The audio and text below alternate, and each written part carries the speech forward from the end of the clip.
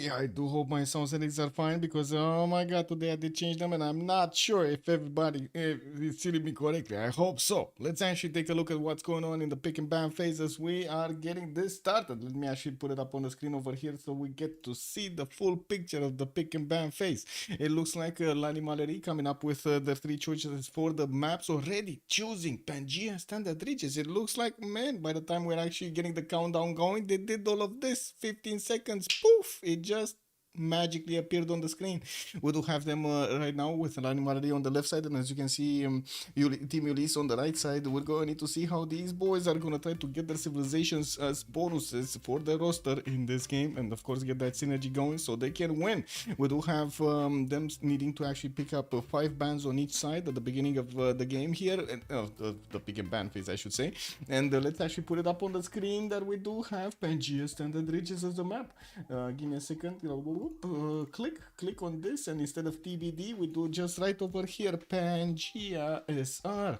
Standard Reaches basically means that it is going to spawn the mountain chains as the continent splits are, so it's going to be quite a defensive map versus the classic ridges, which just spawns the mountains wherever he wants. And we're going to need to see if they're going to get some of those natural borders between them and how they're going to try to actually get the defense on one side or get the offense on the other side. I want to say hello to everybody. Rafifi, bonjour, monsieur, bienvenue. Daniel Dingo, hello there, sir, and welcome. I did see hello, sir. Good evening, sir. Silly drawings and cheating on school assignments. Baby, doodling. What do you mean? Doodling is still a thing, no? Nobody's doodling these days? Oh my god, man. I would actually grab, like, I would be confident to grab, like, a notebook randomly in a classroom, and I'm still gonna find doodles in it. Sandorius, hello there, sir, and welcome. Or did the doodles actually all move to Google? I don't know. Maybe it's all doodling on the phone right in these days. Echo Supreme, hello there, sir, and welcome. Grok 3 makes nice pictures of Musky pink dress riding a rocket ship. Woo, man! Does he have one of those, like, how do you call the horse things? How do you call those like leather things that you hold the horse? Does he actually handle the rocket properly over there? Anyway, does he also poke it on the left side or on the right side with his what is it, ankle? I believe ankle, right? Ankle poke. Anyway, I do also want to see. Hello there, baby princess. It looks like I'm a clown, guys. It is what it is, stamped. I do see Ensasu, bonsoir, monsieur, bienvenue. Also, Blazecat Games. Hello there, sir, and welcome. Paxius, ding ding. Good evening, sir, and welcome. And thank you so much, Echo Supreme, for actually writing first in the channel. Byzantine leaders are summoned, but yeah, I mean, to be honest, they're still summoned. They didn't get banned. On the left side, Uzetian with Ethiopia and Zulu have been taken out by Lani Marei. While on the right side, Genghis Khan, Mongolia, Lotaro, and Julius Caesar have been taken out. I do have to say that these are like very aggressive civilizations here, except kind of Ethiopia. I don't know why that, but it's still like Ethiopia gives me that vibe that is not that aggressive, except if you put it on a few maps. But maybe I'm wrong on this one. Just a personal vibe about it. I still feel like Macedon would be like a much better killer than the Oromos of Ethiopia would be in a normal game.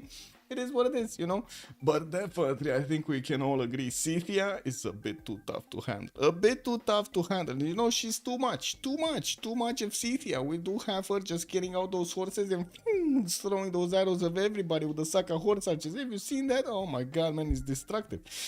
Filian, good evening, sir, and welcome. I did see also Catherine de Medici, the Black Queen, being banned by Team Ulyss. They do have one more choice on each side. And then we're going to need to see Lani Marei pick up their first civilization. Set the tone for the game over here. Is it going to be war? Is it going to be simming? We don't know yet. Maybe they're going to pull off some kind of wild card over there and they're going to pick Russia or Canada. We haven't seen that in a long time. Do you remember a game with Russia or Canada in it? I don't know. Let's see. Also, I did a game with Stagejong today. I still don't get the build order. Keep with 3 cities in a triangle to put good Seons and the theater squares. But I messed up the B4 and B6 that are supposed to do the industrial zones with the third cities. Well, I mean, just scrap it and get a new one going, perfect it to the end, to the T. A Flying Conquest, good evening, sir, and welcome. Okay, I do see Byzantium finally has actually been banned. I'm not sure if it's a good thing or a bad thing for us, because we definitely would have liked to see some Tagmas running around. Just saying, just saying.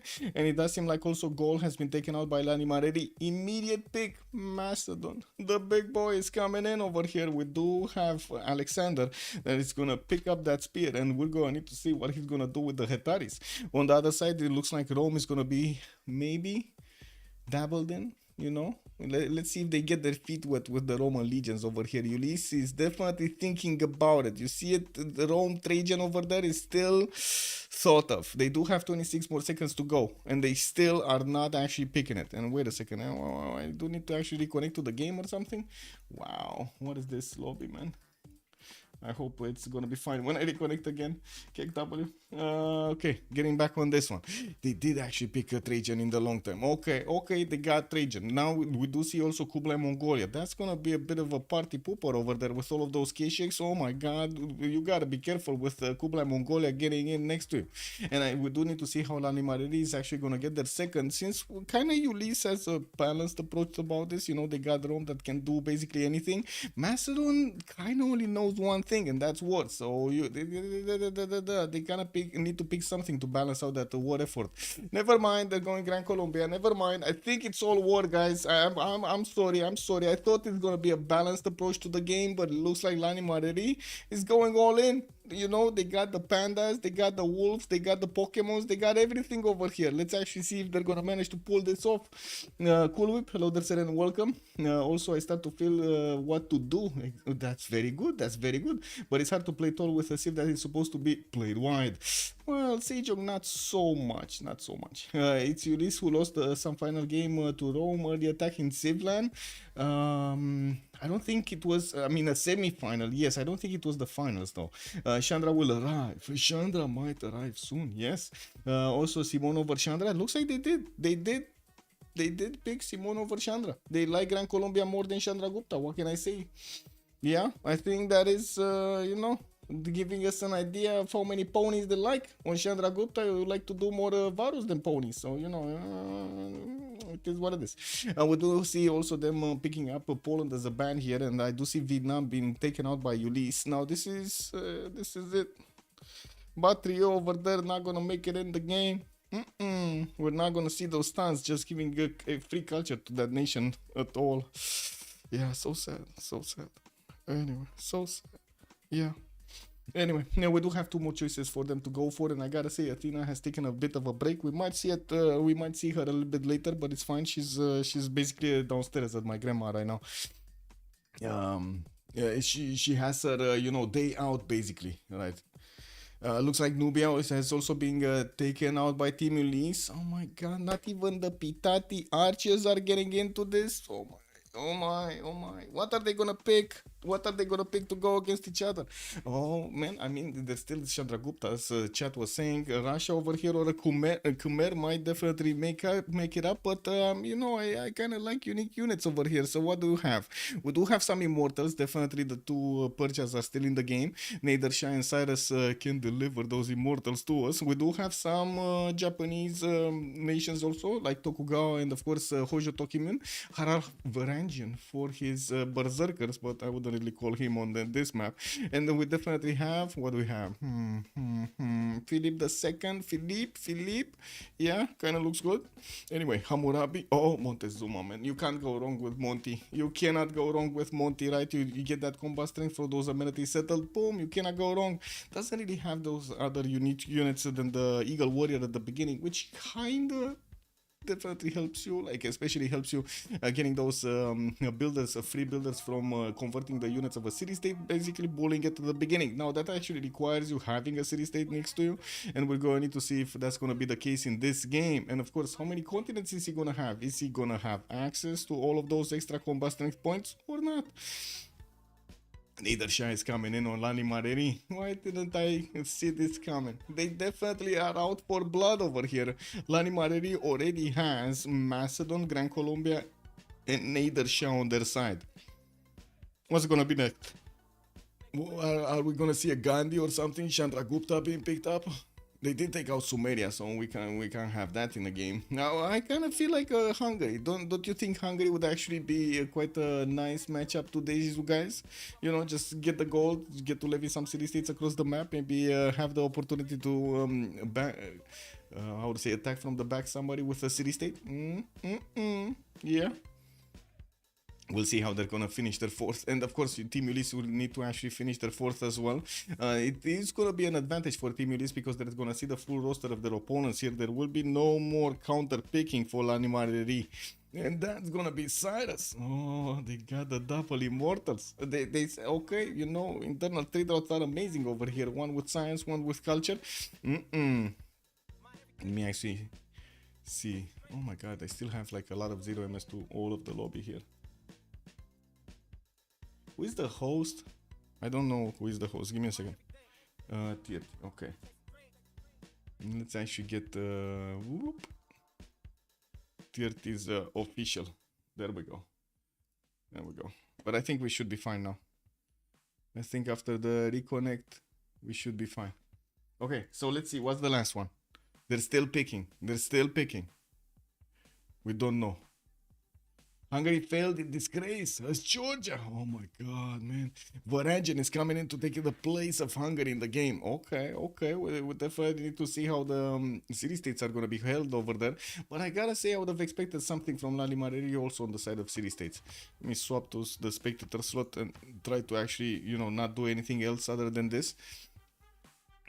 And we're just waiting for the boys to actually get into the lobby here. Lobby. Hasta lava. So much Pangea. So, I mean, wait a second. What do you mean so much Pangea? We had, didn't we have, are you watching other games or something? Because we had like Tilted Axis, Primordial, Tilted Axis, something, Tilted Axis, and so on. We barely had any Pangeas in the last week or so. Wait, what was it? So, Unlucky versus Chillbro was Tilted Axis, no? Oh, by the way, guys, I did actually turn on the VODs on Twitch again. Yeah, so this was Tilted Axis. Salad Bez Dobro team. Let me see. What is this? Dobro Pangea East versus West. Okay, this is another Pangea. But this was East versus West. Then Freritos de la Vega going against Arcane was Lakes. We had Lakes, guys. And then, let's see, D-Shark versus Arcane. This is like the 5th game that I'm watching. 5 games, 5 different maps, by the way. I do have to point out. Primordial. And another different map. Well, I mean, we have quite a healthy map pool over here. Surprised no one picked a naval ship. True, there is Norway. Yeah, there is kind of Norway. Man, what is going on with this lobby? Let me actually do something over here. You know what I'm gonna do? Just unsub from all of the mods. Workshop. Because I have all of those like little UI mods that I see they're not getting used. Maybe this is actually causing a bit of instability. And I do want to do this. Just resub to one of the mods here to reset. Why is this not stopped? Hello? Oh, okay, there we go. Okay, that's fine. It downloaded, completed. Okay. No log boss. Does Varangian have the pillage bonus? Man, sorry, bro. The logos thing actually attacked me. Boom. Threw it from the left. Okay, let's see. We get in. Get in properly. Sandorios also, it's been a very long time now. I think the verdict is in. You need a hat. You look great as you are, except hat though. I would argue the only reason that you aren't a millionaire by now, it's cause the hat. Kitty vomiting on hat only makes it more famous. Oh, yes. Also other hats exist and are cool. Okay, my rant regarding hat is done. Man, I kinda am missing the hat, but I'm kinda not missing the hat. You know? Yes, I know what you mean. I know what you mean. Yeah, I'm gonna need to think about the hat. I was thinking of actually trying out like one of those challenges. Like I did actually speak about it like last week. Maybe I get like a goatee, or like keep on and keeping out how to say, keep on growing it. you know, until Civ 7 actually becomes a good game? That would be quite a challenge, don't you think? Oh my god, I'm gonna grow a very long beard. Can you imagine that? It's gonna be like one of those it just keeps on going, man. It just keeps on growing. I need a hat and a beard both at the same time. Man. Yeah, I guess it is what it is. Do I need to swap with Mew Mew? I think so, no? Yeah, I think I need to swap with the Mew Mew. The Mew Mew. Okay, there we go, I swapped. Yep. Okay, let me double check 0ms again. And hopefully this time around I'm not gonna have any more issues to disconnect from the lobby randomly. Let's see, it's fine. Okay, so what do we have? The Mew Mew still needs to pick something. Alexis Kremp is gonna go for Kublai Khan Mongolia. We got Historia Montezuma, Tirtion Cyrus. Looks like Liege is gonna play Harald Hardrada Varangian. Adrid is gonna go for Alexander, and Kilad is gonna go for Rome Trajan. We do need to see what Jules Forart is gonna pick, and I do see the Mew Mew finally pick Nader Shah. So that only leaves Simon Bolivar being picked up by Jules Forart. Well, let's actually see how this is going. We are starting off on the game, loading in soon.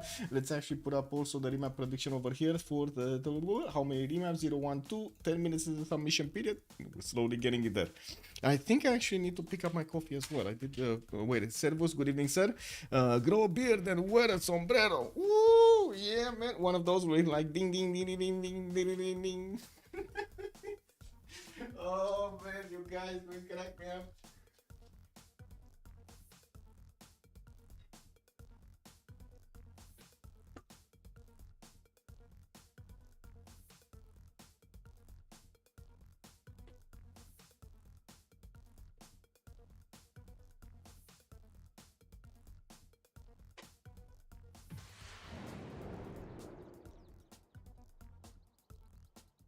No, I still have the Canada, right? I still have the Canadian one. No, who was it? Who was it? Is this, I think, actually sent it to me? Oh my god, look at this, guys.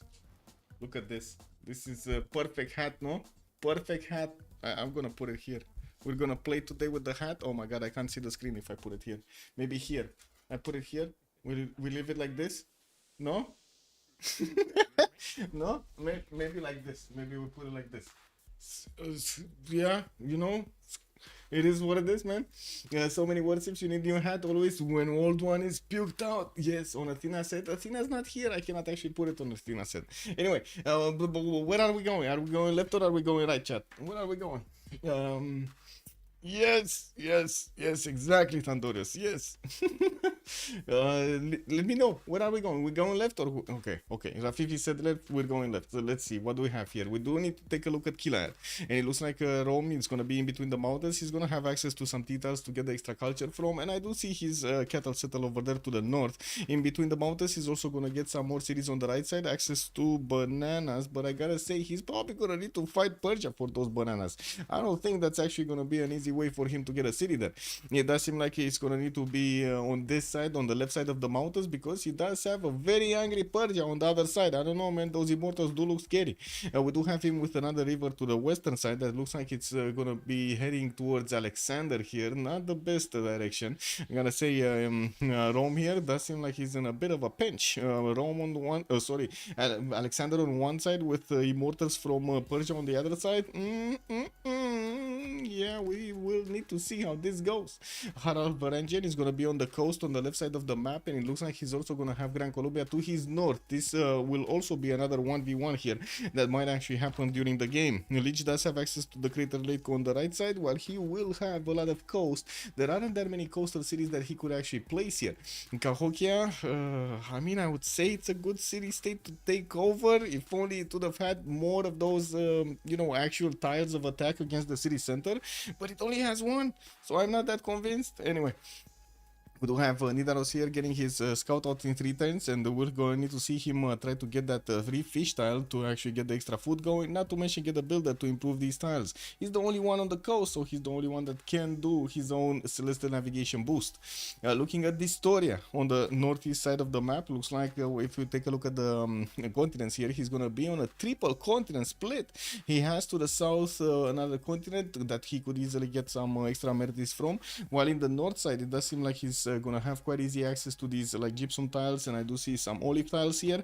It doesn't seem like he's gonna have a lot of different amenities though, especially southwest. It doesn't look like he's gonna have access to any, because I do believe this incense tile is probably gonna be acquired by Mashad at some point. I mean, it kind of looks like he's gonna get a city here. I don't know, that looks like mid-distance for me. Anyway, looking at Tenochtitlan, he's getting his Eagle Warrior out. He does have a city-state to bully. That's gonna be Jerusalem or La Venta. I would say Jerusalem, because you know La Venta is actually sitting behind the mountain. You coward, sitting behind the mountain like that. It is what it is. He also has Caguana, but very far in the north, and if he's actually gonna get a builder from there, it's like there's a very high chance that that builder will actually be, you know, in ice, so he might actually not like that. Yeah, Ice Nation over there, man. Ice Nation over there.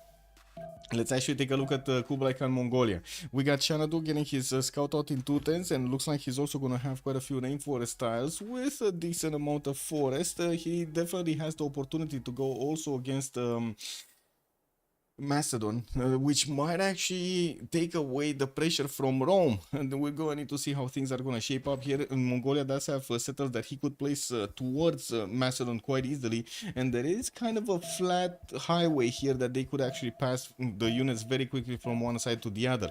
This is a very fast resupply rate. And we also have to the south more rivers for him to get the settled zone. I wouldn't really say they are amazing, because they are missing a lot of the production points that we're used to seeing here, but there are some places, you know, stressing some places that could actually give him the bosses he wants. Northeast, definitely a good city towards the mountains over there, multiple 2-2s to get. Northwest, cattle tile will have at least access to a banana and one of these 2-2s. I do not actually believe he's gonna want this area here because of how exposed the city will be to Macedon, but hey, I've seen this happen, so I cannot actually discount it. I'm just sharing my opinion. I don't think he will, but I do have to say the amber tile kind of looks juicy, no? You kind of want the amber in your empire, so we'll see if he's actually gonna pick it up or not with some form of thing, buying tiles or settling next to it or something. Let's take a look at Alexander here. What do we have? He's already working with the fur tiles over there, making his girls happy, and I do see he's also going to get a scout out in 110 with more of the scouts moving towards the north. He's also going to start getting the amber tiles with production on them. He does need to get the mines there, unfortunately, and I do have to say he's going to have more culture coming out from these amber tiles in the northern cities, and in the south, look at that, more so much culture actually coming out from these amber tiles. We're going to need to see which target is he going to actually choose. He definitely has quite a few cities that he could place around without any issues to get the multiple 2-2s or bonuses on them, while the fresh water is gonna be quite abundant. He's gonna be fine. So I would say actually let's move forward and take a look at Gran Colombia, which is gonna be here. Bogota does also have quite an array of T-tiles to the northwest. Gonna get his settler out in 4 turns. Could settle north, no problem on that aluminium tile, while I do see east side could be an option. South next to bananas. Oh, look at this, man. I wouldn't really say this is the Temenanki ready, but you know, a lot of floodplains, so you never know. With these players, you never know, man. They just sneak in a Temenanki, you're not even watching, and they sneak in a Temenanki. Crater League next to Norway, fit setup looking good. Yeah, also Ulyss will remap that. Let's actually see. Will they get Rome out of this scenario? Because I don't think Nidaros has that big of an issue. He sees Gran Colombia, but I don't think they actually have that big of an issue between them. I do want to move forward towards, wait a second, so wait, Adrid is saying he has a technical? What? Who has a technical? Sur Nader. Wait, Nader Shah. What happened here? Oh, I see. He settler actually, okay, this is pre-turn 8. This was turn 7, so we're gonna have a new remap. Mashad's Volcano got a bit too excited about this map. Yeah, this is how it goes with the volcanoes, you know, they're like little kids over here, unfortunately. They get so excited, they start exploding before their time, and unfortunately, as you can see, yeah, the pop has been lost, man. Yeah, the pop has been lost. If I could only put a meme here displaying how a Civ player would feel with a Macedon neighbor spawn. Yeah? How did he not get banned? Alex is a neighbor, I mean... Honestly, wait. You guys are, man, you are raising the ball in the air for me to actually get one of those slam dunks over here. Yeah, wouldn't happen in Civ7. I'll attend back. Good evening, sir, and welcome. Man, let's actually put up a poll over here. Is anyone gonna pull a Herson? Yes. Wait.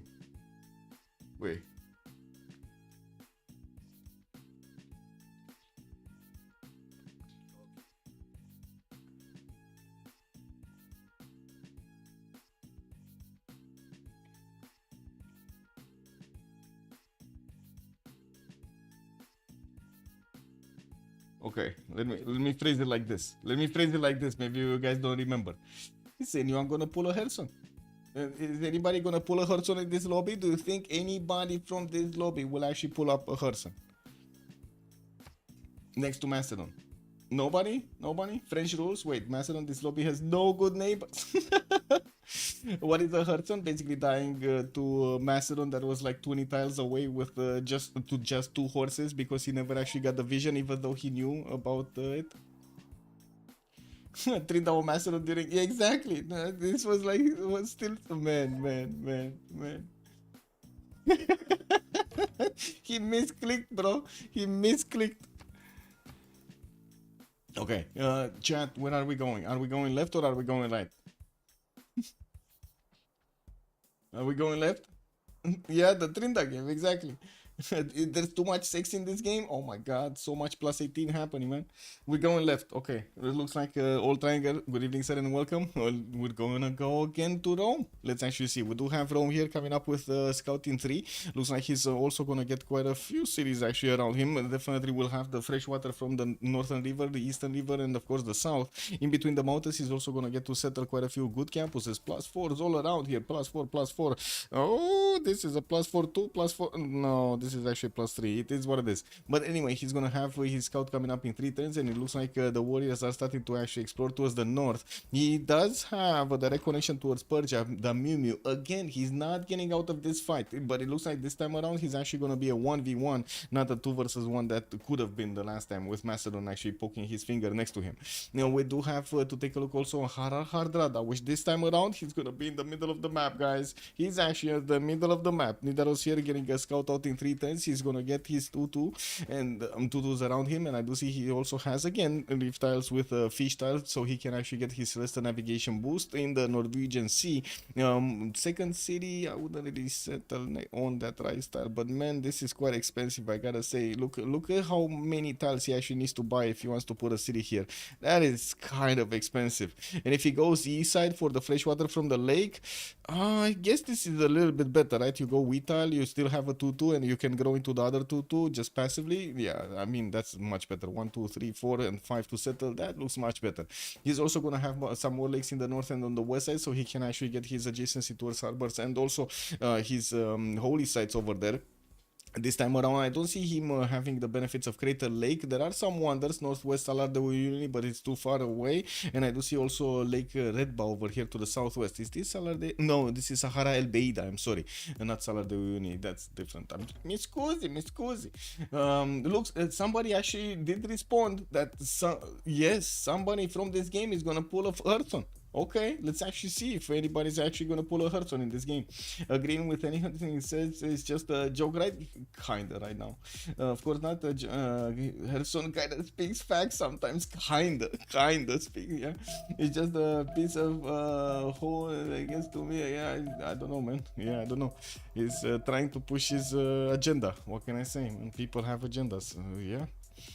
Anyway, let's actually take a look at Montezuma. What do we have? Tenochtitlan here coming up with an eagle in 2 turns. We do have him also with quite a bit of fresh water. This time around, he only has one big continent with a lot of desert to the southwest. I guess it's fine to actually just sit towards Rapa Nui and to the northeast. But again, without that second continent, he's not going to have access to extra amenities. He does have some in the water. I mean, I do see some ember tiles over there, and I do see a turtle very far away in the third ring. That's going to be expensive to get. This one is the same, by the way, just very far away in the south. So yeah, this is probably a +5, +6 combat strength Aztec in the long term. We're going to need to see what he's going to do with Persia being going to the northwest of him, and I do see quite a few city-states around him. So I would imagine he's going to start farming these city-states as much as he can. He's going for his Eagle Warrior right now from Tenochtitlan, and he went into a totally like wrong direction here. The Historia went into the south. He sees the seas. He's not going to find anything there. Okay, coming back to Kublai Khan, Mongolia. Looks like he's going to be to the south of Varangian, and that's going to be one of his allies. We do have him to the west side here towards Macedon, but to be honest, like, this land looks terrible. Like, terrible to pass an army through. Like, look at these. Look at these. You either need to go all the way around to the south through Lahore to actually get to Xanadu, and of course the vice versa. While also there is another way, a one-tail choke, through this 1-3 forest and the hill with the marble tile to actually get your units over here. Oh my god, this is gonna be like insanely terrible to pass any kind of army. You just block it with a single unit or something, like a few units over here. 4 units in total, you blocked everything. Anyway, we do have Xanadu here getting his scout out next turn. He does have a lot of floodplains north and west, so Lady of the Ridge Marshes definitely could be an opportunity here for him. I do see also Nalanda in the southeast as a culture city-state, while he can easily go for the honey tile settle to the northwest as his first setter, so he could actually get that extra food going, and also the amenity. Give me a second. Wait, give me 2 seconds actually. Click on button, click on this, and this.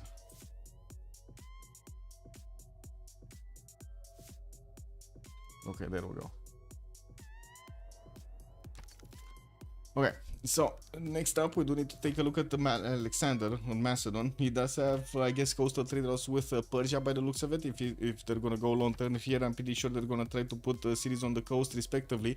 While he's also gonna have another ally to the north. This is actually worst position ever for Alexander. He doesn't have a target. He actually doesn't have a target. So I would say if they're gonna remap, if Vladimir are gonna remap, it's because of Alexander not getting a target. Can you imagine the horror of a game to play with Alexander where you actually need to sim with Alexander? Ew. I don't know about you, but I wouldn't really want to go there. Yeah, it's horrible, man. Also,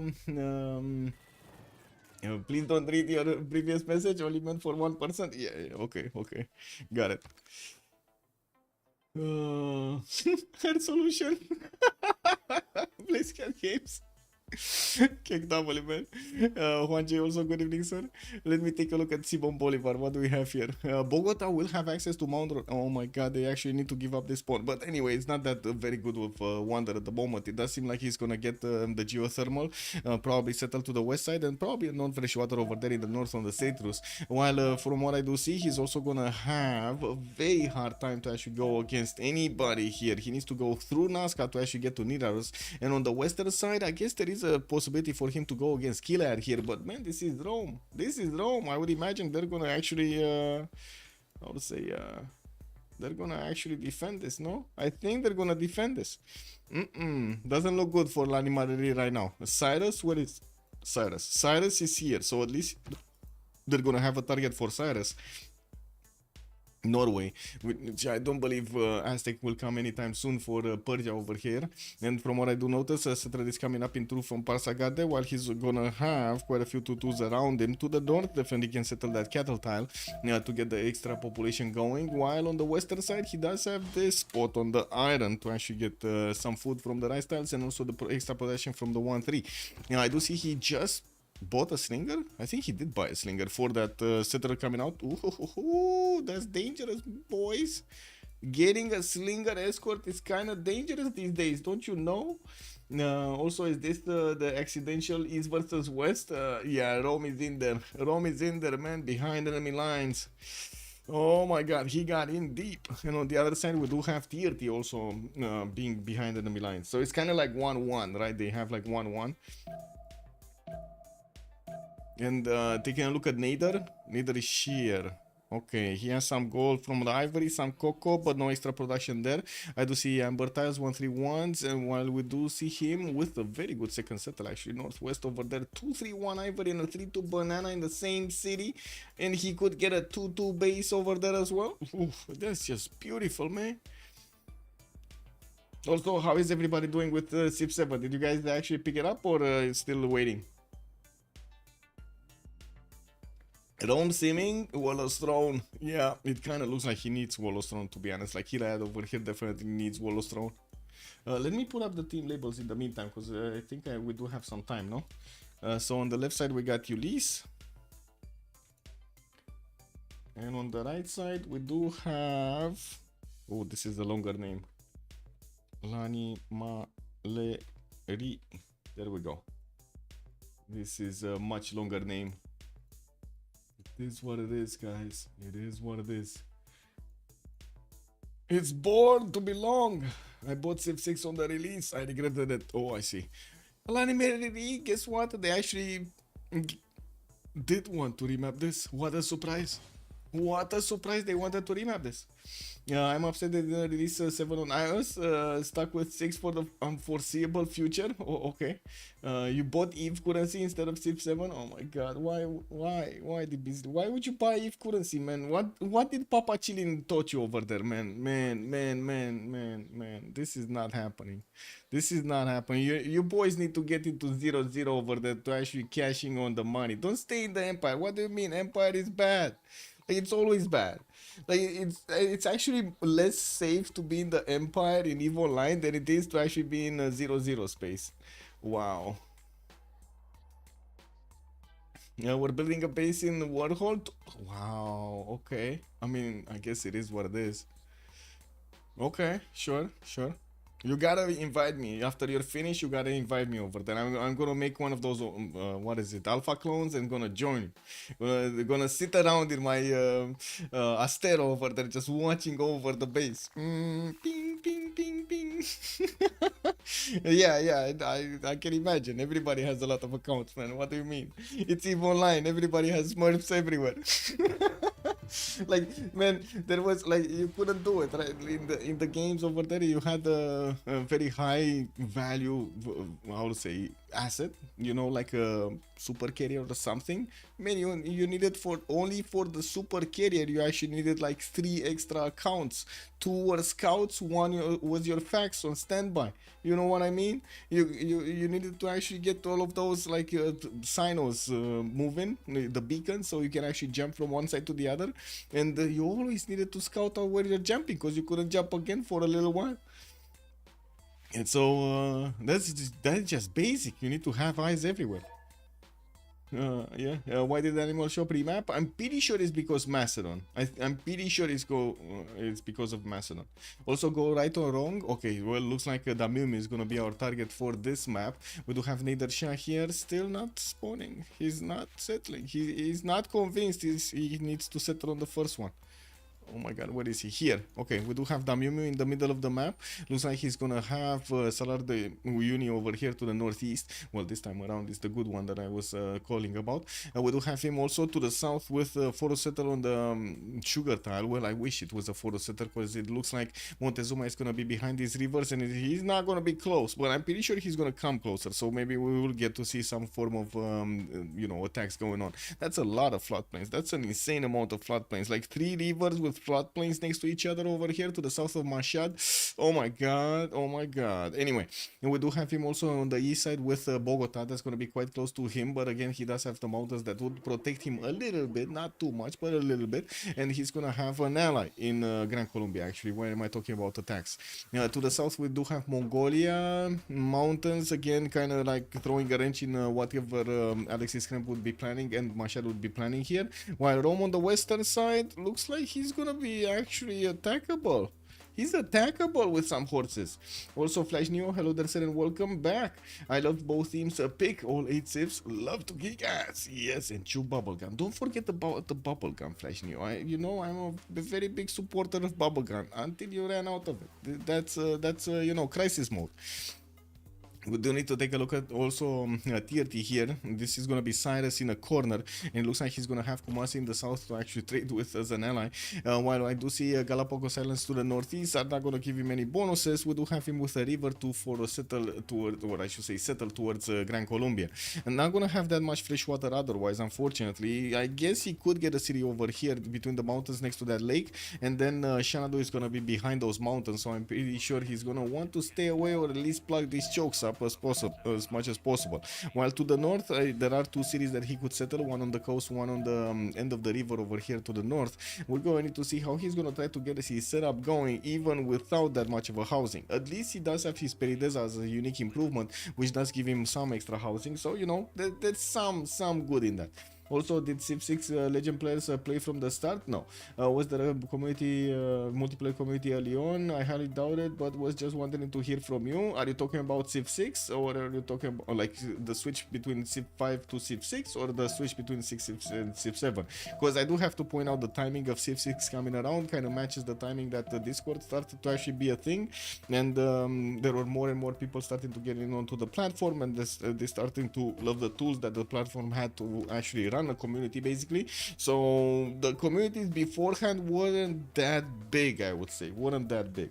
And no, actually at the beginning, when I joined the community, we were basically like waiting each other, like 8 players or 10 players waiting each other for like hours and hours and hours to actually get a game going.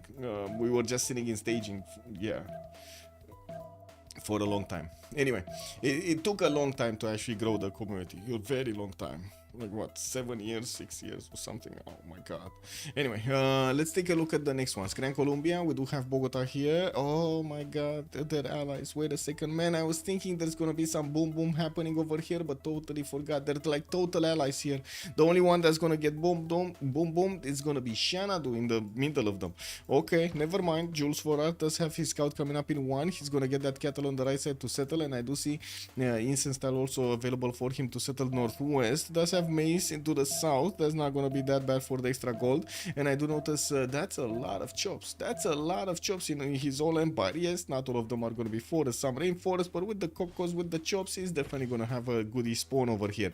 4 cocos, that's a lot of gold, man. 20 extra gold just from those plantations. Beautiful.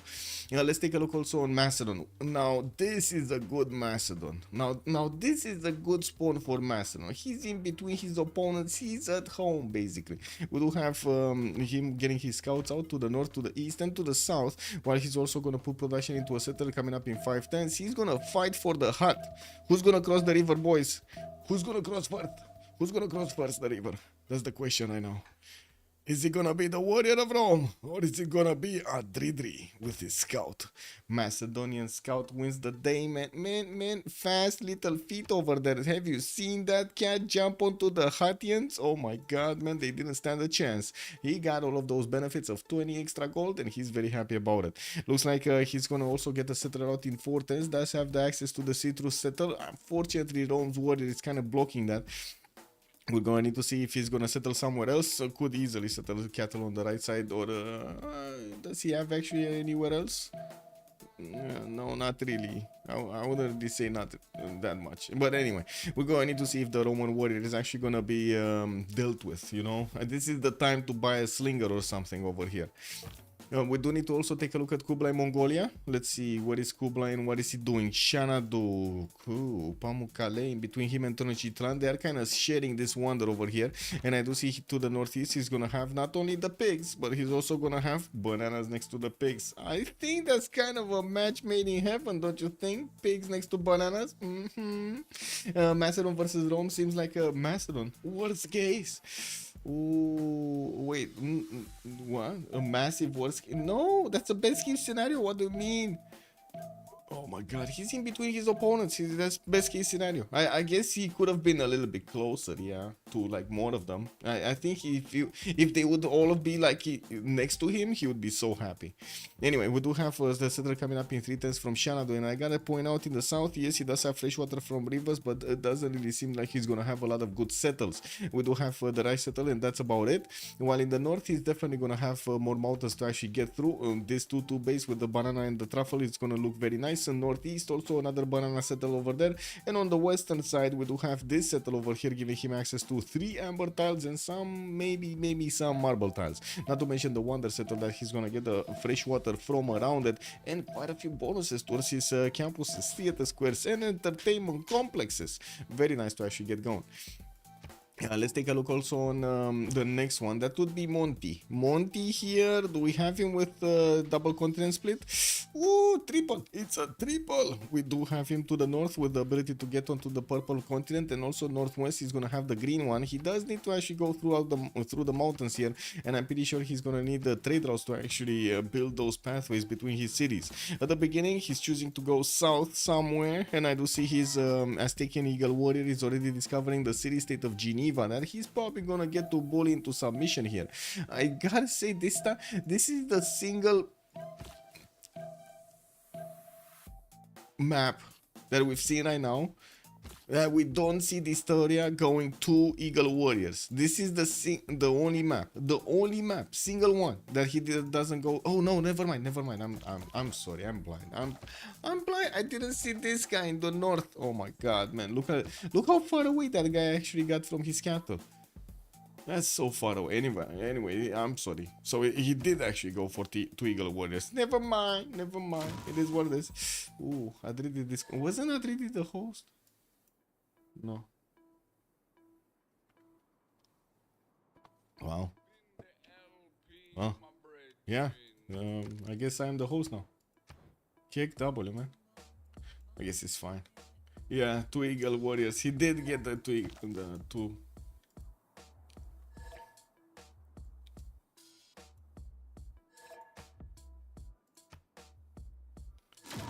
Okay.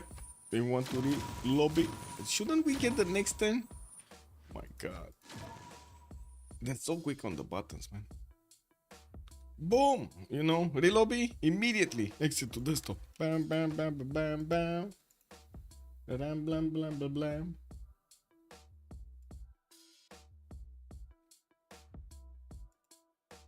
I'm refreshing the page as quickly as possible. In the meantime, I could actually give you this. Give me a second to refresh these pages also. Let's look at the numbers, guys. What are the numbers today? No, still not getting it through. Wait a second.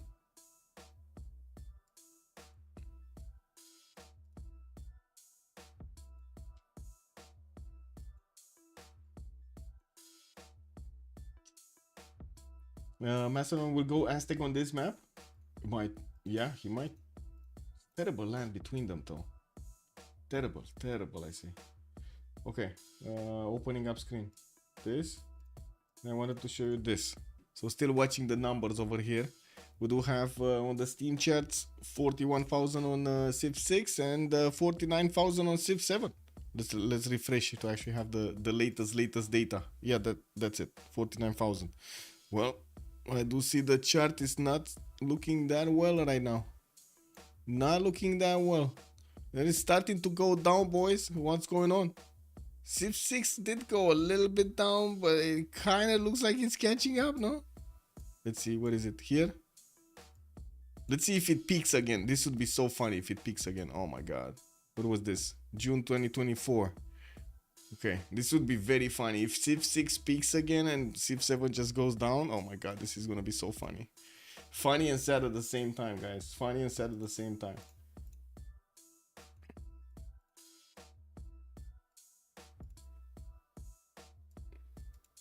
Wait, why don't I see? There's nothing in the lobby? What? There's still nothing in the lobby. Don't know what's going on.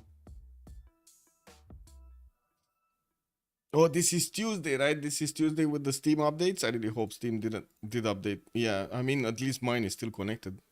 Usually it says over here in the bottom of the screen is not connected. I should look at the cities skylines 1 and 2 chance. It looks like yeah, they're very sad actually. And I'm aware of that. I'm aware of that.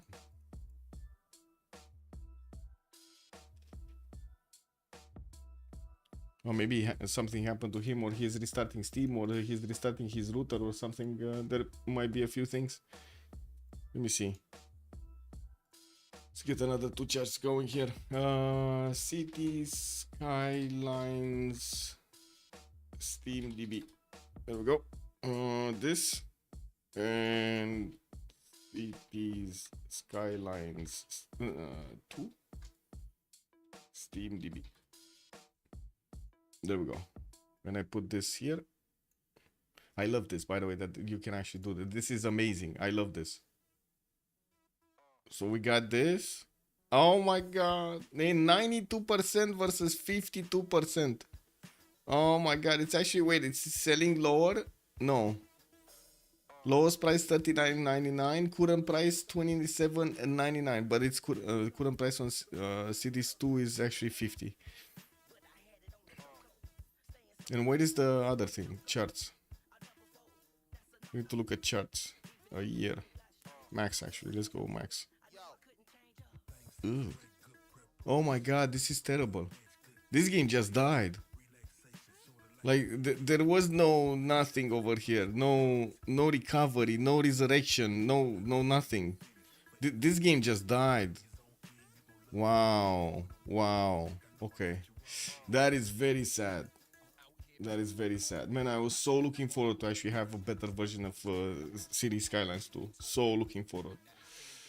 They effed it up with the economy, man. Yeah. When do you think Football Manager 2024 has wait, what? Football Manager 2024 has actually 70,000? Or what do you mean the Civ7 reviews? Oh yeah, Civ7 reviews 50, yeah. Wait, what do you mean I have mods missing? What? Whatever.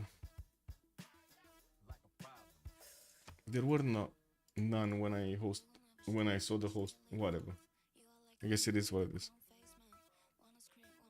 They're the UI mods. Yeah, cool whip. Yeah, even the single players don't like it, man. Yeah, I know. I'm aware.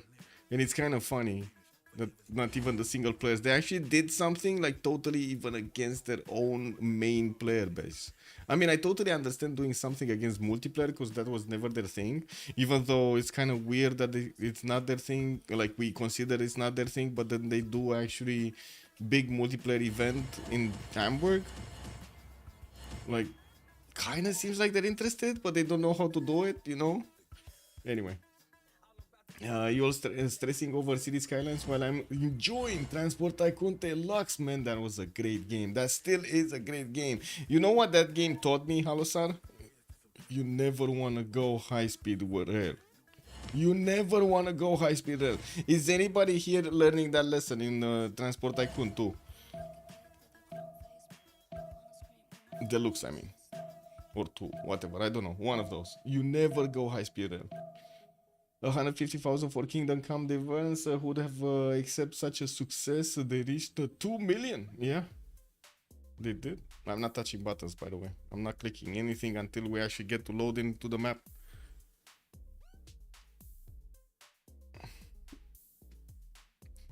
I would argue that you need to jump right into Civ7 or fail. Like, people who reference older stuff become irrelevant in terms of monetary compensation. You need to eat, my sir. Yes. Embrace change or die.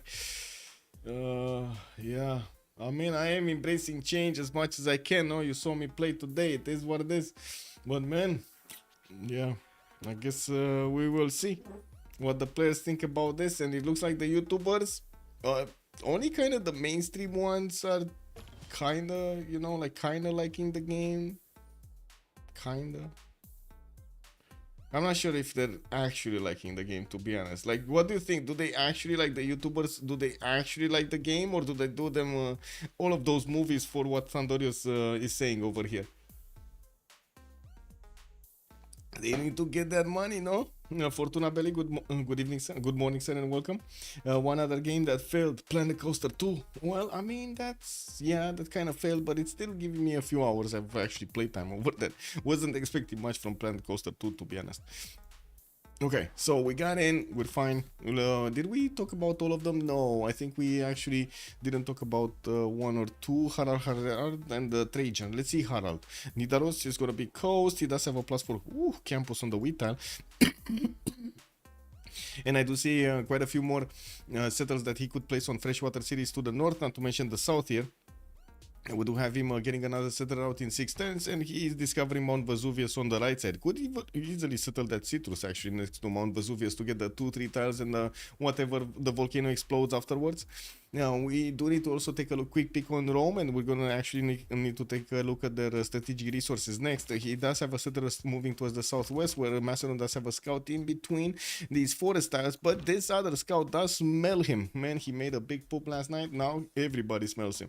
We do have a settler in 7 turns from Rome, and I do see there's another scout that's coming here, so we might actually see the Macedonian scout getting boom boomed. Macedon is in perfect location to actually try to hit 3 civilizations here, including Nidaros with Rome, and I do see Aztec on the right side. This is probably worst case scenario to actually pass an army through, by the way, especially Hetaris, because of all of these hills and rivers. This is just gonna take forever to get them going. Maybe if you put a city here and like you get a trade route to Pella, maybe, but other than that, that's just gonna be just terrible.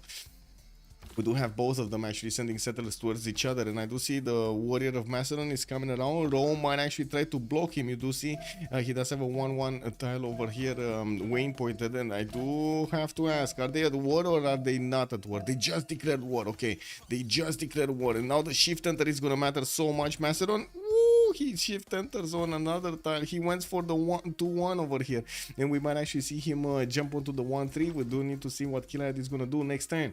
In the capital city of Rome, we do have him with an iron tile in the second ring. I do see his horse tile is also gonna be second ring right side, while in the north he's gonna have quite a few Mercury settles, not a lot of chops. To the right side, big chops, south side, big chops, and I'm pretty sure the land is incentivizing him to take the fight to Macedon and not just sit tight over here on his territory.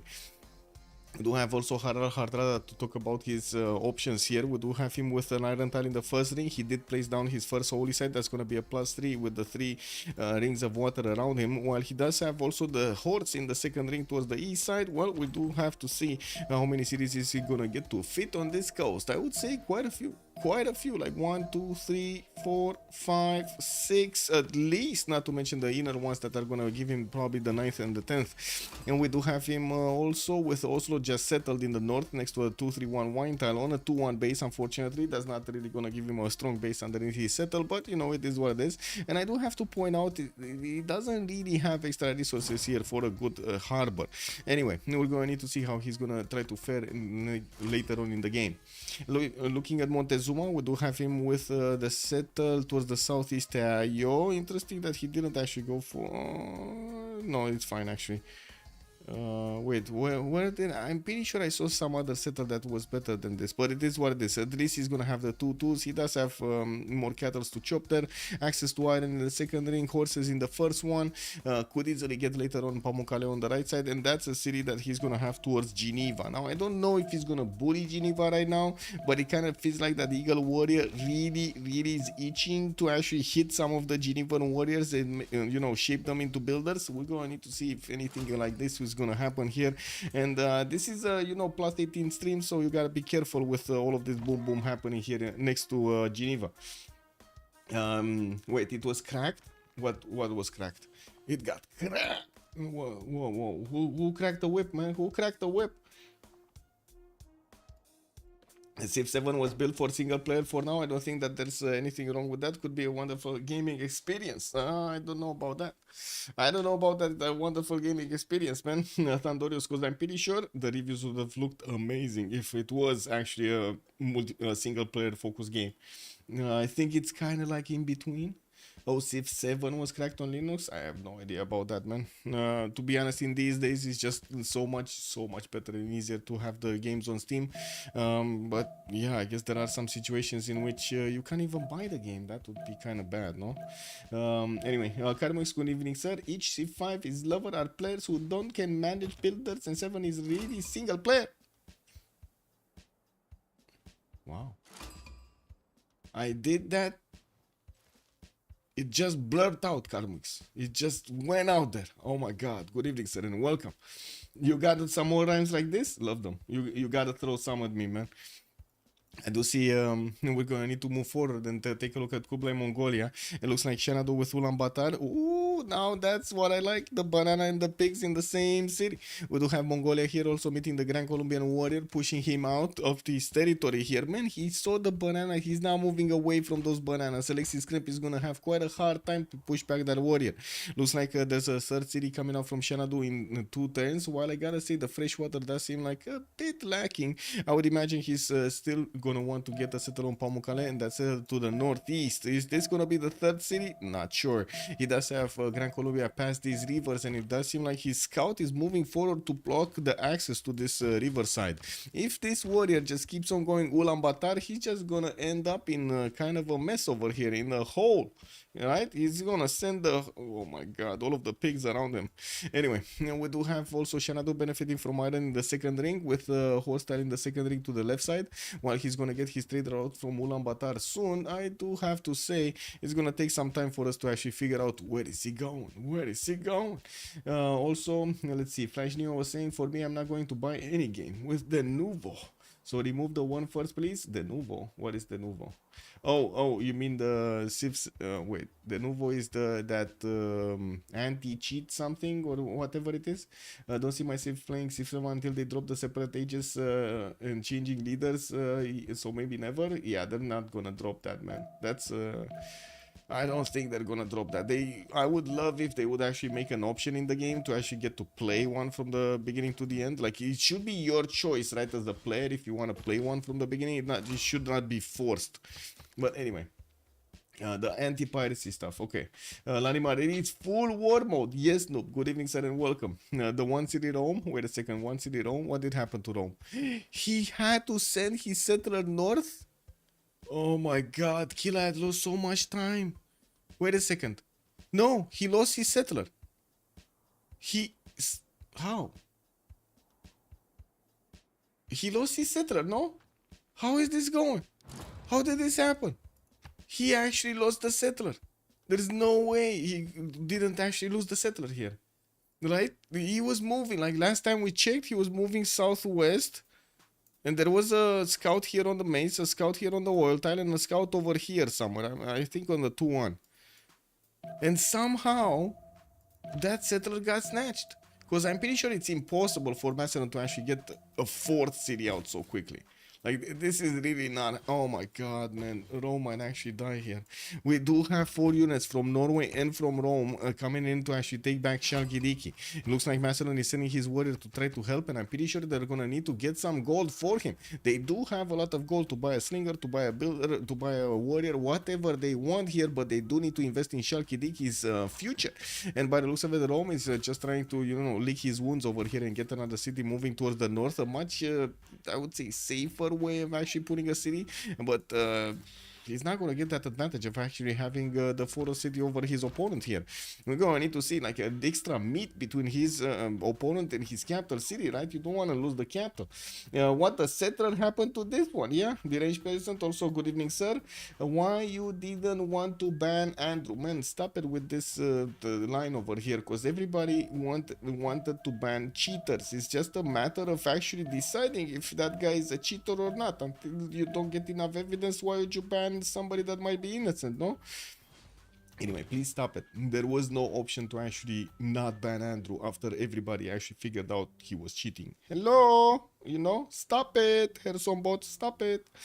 Ancient units now have a -5 to city attack. Will be hard to take it. Yes, I know. This is kind of bad, right? This is kind of a slowdown. And with the warrior inside Shalkiriki, that should be fine. This should be fine, right? He shouldn't actually lose this one. It's feeding a Civ6. I mean, kinda. I would say kinda losing a settler is a Civ6. I would say definitely yes. Let's take a look at the other ones also. So Macedon here does have his horse tile in the capital city, first ring, iron tile second ring, and we do have him also with quite a few other sides over here on the right side. While we do also see he did manage to get that settler out from Rome, allowing him to get the fourth here. Let's take a look at Simon, because we kind of saw this scene happening. So Bogota already started to put down his campuses, didn't go commercials first. We do have only like +1s, and I do see he's getting a builder from Quito. Means he didn't actually go for a monument, because that's a very fast builder. We do have him moving to the southeast, with Bogota settler, and I do see he's getting shadowed by the Mongolian troops, trying to figure out what's going on here. Mongolia already has his encampment down, but I don't see the third city moving. Oh, I see it. He's going west side here. Okay, he's going Pamukkale side. Bogota managed to put one of his campuses on an island tile, and we do have the horse tile in between Quito and Bogota, actually in the second ring, that he probably might actually want to put the Gavron Plaza there. We're going to need to see if he's going to get animal husbandry before or after he's going to put down the Gavron Plaza. I would say before, but anyway, we do need to move forward to Cyrus, which is going to be southeast, and he's going to have actually the most, I would say, the most peaceful game for a long time. He doesn't have access with these western cities to actually get boats on the right side, but he will get the opportunity to actually fight Norway on the seas. Not really the best matchup that you could see over here, and I just noticed, wait a second, I got a furry thing actually tickling my toes over here. Uh-oh, Athena just came around. Athena, are you fine? Are you fine? Are you happy? Yeah? Okay. She said she's happy. Yeah? You wanna come play with us? She's still shy over here. You know, it's the first time after a few hours that she actually got into the room, so now she's actually trying to smell everything around and trying to get her bearings before, you know, doing the expecting before she's actually showing us the tail on the stream. She wants to be sure it's, you know, safe over here. Urgent message, beep, beep, beep, beep, beep. A strange connection was noticed from the computer of a player. IP analysis show that it is from... Ding, ding, ding, ding, ding, ding, ding. It must be the famous... Yep, beep, beep, beep, beep, beep. Can we take a look at the Varangian abilities? Yes, sir. Let me actually take a look at Varangian abilities. What do we have? +1 combat strength on naval units. When attacking per city state, you are suzerain of 75% discount on levying units. Amazing. And levied units do receive the science, culture, and faith from kills equal to 50% of the opponent's combat strength. +1 movement to the levied units. And I do have to say, there was no rescue here of the citizens of Shalkiriki. They just became Macedonian overnight. Now let's actually take a look also on Nader Shah. What do we have on Nader Shah? So 3 cities strong. He got his campus out from Mashhad. That's a +3. And I do see another +2 here in Gordian. We did have the city of Ray being placed towards the north, towards Preslav. And I gotta say, that's a pretty good city. 2-3 deer tile over there. Geothermal +2 campus if he wants to.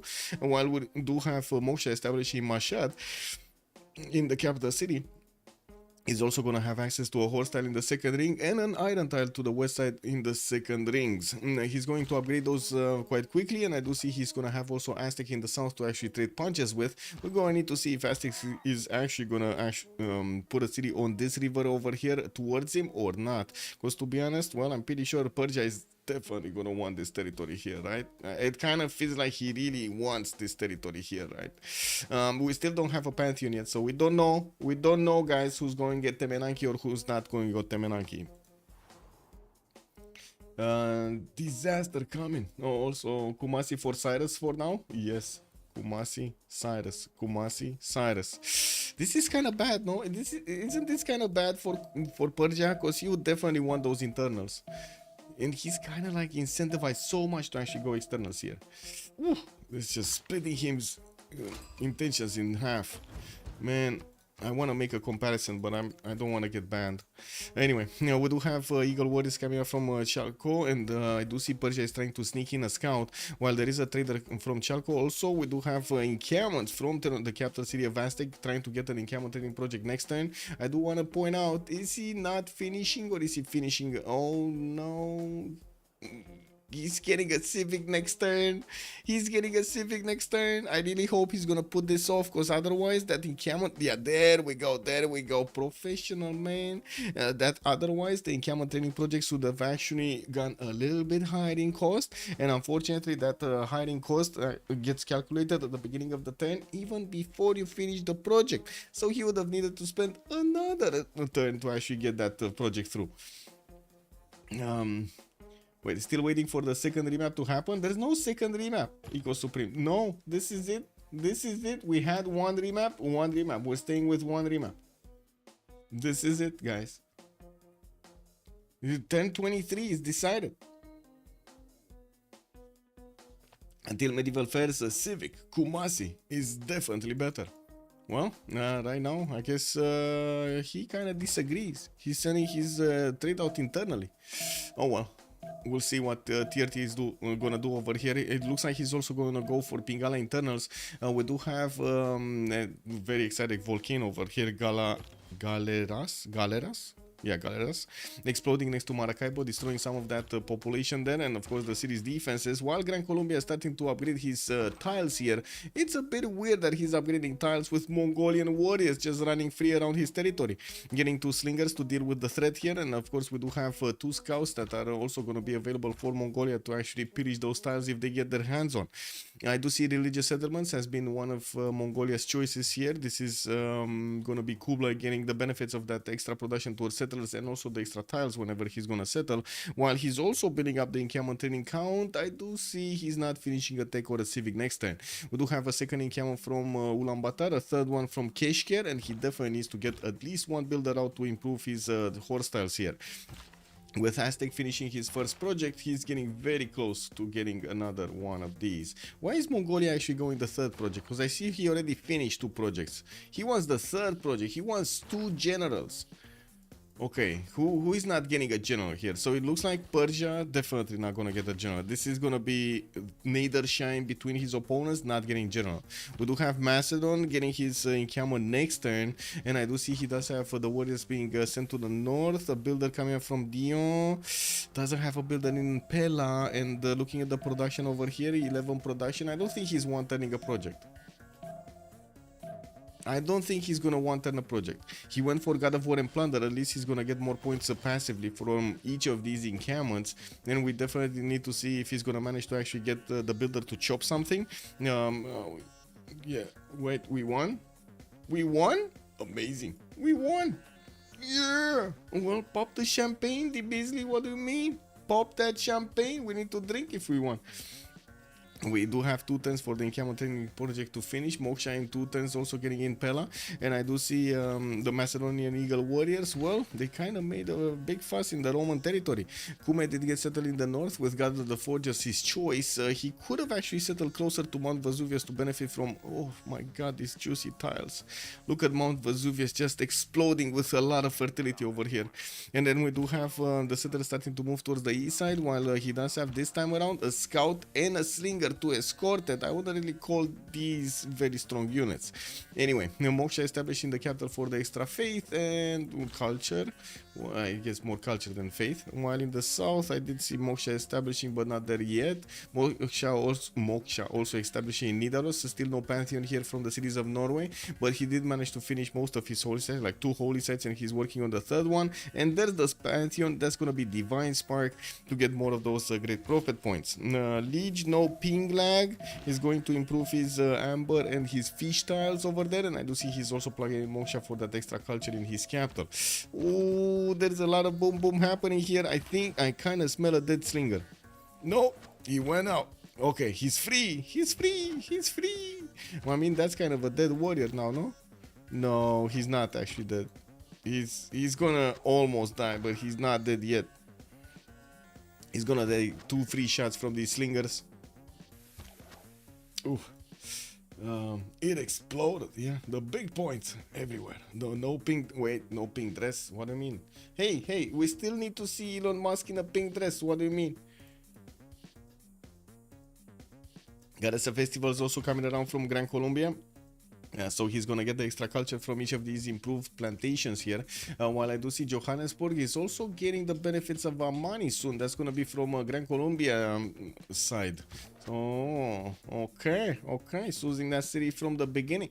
Well, we're 1026. Let's actually take a look also who's putting down more of these encampments, because we did see the third general might actually be picked up quite quickly. Macedon does need the second project, and I think he was on one. There we go. He's one turning it next turn.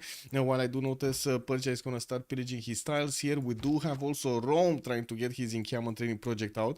I do have to say he does have the ability to actually chop out these rainforests, but they do give him only half production and half food. So it's kind of like, yeah, kind of bad.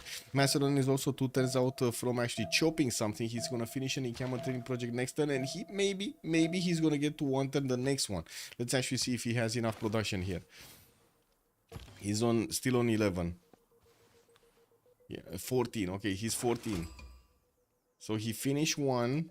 We got Aztec finishing 1. So Aztec is going to get the general. Mongolia... 3 turns for an encampment training project. This is not happening. Okay, so I think Macedon has one. Macedon is definitely gonna have one. He's gonna chop one out next turn. And I do notice Rome did try to chop, but Rome needs 2 projects. So at this point, I think Mongolia needs to stop actually making projects. Because otherwise, it's gonna be Rome that's gonna get this. And I don't think there's a way for actually Nader to get one. I don't think there's a need for Gran Colombia to get one, because he's gonna get it for free anyway. And there's no need for Persia to get one. So at this point, to actually save Rome, you know, to give Rome one of those generals, Mongolia needs to stop this right now. Oh my god, he's not stopping, guys. He's actually not stopping. Can he chop another one next turn? No. He did manage to get the military engineer. And I'm pretty sure Mongolia was thinking that he's going to get a second general here. And I don't think this is happening. I honestly don't think this is happening. Because they really need to give Rome a general, no? They can't leave him out in the cold. They're from the same team. Look at this. Kublai Mongolia is friends with Trajan. They're from the same team. Oh, this kind of feels bad, man. Okay, there we go. Macedon just chopped. Got the general. Okay, so we got 3 generals. Mongolia, Aztec, and Macedon. Well, I do see Rome did manage to get the finished project. He still chopped and he's still 1 turn away. Okay, he got the message. Alexis Krem got the message. He still put a chop into that project, I gotta say. He actually put a chop into that project. Maybe they were ready if Macedon wouldn't have been able to chop. They didn't really have the vision of Macedonian cities there. No, they did. Wait a second, they did. And Leech did have this scout. Okay, never mind. It is what it is. Anyway, Hannibal Barca is available for Macedon to use. We're probably gonna have somebody, the last one, that's gonna be Trunk available for Rome to use over here for the defense. And we're gonna need to see if the 4 cities of Macedon are actually gonna get those units out and start smashing through the Roman defenses.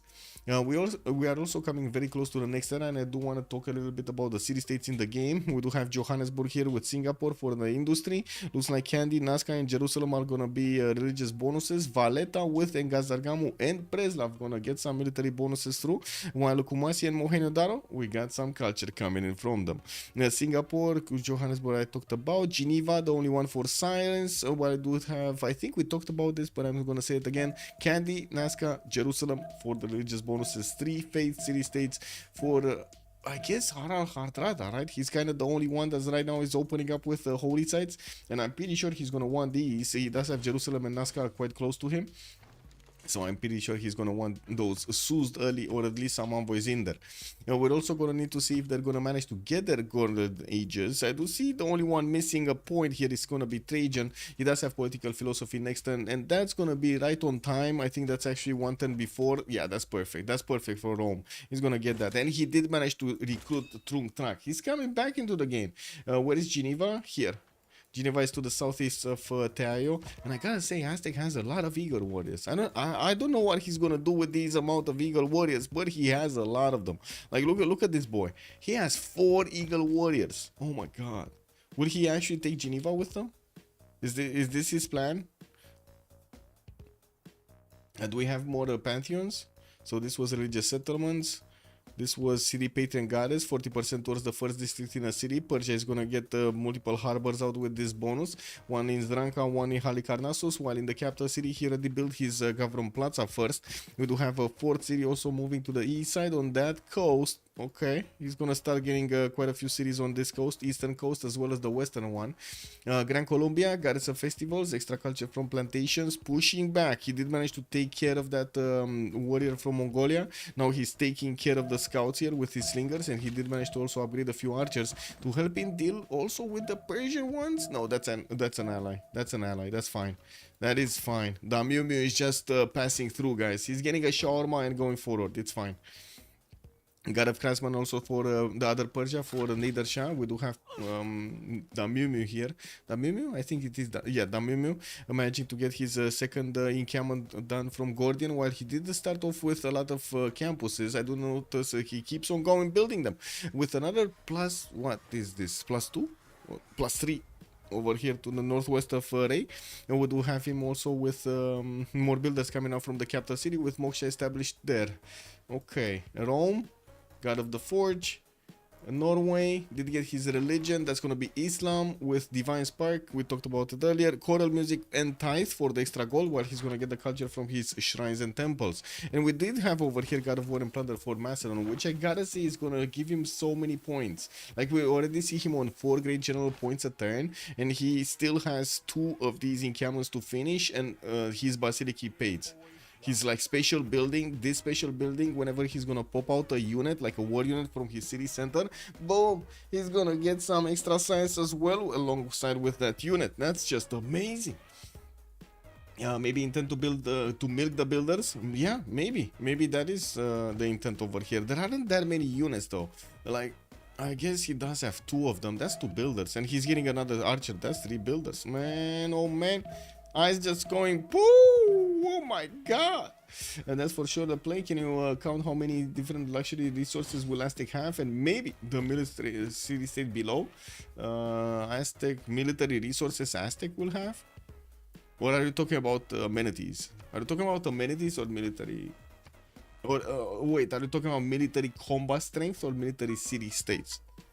So much different. Right.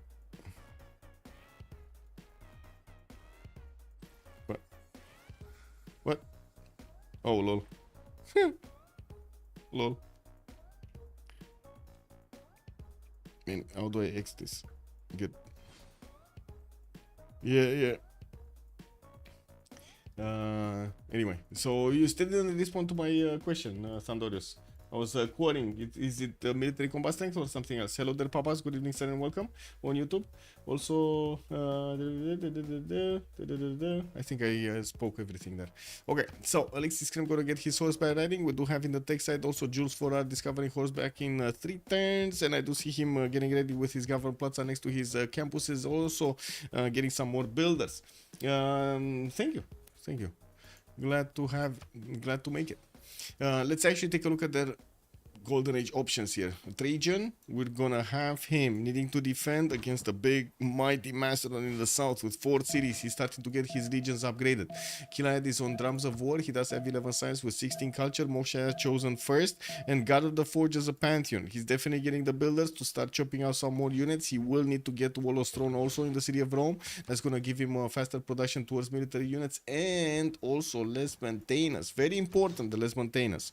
It doesn't seem like he's gonna have the ability to actually go forward with the legions quickly, but I do have to say he does have the ability to keep chopping using the legion extra chop that he has. That's very, very important, and he should really use them, not send them to war before he actually chops. Harald Hardrada, Monumentality Golden Age with 35 points of faith here with 12 science and 24 culture. Starting to get his campuses out. His Governor Plaza is going to boost up one holy site and one of his campuses. And I do have to say, why did he... I gotta ask this. Why did he build it from Oslo like this? Because Nidaros is going to go out of his way to actually do it here on the 1-3. Anyway, it is what it is, right? In the meantime, he still will manage to get a very, very powerful campus here. That's going to be a +6 in between the Governor Plaza and a holy site. Not to mention, we'll get it in the second city. Still no harbors. Not a single harbor is coming out from Norway. Doesn't seem like he's going to actually manage to get that much gold at the beginning of the game. We do have Montezuma also, 11 science, 26 culture. Monty is going to be here. He didn't manage to actually get a general, unfortunately, even though he did manage to get 2 campuses. Just couldn't get there. Even managed to get some bonuses from, right? He even did manage to actually... Oh, no, never mind. Excuse me. He does have to... I don't know what this general is doing here. I have no idea, but he's like so far away on the western side. Didn't even see it in his city centers. I thought he totally missed it, but he didn't, man. It's still there, but on vacation. He sent it in on a vacation, you know. Still acquiring experience.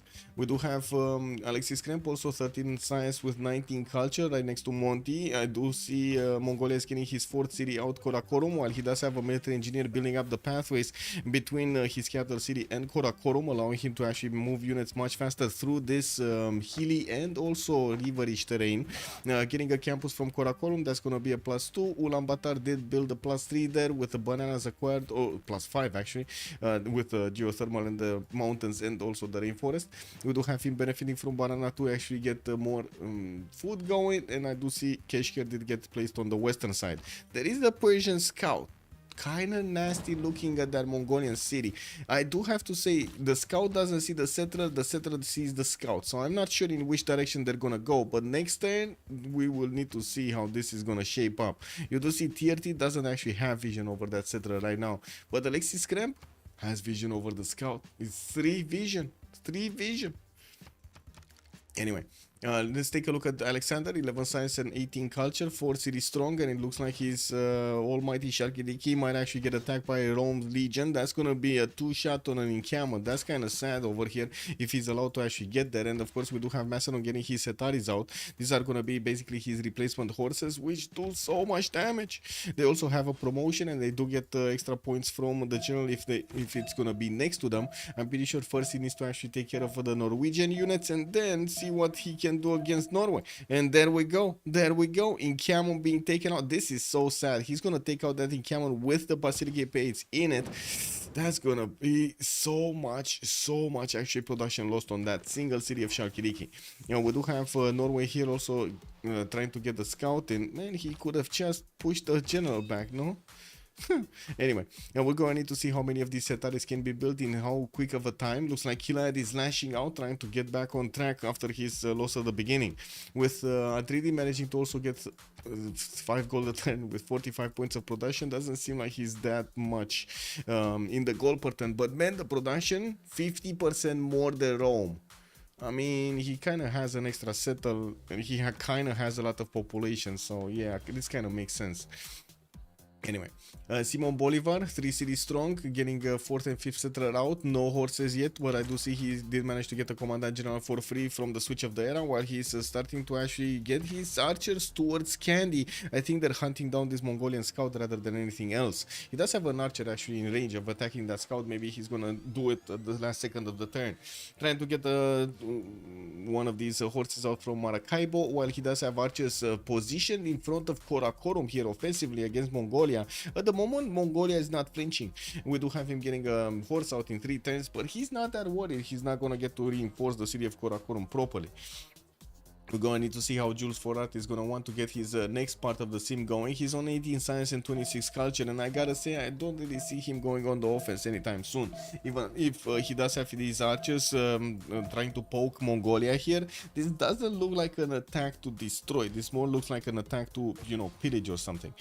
We do have a Hippolytus upgraded in Macedonian territory. Rome is getting back his legion, and I'm pretty sure Chalkidiki is gonna want to repair that encampment with the Basilica Pades, wasting another 2 turns of production for that city center. That's insane. At least that's a free city, so I don't think it's actually making up even for the settler, extra production that he would have needed to spend. Not to mention the time to get that through and so on. Anyway, we do have the another encampment finishing in Methone. The one in Dion did get finished, and the Basilica Pades also didn't get built, unfortunately. So these Hetaris are not actually going to give him the extra points. Govern Plaza in Pella, and I do see Moksha is established there, while, yeah, Macedon is still defending his tiles over here with some units. We do have Rome getting a few more of these legions up from his capital city, while he's trying to build the Wall of Stroni 3 turns from the capital. Legions in the north. Not that many chops here, and not even on the way towards his front line. There aren't gonna be that many chops. Did he manage? He still does have the build charges. Oh my god, man! Free builder charge. I totally understand he did take out the encampment. That is actually quite a slowdown, right? It's damage. It's damage, and you want to do damage. But on the other side, I mean, he does have like free chops here. Come on, man! You gotta get the free chops going. Sandarmani, hello there, sir. Where is Macedonian trader? Macedonian trader. Macedonian trader. Wait, there's no Macedonian trader. There is no Macedonian trader. No Macedonian trader. Not even an internal one. He didn't build one. He actually didn't build one. Did Mongolia lose a settler? I don't think so. No, it's still here. It's still here. And this time around, Mongolia does have a scout with it. The only one that lost a settler is Rome in this game, I believe. Although I like Aztec bonus kind of sucks now, like it's been over a year since we see Aztec jet bombers. Yes, it's been a long time since we've seen actually those +1 jet bombers. Ooh, a city state has been taken out. Which one? Which one? This? Kumasi. Kumasi has been taken out by Persia. No fear. TRT was like, what Kumasi bonus? I like the city center. What do you mean Kumasi bonus? Man, oh man, this reminds me of Jack the Ripper. It seems Ulyss in a bad position here. Wait, hello there, sir, and welcome. Also, Halosar Shunzu went to the mountains to work on his book. Yes. Looks like Shunzu is in between the mountains on some stone tiles over there. Man, this guy, this is where he's getting his stones. You know, he's coming back hard as a rock when he's gonna get back to his own people. Yeah, I'm pretty sure of it. With Pingala establishing in Dion, we do have Basilica Pades getting out in 4 turns from both Methon and Dion. And I do notice the Macedonian Hippolytus are angry looking at those legions, but they're not as strong as the legions, especially on the defense. We do need to see the Hetaris actually trying to get their way against Rome. And I do notice there are some, there is a warrior here from Norway to the northwest of Macedon that might get hunted down by the Hetaris first.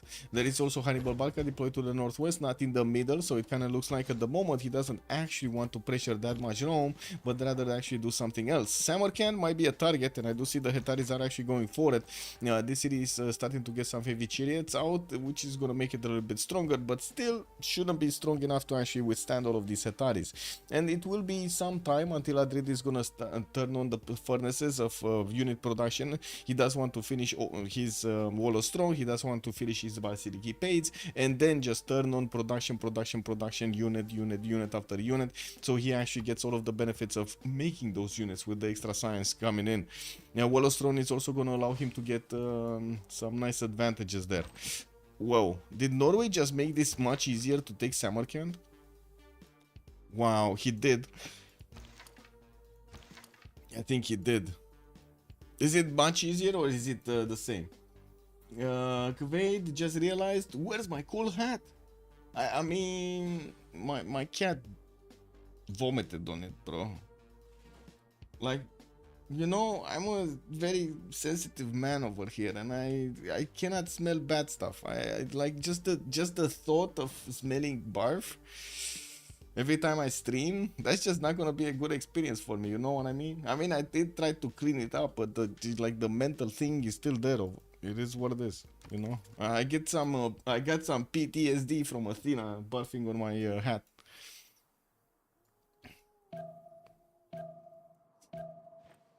Oh man, these days, what can you do, man? What can you do? You know, it is what it is.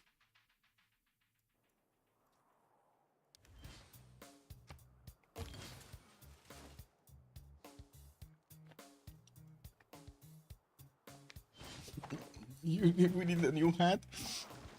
Yeah, yeah. New hat. Stonehenge coming in for Norway to get that third belief, and I do see Magnus is establishing there. It looks like he might actually get to chop it next turn. He doesn't want to chop it anyway. He doesn't want to get this 1-3 out anyway. That's what I mean. We do have Nidaros actually still needing to get to the 7th population, and he's probably gonna need to start putting down harbors here because the goal pattern doesn't look that great right now on the side of Ulyss with 2, 15, 12, and 9 over here on the side of Ulyss. It doesn't seem like they can actually upkeep an army if they need to. And we do have Grand Colombia starting to put a bit more pressure on Mongolia, while we do see the Mongolian horses have arrived over here in the city of Karakorum. Mongolia is also military engineer. He did manage to actually get the connections in between his cities. Now, I do have to say Mongolia doesn't actually have a general, but he doesn't need one right now. He would need one at the moment he's going to get his K-Shakes, and I'm pretty sure he will get those points. We do have Mongolia here with 3 points a turn, and he's 3 turns out from getting another encampment training project with 3 of these encampments already finished. I do see he didn't actually build his stables or barracks in either of these.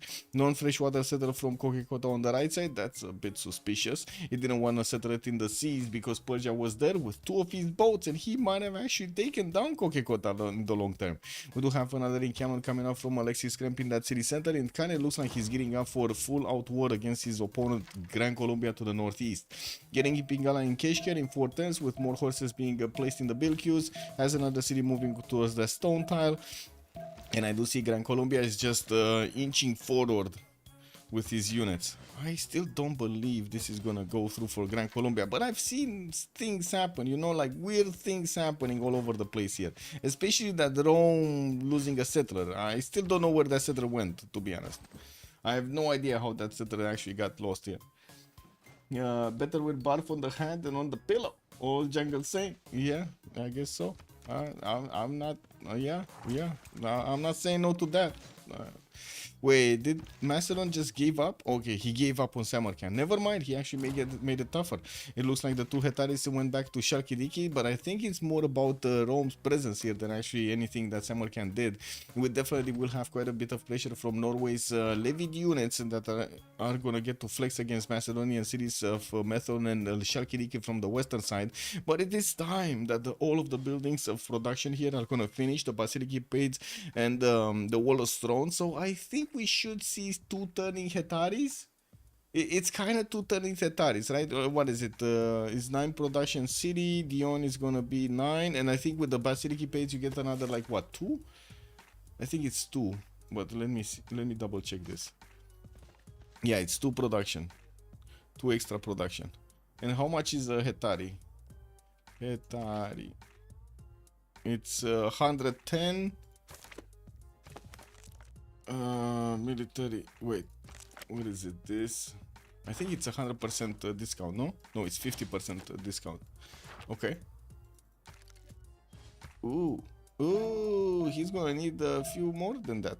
He's gonna be needing quite a few turns, and then what? The Wallostron is gonna be 25 more. So like, it should be around like 45, 50 to get that going. No, wait, it's that's on online speed. That's a 55 on online speed, so it should be like 20-ish, between 20 and 30 production to get the Hetari. Okay, he's 2 turning them, 1 turning them in the capital. Okay, he's 1 turning them in the capital. That's 20. So I did say correctly. It's between like 20 and 30, and I think it's like less. Like, it's around like 20-ish, 20, 21. You say 32.5, but I see he's 1 turning Hetaris from the capital, man. You know, I'm just saying. So exactly what I said about Macedon spawn versus Rome. Just saying. Well, I mean, Samarkand did get flipped back, and all of those levied units from Norway just got unlevied, de-levied, however you want to call them. And it looks like Macedon is starting to actually flex a little bit against Rome. Rome building his defensive line, while the Hetaris are starting to get out from all of the cities of Macedon. Man, they let the beasts out. I gotta say, this is the moment they let the beasts out. Rota de Pavon, yeah. Isn't it 75% total discount from 110? Yes, no, but I think the thing that you didn't take into account, that's production on normal speed. Like that's 110 production on normal speed. So if you cut it in half for online speed, it should be 55. So you start from 55 and then you go down. Yes. A prediction, yes, yes, yes. That's exactly what I'm meaning to do, Thundorius. Yes, you're correct. Let me actually write it over here. Who will win? Oh my god, I can't see anything here. What is this? Man, sorry. Let me actually use another window. I was trying to use the little chat window and it just that, man, that just doesn't have enough space. So Ulyss on one side and then we do have on the other side the L'Animaleri. Wait, let me get the proper L and the proper Animaleri. There we go. Start. Let's go. Those abilities are production towards not discount. Yeah. So it is 14. Ooh, 14 production. Man, I'm not sure about that 14 number because I do see Methone is actually getting to 210 hectares and I don't think it's 14. I'm gonna say it right now. I think it's around 20. Right now, I think he's around 20. No, look at that. Even the city of Pella went down to 19 and he cannot one turn it anymore. So I'm pretty sure it's 20 or 21. Hey, legal age of drinking in the United States, no? 21. Well, we do see quite a wall of Roma legions here coming in to defend. He's gonna need to start shaping up his archers and put them in correct places so he can actually shoot down these Macedonian units. He did manage to use the chops and increase his unit production quite quickly, while he didn't have Magnus in the capital. He does get his fourth city also towards the east side here, towards Aztec, and I do notice Aztec did pick up initiation rights, and he's getting attacked. Wait a second. Whoa, whoa, whoa, whoa, whoa. The Mew Mew coming into play here from Gordian. He's getting his immortals to shake up the defenses of Aztec. Of course, both of them do benefit from generals, but I do have to say Persia only has Timur. This is not gonna help the immortals. These are just not gonna get any bonuses. Anyway, 3 immortals are gonna still do quite a bit of damage against Aztec, and I'm pretty sure we're gonna need to see a lot more units coming up from the cities of Macedon if he actually wants to do the damage against Rome. That's a lot of legions, man. That's a lot of legions. He does need to also be careful with Samarkand being on the western side. It looks like right now it's just getting tied by Adridri, denying Liege the ability to actually get another levy in there. With Victor also established in Aquilea, I'm actually curious if he's gonna get Victor third over here so he can get the extra promotion on his units. Aztec did get insanely big so quickly, by the way. This story is already on 2, 4, 6, 7 cities, getting his hanging gardens from Teayo, and I do see quite a few builders coming around from the western side, east, the south side also. He did manage to take over Geneva with those Eagle Warriors we were talking about. Looks like he just went for the full boom boom here in Geneva. He didn't look right, he knew exactly where he's going, took out the city center, didn't care about the builders. Now we do have also him needing to defend against the Persia in the north, and I do have to say Persia, it's only 4 cities. He did manage to get a scientist, but not a good one. It looks like Hypatia just flew out. He's not here. He's shy. He's not getting out, man.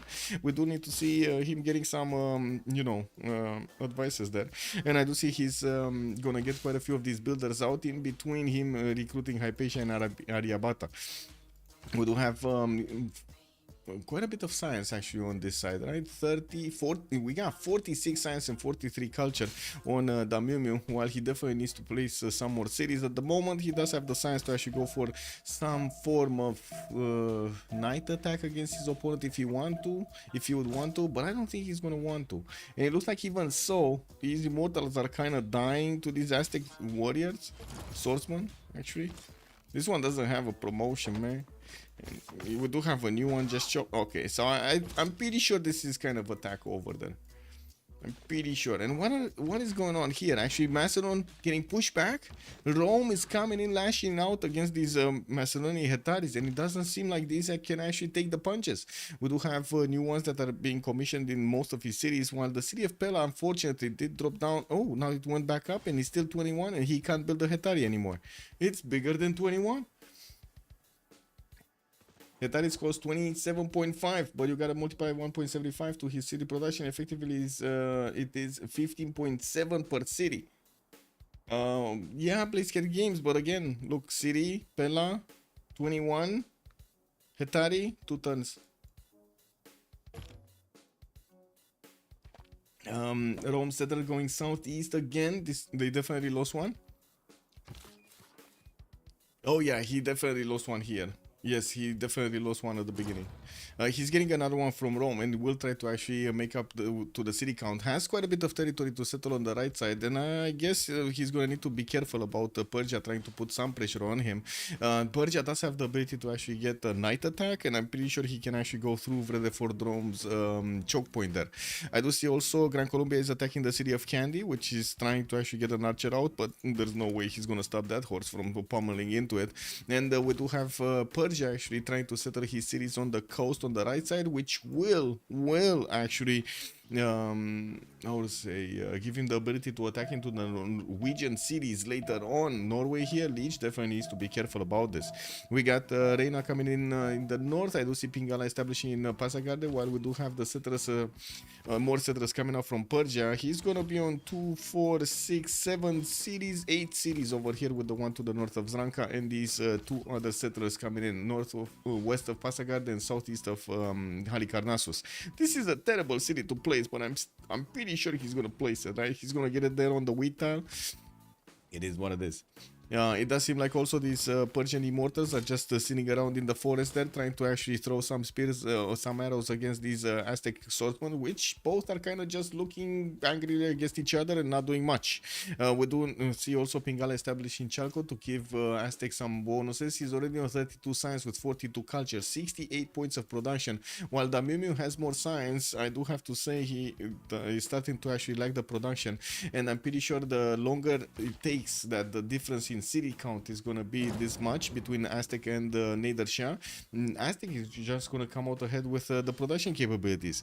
We do have more campuses being commissioned by Aztec to get going. He's starting to get his army of builders, and soon we'll also discover feudalism, if he didn't yet do it already, because most of the players are going civil service, and usually the players, when they're going civil service, they kind of already have he already has feudalism. So he's getting all of these builders with the extra +2 card, also trying to get his Tlachi. That's going to be his unique building over here in Chalco, and I do have to say they do have 10 more turns to gather all of their era score.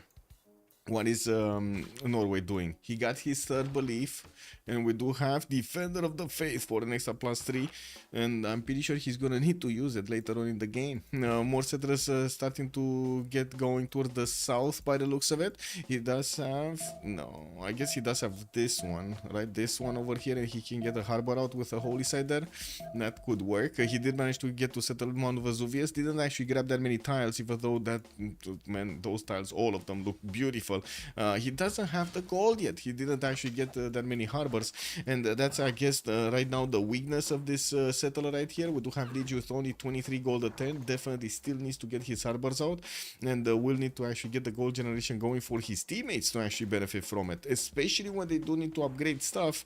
Having the economy of like 12, 14, 23 and 2 is just not going to be enough for like massive knight upgrades or massive caravel upgrades or something, right? You need the juicy gold points, man. You need that gold to start singing, you know, ding ding ding ding ding ding ding ding ding. Have you seen Pink Floyd Money? Wasn't it? That's how it is, no? It's makes sense in that case. It's 31.4 per city, so he makes 2 every 3 turns, basically. Yeah, basically. Well, we do have Pella here just keeping on the Hetari production, and I do notice his Hetaris didn't actually get the promotions, first promotions. He does want to keep that advantage of getting the free heals from the promotions, even though I do have to say Rome, if he starts... Actually, wait a second. Are these fortified? Oh my god, these are fortified. He needs to get the promotion right now. That's a free +10 that he gets against his opponent. These units are fortified. This is the worst mistake that you can make, by the way. If forces are coming against you, like heavy calves are coming against you, do not fortify. You give them basically a +6 for free. That's insane. Sam, bună seara, domnule, și bine ai venit. Wait, hello! Hi!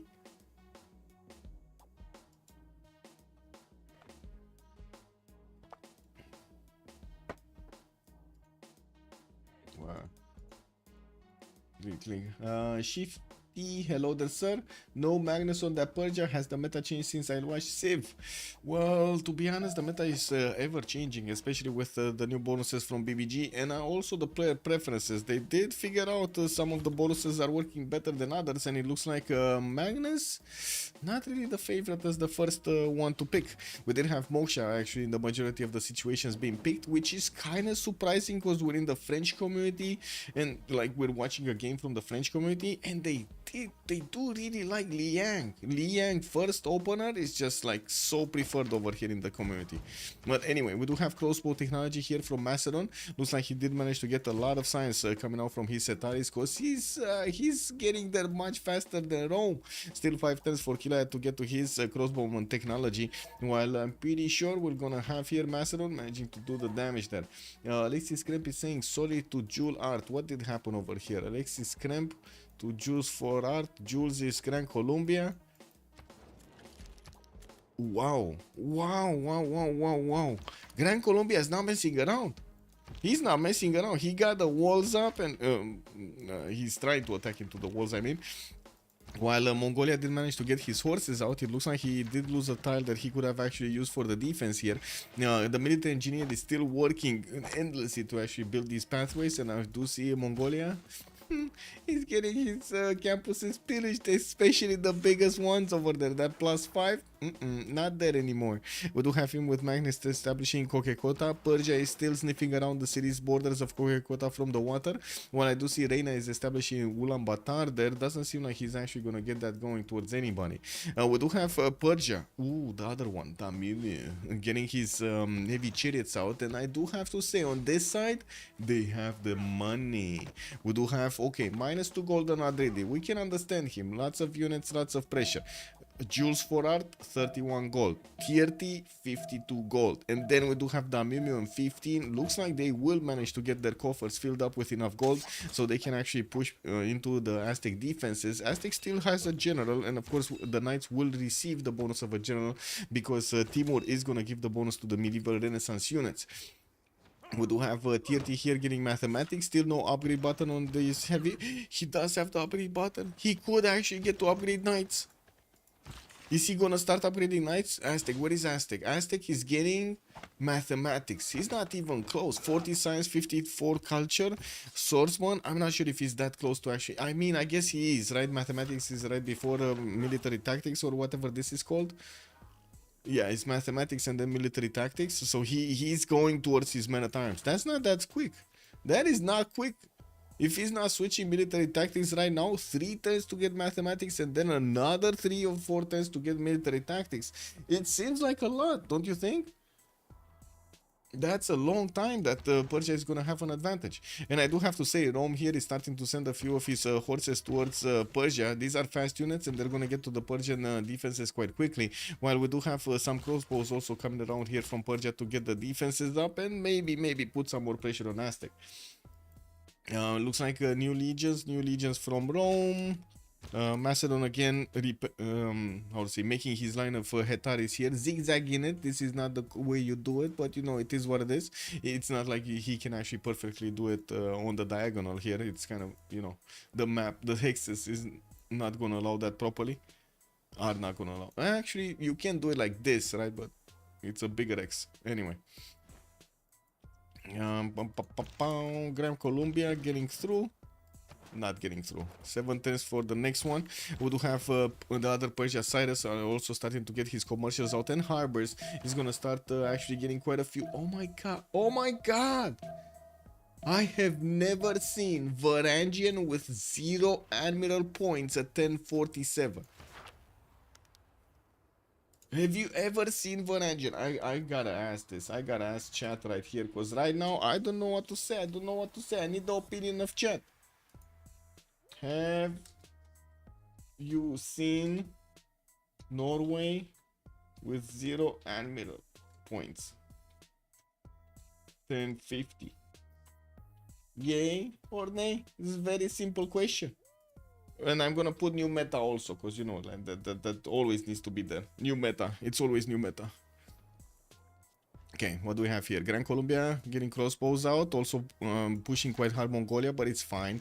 Mongolia is gonna get his stirrups in 2 turns, divide right in 5. Doesn't seem like that city is gonna go down, even with the only archer inside of it, so he doesn't get that much health back, health into that city garrison defense. Now we do have Persia starting to upgrade his units, and he does have the opportunity to actually smash through the Aztec defenses if he's gonna be quick about it. But I gotta say, same timing, Rome's units are coming from Vrede for Dome, and he doesn't know yet about these, but he does have so many of these crossbows that he should be able to two-shot the horses out of the water with no problems, or out of the forest, out of the land. He's gonna be like the Terminator over there.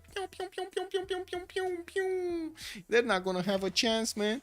And anyway, we do also need to see if Rome is gonna manage to recover here, since Macedon really has only known one thing: get units out. That's it. And we do have his Setaris coming around from his city centers, and I do see the Roman units are starting to clump up over here with his archers quite close to the border, so he can actually get the upgrade button clicked on the machinery tab, so he can actually get these archers into crossbows. We do have Norway getting a few missionaries, and since we're getting closer to the new era, we're going to need to start watching that era score ticking up or ticking down. I guess it's ticking up always, right? Is there a tick down? Civ6? For what? What's the Civ6? Wait. Did you see a Civ6 somewhere? Guys, I'm always watching for that Civ6. Oh, I see people are voting for new meta. Yes, we love it. This is the first time I've actually seen Norway with 0 harbors. Well, wait a second. He did manage to get 11048 over here in the city of Nidaros. Got that lighthouse chopped, and by the looks of it, he's starting to make an entire 2 points a turn. While on the other side, we do have already Persia with 9.2 great admiral points. He's getting Artemisia, and I'm pretty sure he's gonna get the other ones also. Gran Colombia did manage to pick up Hypatia. And where are the admirals? Admiral Hano, the navigator, picked up by Persia. Also, I do see Themistocles picked up by Persia. Did he get the first one? I think no. So there are 2 more. So this is the naval range. This is the naval unit. This is the promotion. Hey, where's the fleet? He needs the fleet. Is the next one? Yeah, the next one is gonna be the guy who's Ulyss. Hey, we gotta pause. Wait, we gotta pause. What's going on? Looks like we gotta pause, guys. I'm not sure what's going on, but we gotta pause. Okay. Guess we gotta pause.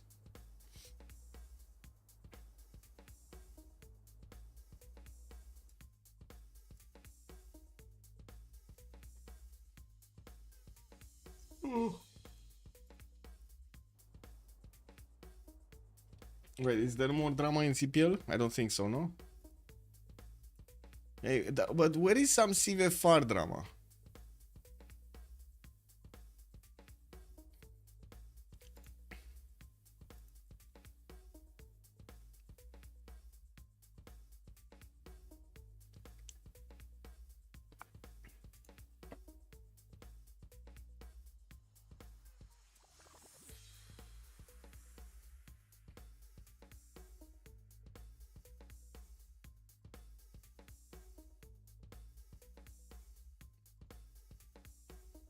Ulyss got this. It's so obvious.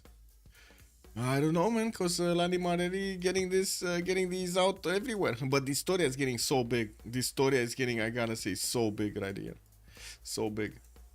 We're gonna need to see how Tirti and also Damumi are gonna sim next up, not to mention Gran Colombia. Definitely he's starting to get those cities out. Did manage to get Candy 2, 4, 6, and he's putting pressure on Mongolia quite properly.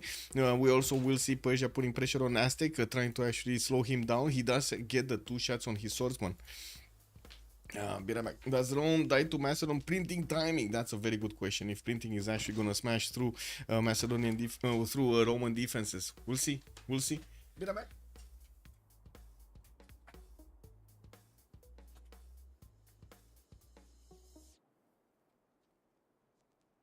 I have a wonderful electronic invention I want you to see.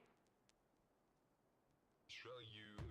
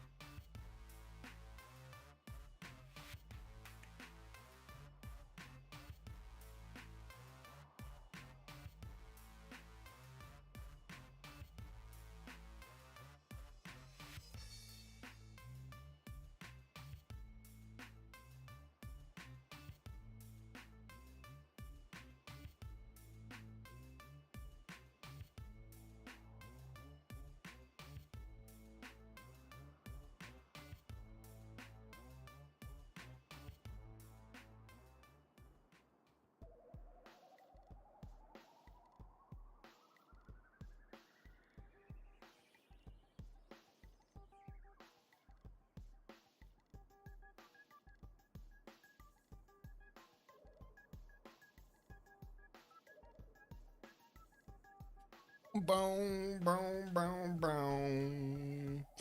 He has less than 100 years. Turn 49. Wait, I've the open commercial hub. If he opened commercial hub and Rome hasn't lost a settler, it'd be so easy. Yes, it would have been so much easier on Rome if he didn't lose that settler. Yes, I totally agree. But it looks like, well, he's still alive right now. And we do have him putting up quite a bit of a fight against his opponent. Still has some of the tiles as chops over here. And it does seem like he's also going to put pressure on Persia at the correct moment in time to actually relieve some pressure from Aztec. Allowing Aztec to actually keep on going is going to allow them to get so much of a benefit later on in the game. I'm pretty sure the Historia with 77 science and 66 culture is going to have a pretty good mid to late game.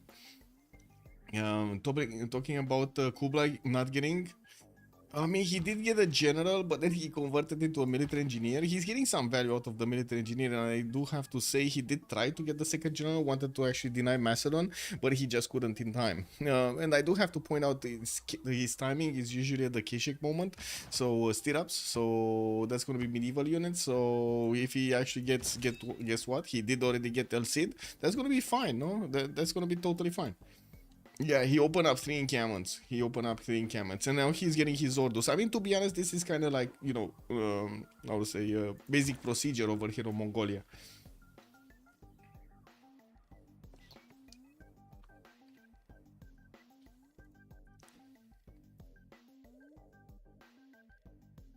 Give me a second.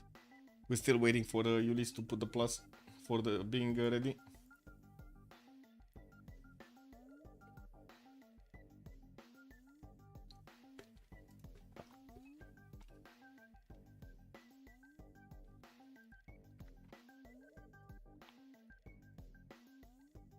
Ooh, wait a second.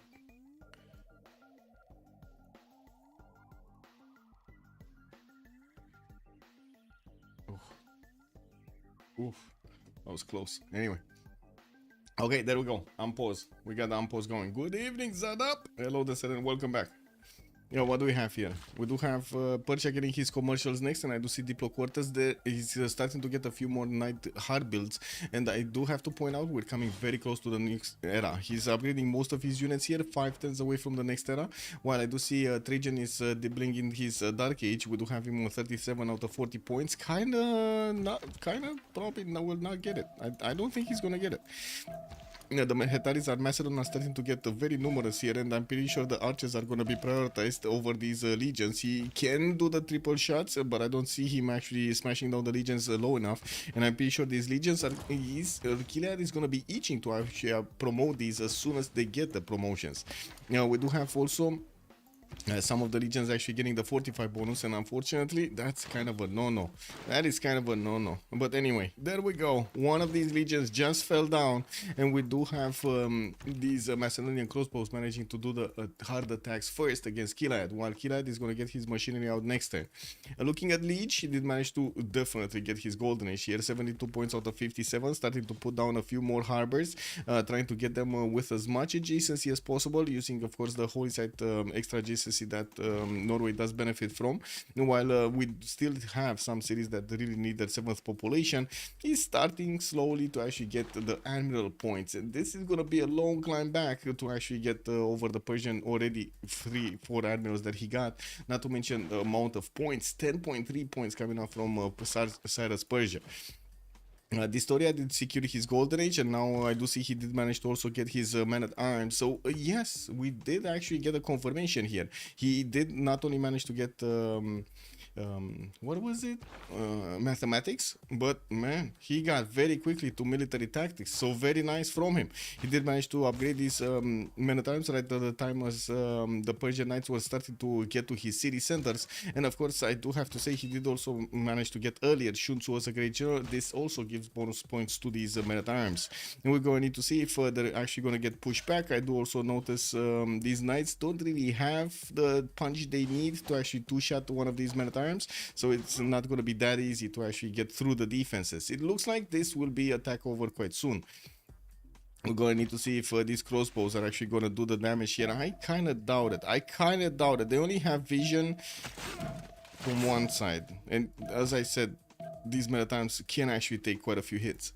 Anyway, let's take a look at Alexis Kremp. He needs 10 more points. I'm pretty sure he's going to try to get a Keshek. He did get a stirrups timing, so I do see knights already coming out. Keshek's in 2 turns, while he's going to get to unsiege the city of Korabal soon. That's going to give him, well, more points over there for production, science, and culture.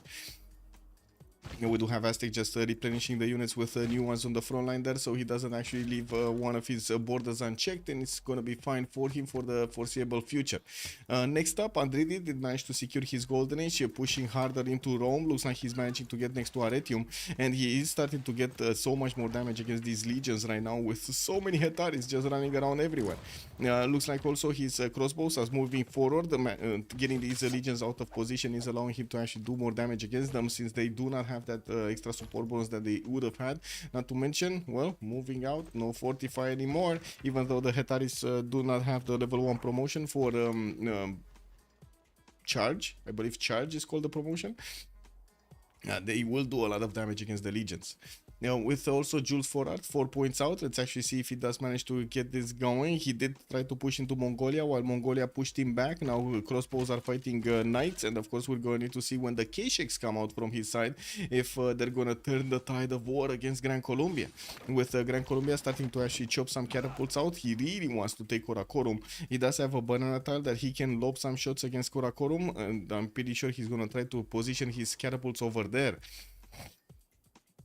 TRT is 58 points out of 56. We do have him on Cyrus on the coast on the right side, starting to get quite a few libraries out, and I do see him on 64 science and 69 culture. 120 points of production. He's still lagging behind Harald Hardrada's production, especially because Harald does have the extra faith pattern that he could convert into builders and settlers. While we do have quite an array of campuses coming in, we're going to need to see if Persia here is going to start getting a fleet out. At the moment, I don't actually see him benefiting from that much of a fleet, especially on the right side, and he did get Pasagard's harbor inside of the lake, not outside, so he cannot actually get units out from that unfortunate city center. It is what it is. I don't think any movement is happening here. I think this is where the action is. We're gonna see quite a few of these Hetaris smashing through the Roman legions.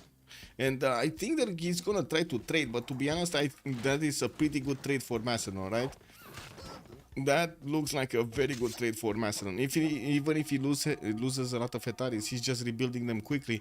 And I do have to say, these Hetaris are right in range to actually start attacking into the archers on the right side. Getting into the archer line, into the back line, is going to allow him to also encircle these Roman legions, not allowing them to actually get the wall up of units. That's going to be terrible for the Roman legions defense. Damian here with 51 science and 52 culture, 5 city strong. He's getting his knights out and also preparing to defend against Rome. He was pushing into Aztec, and I do have to say he did get pushed back from that iron tile. One of his knights did die over here, while we do have the crossbows climbing up on these rainforest tiles, so they can actually get the shots on the Aztec men-at-arms. It does seem like at the moment Persia is kind of at a loss at actually pushing into Aztec defenses properly. And we do have Aztec on his side starting to get his commercials out, finish hanging gardens, got more markets in those commercials, and got a lot of food in the city of Geneva. Man, oh man, look at all of that food coming in that city center. While Xochicalco did get placed next to Pamukkale, he's splitting it up like a brother over here with Mongolia city, Keshker. Getting quite a few more K-Sheks out from Keshker. Mongolia is going to want to deliver them to Karakorum as quickly as possible, and that's one of the advantages of the K-Sheks. They move so quickly, so swiftly. They're, 5 movement speed. There's a saying in Romanian, but I'm not sure how to say it in English. Like, ca vântul și ca gândul, you know? Like, it's basically like the wind or like the thought. It doesn't have the same ring in English, though. I don't know how to say it. How do you say it? How do you say it? He's so fast. Yeah, I mean, that would definitely make sense, but I cannot say that on stream, no, Saps. It's fast as beep. Fast as beep beep. Man, I'm using beeps in my song already. Don't make me use beeps all over the place. I'm gonna start beeping like, you know, like a robot over here. What's going on Michael's stream? Well, he's kind of beeping everybody. What is going on?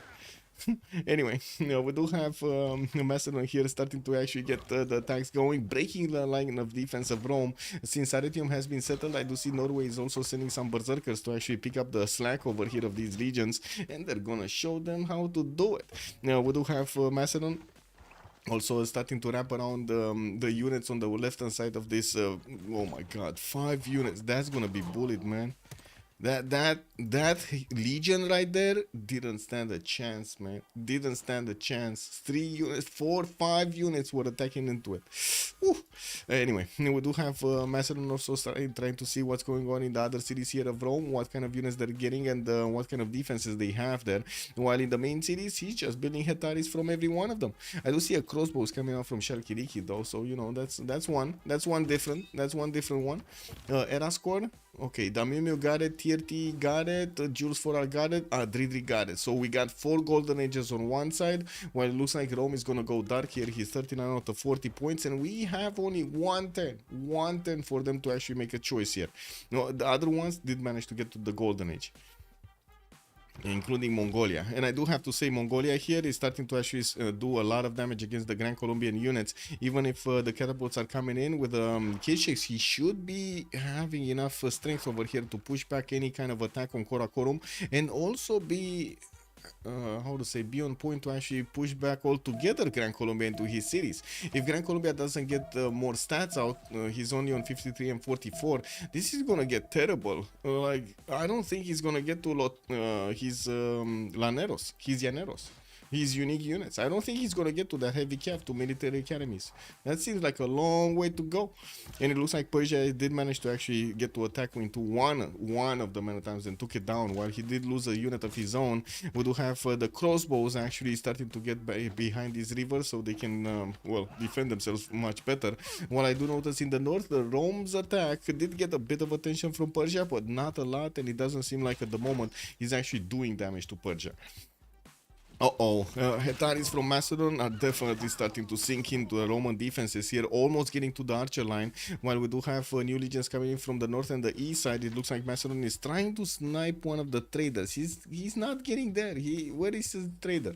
Is there a trader actually from Rome? There's no trader for Rome. Yeah, there is no trader here anywhere. Must be here somewhere. I don't see it. Do you guys see a trader from Rome? I only see Norway sending him a trader, actually 2 traders. I don't see him sending a trader out to anybody. Also, like a bat out of hell, at breakneck speed, like Grease Lightning. Oh my god, like Grease Lightning. I like that one.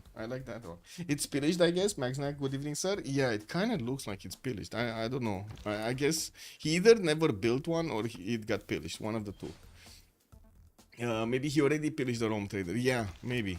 I was thinking that would have been a very important target for him to defend. So I guess, I don't know. I find it, it's just me personally, you know, thinking the best out of people over here and thinking that, man, I don't think he got his trader also pillaged, you know, like it's bad enough he got one of his settlers stolen, getting his trader pillaged also, that's just insult to injury, man. Throwing salt on the wound over there. Anyway, looks like Abu did get recruited by Aztec, and we're starting to actually recruit enough of these scientists that we're gonna get very close to actually getting Newton and the Kadlun here. I do see Zankian is also on the merchant screen, and we do have Aztec with 4 points, Gran Colombia with 2, Persia is only gonna have 1, but I'm pretty sure they're gonna need to get some advantages there. Let me actually finish this. Wait, I'm first slot or second slot? I'm first slot. Okay, I go away. Science. Recon.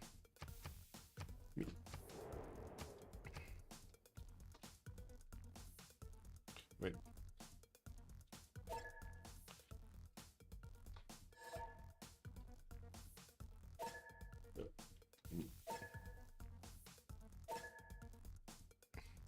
Okay, science economy. Okay, there we go. I don't think there are any more science city-states, no? Yeah, they took it out. The only one was Geneva, and they took it out. Okay, we're fine on this one. We're fine. What's happening in the production? Ooh, wait a second. Production is looking terrible, actually. Ulyss does manage to get 3 players over 100 points of production, 115 plus, actually. While on the other side, we only have TRT with 138, and that's about it. Gran Colombia is 91, still shy of that 100 number.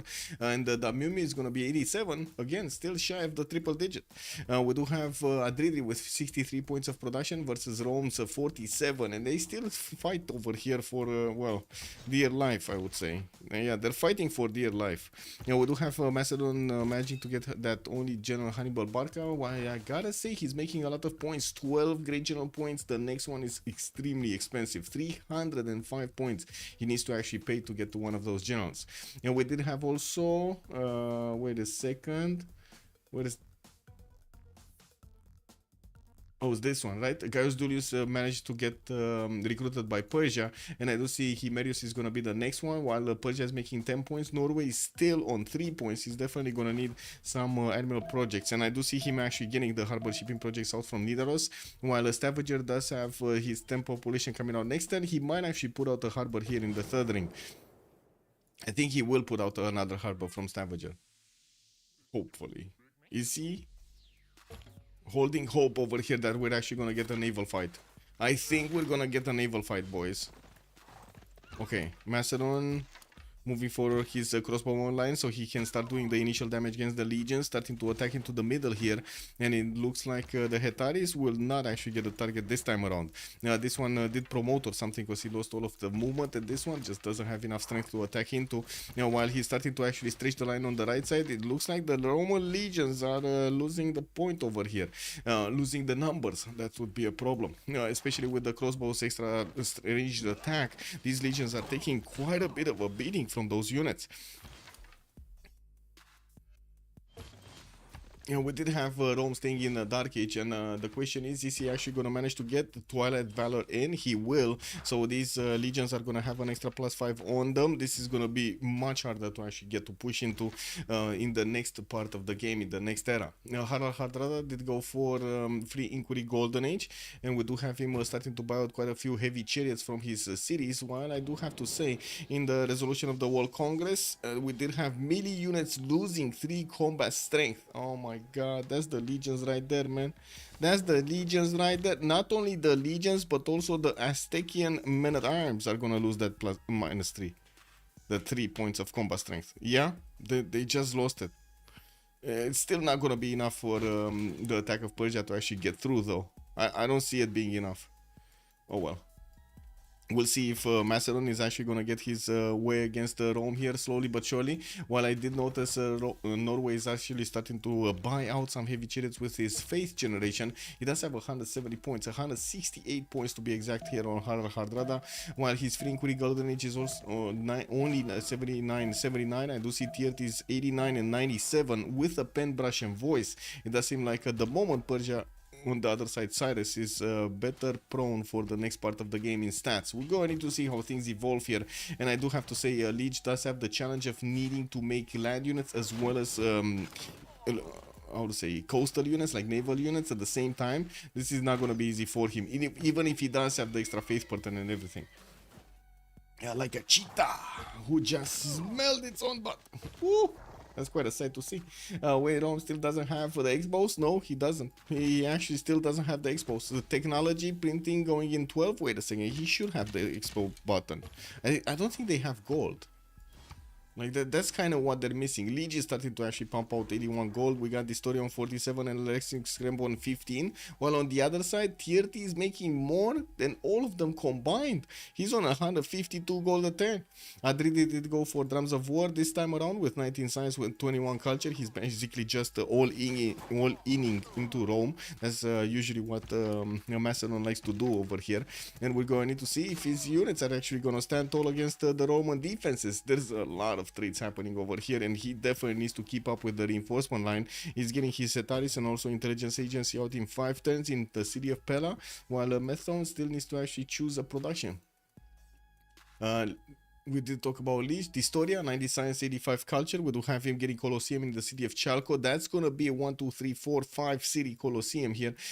This one would be too far, right? This is 2, 4, 6. Yeah, it's like 7 tiles out. Yeah, we do have Distoria with 120 points of production, 47 gold a turn, while he's starting to actually build up his not only commercial count, but also the market count and also his trader count. This will allow him to actually trade with either Rome over here or, of course, Kublai on the right side, and we're going to need to see if they're going to start getting the gold going. Alexis Kremp next to him, 49 science with 27 culture, drums of war this time around. Looks like he's managing to push back Gran Colombia from his own borders and also into his own territory. We do have Mongolia here managing to get the K6 across that river and will start smashing down the Gran Colombian units slowly but surely. Now the question is, will he have enough units? Will Gran Colombia manage to actually figure out the way of pushing back his opponent? Gran Colombia does have his Courser technology, which is much stronger than the Mongolian horses. And from what I do see over here, with the knights coming in from Mongolia, he's not itching to get a fight here. Gran Colombia is definitely trying to actually get these Mongolian units into a trap to allow his crossbows to be the stronger ones on the front line to take the initial, soak in the initial damage and then shoot back with the crossbows so he can take them down afterwards. We're going to need to see if that plan is actually going to work, because right now I do have to say Simon Bolivar is ahead in stats of his neighbor here, Alexis Kremp. 117 points of production versus 91 though. Simon Bolivar definitely needs a few more points of production here. We do have TRT, 89 science with 97 culture on the right side, getting some more granaries and keeps on building boats on the coast. He does see the Norwegian galleys did manage to get closer to him, and this is a bit of a warning call. We're going to need to see him build up quite a bit of a fleet so he can actually get things going. In Sharikum, he did manage to get all of these farms out, and we're going to need to see all of that extra production coming in. With Consulate in Halicarnassus finishing up in 210s, he's just getting some extra Diplo favor from that one. Pasagarde, we do have industrial zones coming in already, a +4, and I do see he started off on the workshop but never actually finished it. Oh well. 153 gold does mean a lot, and I do see him also managing to get Leif Erikson. Zenki is going to be the next one. I think he already got the first. No, Himerius actually got picked up by Norway. Okay, so he didn't get the first one. Himerius was picked up by Norway. He just got one of those Renaissance admirals. Very nice. The Miu Miu, 54 science, 38 culture in the middle of the territory with drums of war this time, getting to flex his knight attack against his opponent. I gotta say, he's still not actually punching through the Aztec defenses as fast as he would. Aztec is even flexing a Colosseum in front of him. Can you imagine how not caring is the story about the attack of Persia? While he's building Colosseum with a 4 frontline city? Wow, that's just almost insulting over here, no? Is a Mastodon not poking Norway kind of a mistake? It is, but I don't think he would have had enough, to be honest. Like right now, he barely has enough to actually take down Rome, so I don't think he would have had enough units to poke Norway at the same time. And yes, I mean, ideally you'd want to poke everybody, but at this point in time, I think he's just focusing on taking down one of his opponents.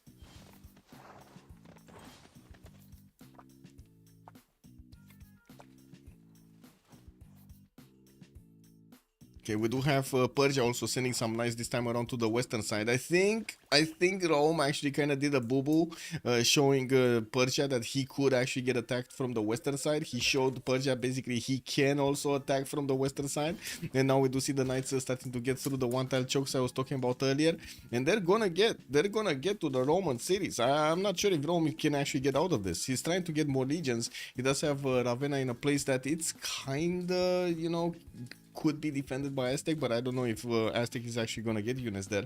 And of course, we're going to need to see if that's actually going to turn into a safety settle or not. He does need to get a settler out very far, either in the south or in the northwest over here to the east side of Norway. And there's no way he can actually get a city north of Norway.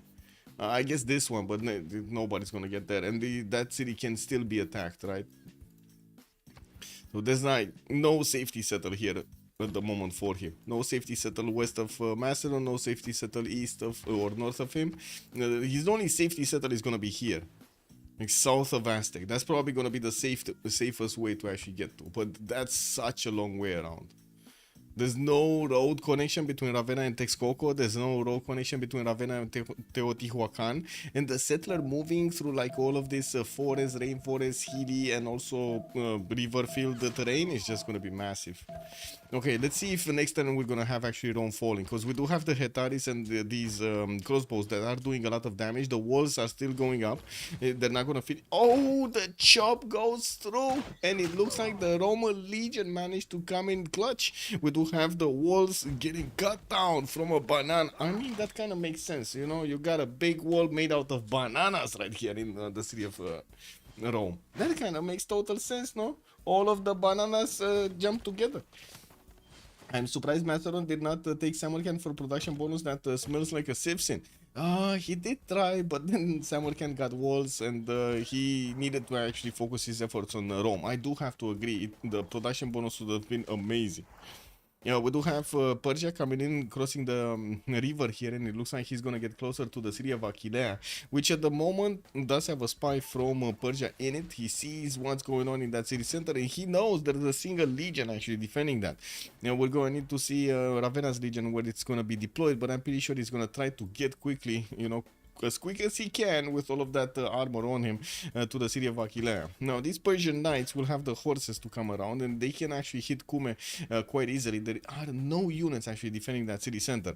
There are 5 of these, 6 of these, I'm sorry, without any general. It looks like Persia's only general, Timur, has been deployed to the south, and I gotta say right now, Mongolia, Mongolia is just lashing out. We do have the units from Korabalgasun starting to go against Persia's units in Gordian.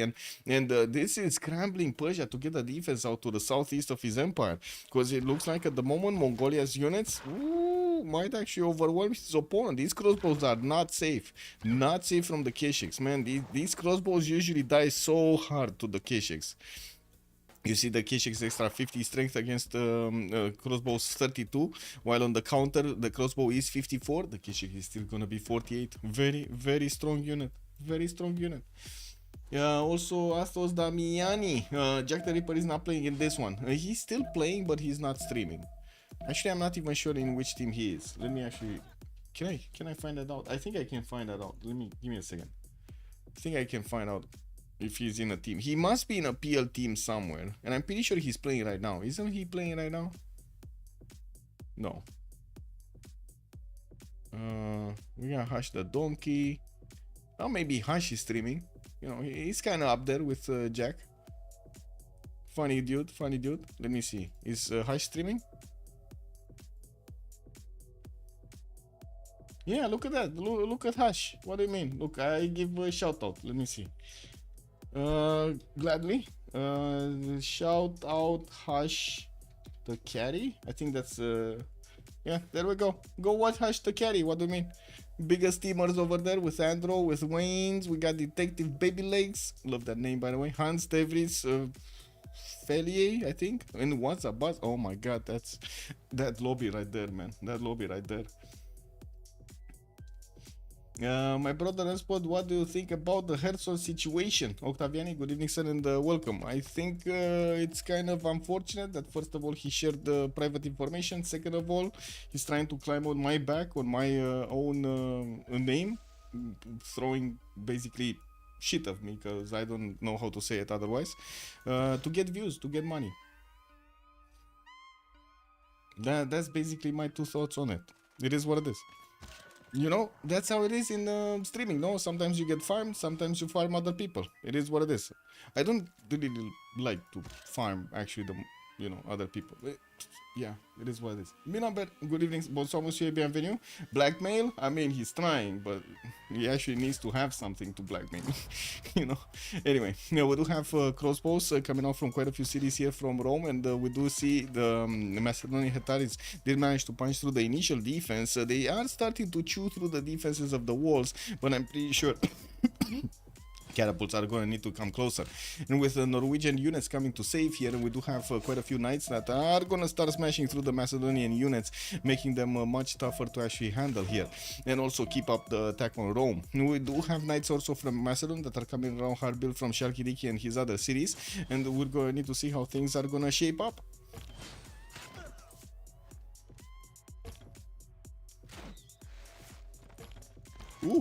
Pillage, Atari pillage. Oh my god, not enough movement points. Anyway, we do have yeah, that unit's just gonna die. Horrible death. Right when he could have actually lit on fire that wall of throne, that's just still alive. And we do have Persia actually going against Kume. I gotta say, right now Norway is kind of in a pinch. What is he gonna do? Try to defend Kume or try to push back Macedon here? You know, he needs to make up his mind. And it looks like he's actually deploying units to push back Macedon, giving up on Kume. Persia is gonna start pillaging the Mercury tiles, and I'm pretty sure he's gonna also take down that city if the city is not gonna get walls in the meantime, while these knights are just gonna be 1 or 2 turns away from actually hitting the city of Kume. Now we do have Grand Colombia managing to push back the Mongolian troops with his own coursers. It looks like because Mongolia did want to flex his strength against Persia, against the Miu Miu, Grand Colombia did manage to actually get again the upper hand against Mongolia with his units. We do have trebuchets that are being deployed towards the city of Karakorum. They will get enough strength to go through the walls quite quickly. They just need to get into position to start attacking the city center, and the banana is the perfect situation. What did Herson do to you? I meant the broccoli situation. Well, first of all, he did, how to say, he put me in a bad light in that movie, taking away conversations out of context without the full extent of everything, and basically saying that I'm the one that actually not wanting to ban cheaters, which is totally not true. I don't like cheating myself, and I'm pretty sure nobody in CPL likes cheating, so I don't know what that came from. I do not like to ban innocent people. That's different. That's way different. I definitely do not like to ban innocent people, because if I would be in their case, I would definitely want how to say, somebody to be looking out for players that did not actually do anything wrong. It's that simple. Also, so confused about why Rome not upgrading archers. Very odd. Well, I think it's still a goal problem here. And Kilayad, I'm pretty sure with his culture, did have a very hard time to actually get to his mercenaries. His medieval fares in 4. I think he just got it actually, or got it a few turns ago. No. Oh yeah, he does. He does have professional army. And we did talk about the gold situation. Now it's getting a lot better. It looks like Liege is going to be on 160. We got Distoria on 110. While on the other side, TRT is going to be 160. Jules still on 60. And then Namimu is going down under. He's on 14 gold at 10. And of course, we got the negative gold over here from Macedon also. It does seem like Rome City is still alive, while we do have the city of Kume about to be saved. I'm not sure if it's going to be saved, because we got new knights coming in. And I'm pretty sure the city center itself is going to be smashed by this southern knight of it. So we do need to see if Norway is actually going to manage to get the attack going next turn to be able to actually counter the city of Kume just being razed totally by his opponent here. And we do have also the new knights of Macedon starting to come in. He's going to need to repair his Hetaris if he actually wants to upgrade them into knights so they can get the full strength going, because these banged up Hetaris are not really gonna actually withstand the counter attack from Norway. And I do have to say, Rome, because he did manage to get the 3 crossbows in the capital city, now he's gonna be fine. He's gonna be fine for quite some time. We're going to need to see if there's gonna be another lash out from Macedon against his opponent here to actually debalance Rome's defenses. It's obvious broccoli is cheating. I mean, first of all, Person is not the one declaring broccoli cheating, and second of all, we're gonna see what CPL has to say about broccoli cheating, no? If the admin team is gonna say, hey, broccoli is cheating, then yeah, broccoli is cheating. If the admin team is gonna say, hey, broccoli is not cheating, we have found this and this and this and that and blah, blah, blah, then broccoli is not cheating. It's that easy. Herson just unfortunately made sure that we cannot get any extra evidence on the case, because of course broccoli is not gonna do anything anymore. Like, even if he was innocent in the games that we have found, there's no way for us to know in the future. Like, there's no way. And right now the community is all gonna take a look at his saves, I'm pretty sure, because that's how it is in our games. And yeah, it is what it is. So the only thing that Harrison did was actually undermine the admin team, give away to Broccoli that he's under investigation, and totally denies the opportunity of actually doing a proper investigation. And he's only doing it for the money. So I don't know. I don't know where you see the good stuff in that. Let me know when you see the good stuff in that. I agree we shouldn't hastily call someone a cheater, but why give him the money so fast? Finish the investigation conclusively first. Blitzkrieg game, same reason. If you actually do not declare somebody a cheater, but you're keeping the money for investigation, you're basically giving up the investigation itself. So you won't get any more evidence over there. So again, I don't know what you're talking about.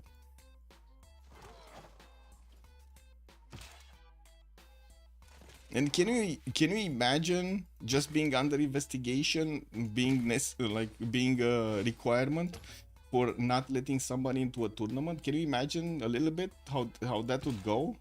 We're looking into a lot of players. What do you mean? It's like, no. Wow, everybody. Can you imagine what's going to happen when everybody's reporting somebody else for cheating, and if there is an investigation open, we cannot actually do that? That's not going to be good, man.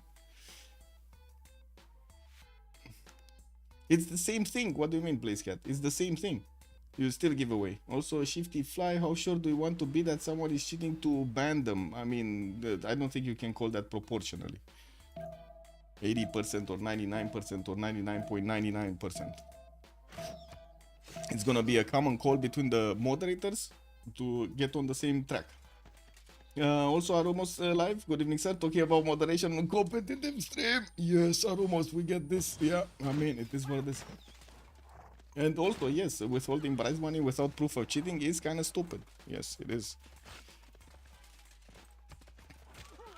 Okay, it looks like Persia did manage to take out that one city of Rome from the north, even though there were the Norwegian knights around it. Some of the heavy chariots will need to actually get into the borders of Rome to get to upgrade. He's sending another wave of units to Aquileia. These will probably try to sacrifice themselves next time to take down the city of Aquileia. And I gotta say, a legion really needs to get in there to try to stop them from taking the city. I'm actually curious if a legion getting in there, especially this one with full strength, is gonna give you enough strength to the garrison to withstand the 2 knight attacks that will come out next turn. If he does have first moves, which I'm not sure of, he might actually take down one of the knights before he actually attacks into Aquileia. And I do see a repositioning of the Macedonian troops to take on the Norwegian army that is coming in with quite a few knights from the side of Arretium here. And we do have the new Hetaris in the borders of well, I guess the old Hetaris that did get the promotions in the borders of Chalkidiki getting the health back, so they can actually push back their opponents there. Now we do have also Persia managing to get a decently sized army of knights here with some crossbows behind them, so he can take out the Mongolian attacking troops against his city of Gordian. That's his second city, and he really needs to defend that. When I do see the encampment, I'm pretty sure he cannot do anything about it, because these Keshiks are just gonna rip it apart. But maybe the next ones, I think Persia is gonna actually get this defense up. We do have Karakorum that looks like he's gonna get smashed. It looks like Gran Colombia did manage to get 2 trebuchets to attack into that city center, and slowly they're taking it down. Mongolia did deploy one of his knights inside of the city center, and I do see at the moment neither the coursers not the trebuchets do enough damage to the city center quickly. It's gonna take quite a bit of shots to actually take down that city defense, not to mention it's not being placed under siege, so it does get every turn a heal. It's gonna, well, we're gonna need to see if maybe 5 turns, 4-5 turns, that city is gonna go down. We do have also Gran Colombia starting to get a few boats in the water. I do see privateers are... Wait a second. All of the fleet has left. All of the fleet has left. We got Persia with the fleet on the board over here on the right side. Oh my god, he doesn't have enough boats. Not nearly enough boats. Like, look at this beautiful fleet over here from Norway. And look at this not that beautiful fleet of Persia. He only has like 1, 2, 3, 4 caravels with 2 privateers. That's it. And a quadrim. I don't know what this quadrim is doing here. I think this guy is lost. Oh my god, I know who this guy is. This guy is, you know, that guy that he wants to come out also to party also, but he's never prepared. Do you know that guy? That he never prepares for a party, or he doesn't really go to the party events, and he's like, hey, I want to go party tonight, boys. Where are we going? And like everybody's over there, you know, like, we're going to the serious stuff, man. Are you sure you're gonna actually, you know, be ready until 7 a.m. to get to party and then 8 a.m. go to work? Are you sure you are about that life, sir? Um, you know, saying happy things feels better. Yes, it does. It does. Once the infection, I mean, some other players waited 2 weeks or 2 months or something. I don't see why you had to pay him in 2 days, because the CPL does pay its tournaments. And it's not like it's gonna be the only tournament, right? You can imagine if we do find out that, hey, you know, like he was doing bad stuff, we're just not gonna let him in the tournaments ever. That's just how it is.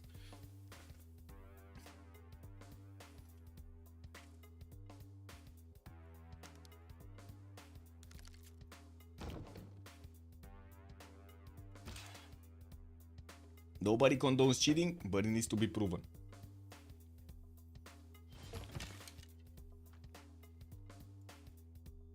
Ooh, Achilles still alive. So I'm pretty sure he got the Legion in, but not the one I was thinking. He didn't manage to get this one full strength. And I'm pretty sure one of the knights did die before it actually did the attack on Achillea. Because this one doesn't seem like it attacked at all this turn. I don't know why he didn't sacrifice it against the city center, to be honest. Oh well, I guess it is what it is. That knight is just gonna die. Okay. Yeah, the Hearthstone fans are relentless, and I gotta say, a lot of them are still caught in the spider web of CPL channels over there. I did show you guys, there's like a spider web at the beginning of the server, and they're asking like, can we get in, can we get in, can we get in, but none of them actually, like very few of them actually want to buy the game and play in the community. They're just there to troll, because, you know, troll. But you do clap, clap, bing, bing, yeah. I mean, if you are being actively investigated, there is a reason not to pay him right now. I don't see how this is hard to understand. Blazehead Games, just do your own community and try to do that to your own community instead of telling us, please. Or if you want to be more, how to say, you're more than welcome on the team. Everybody's volunteer, and I'm pretty sure you can just sign up for the moderation team just like everybody else.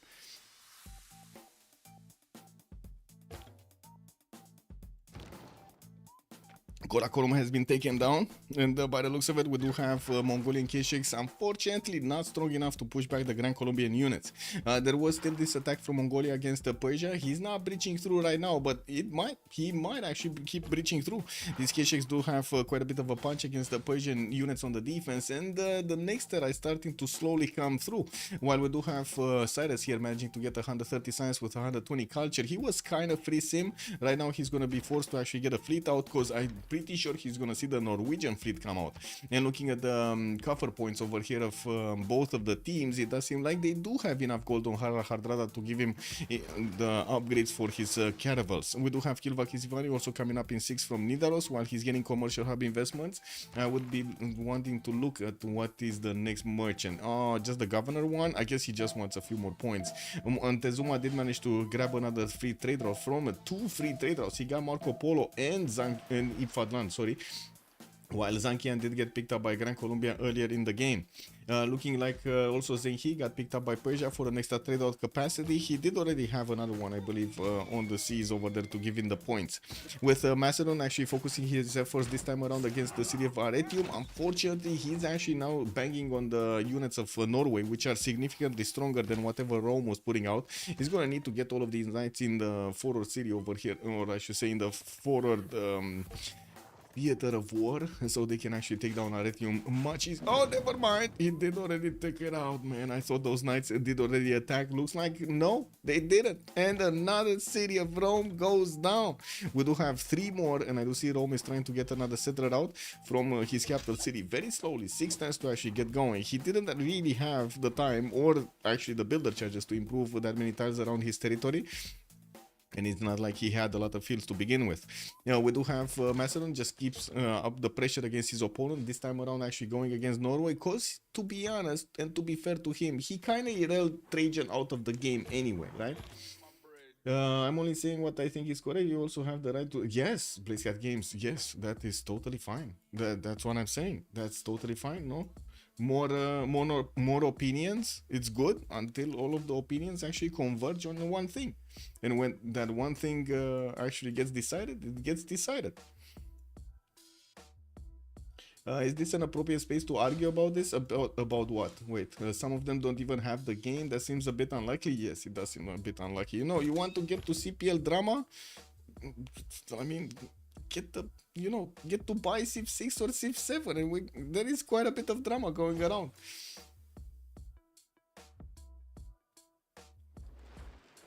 Can you show Mastodon Tech how long to ballistics?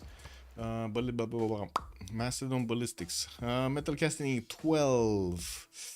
I mean, it kind of depends on all of these knights coming around, and he has like 2 coming out next turn. Let's actually see how fast, how much he's gonna get boosted. Where is he? 24 science, 24 culture.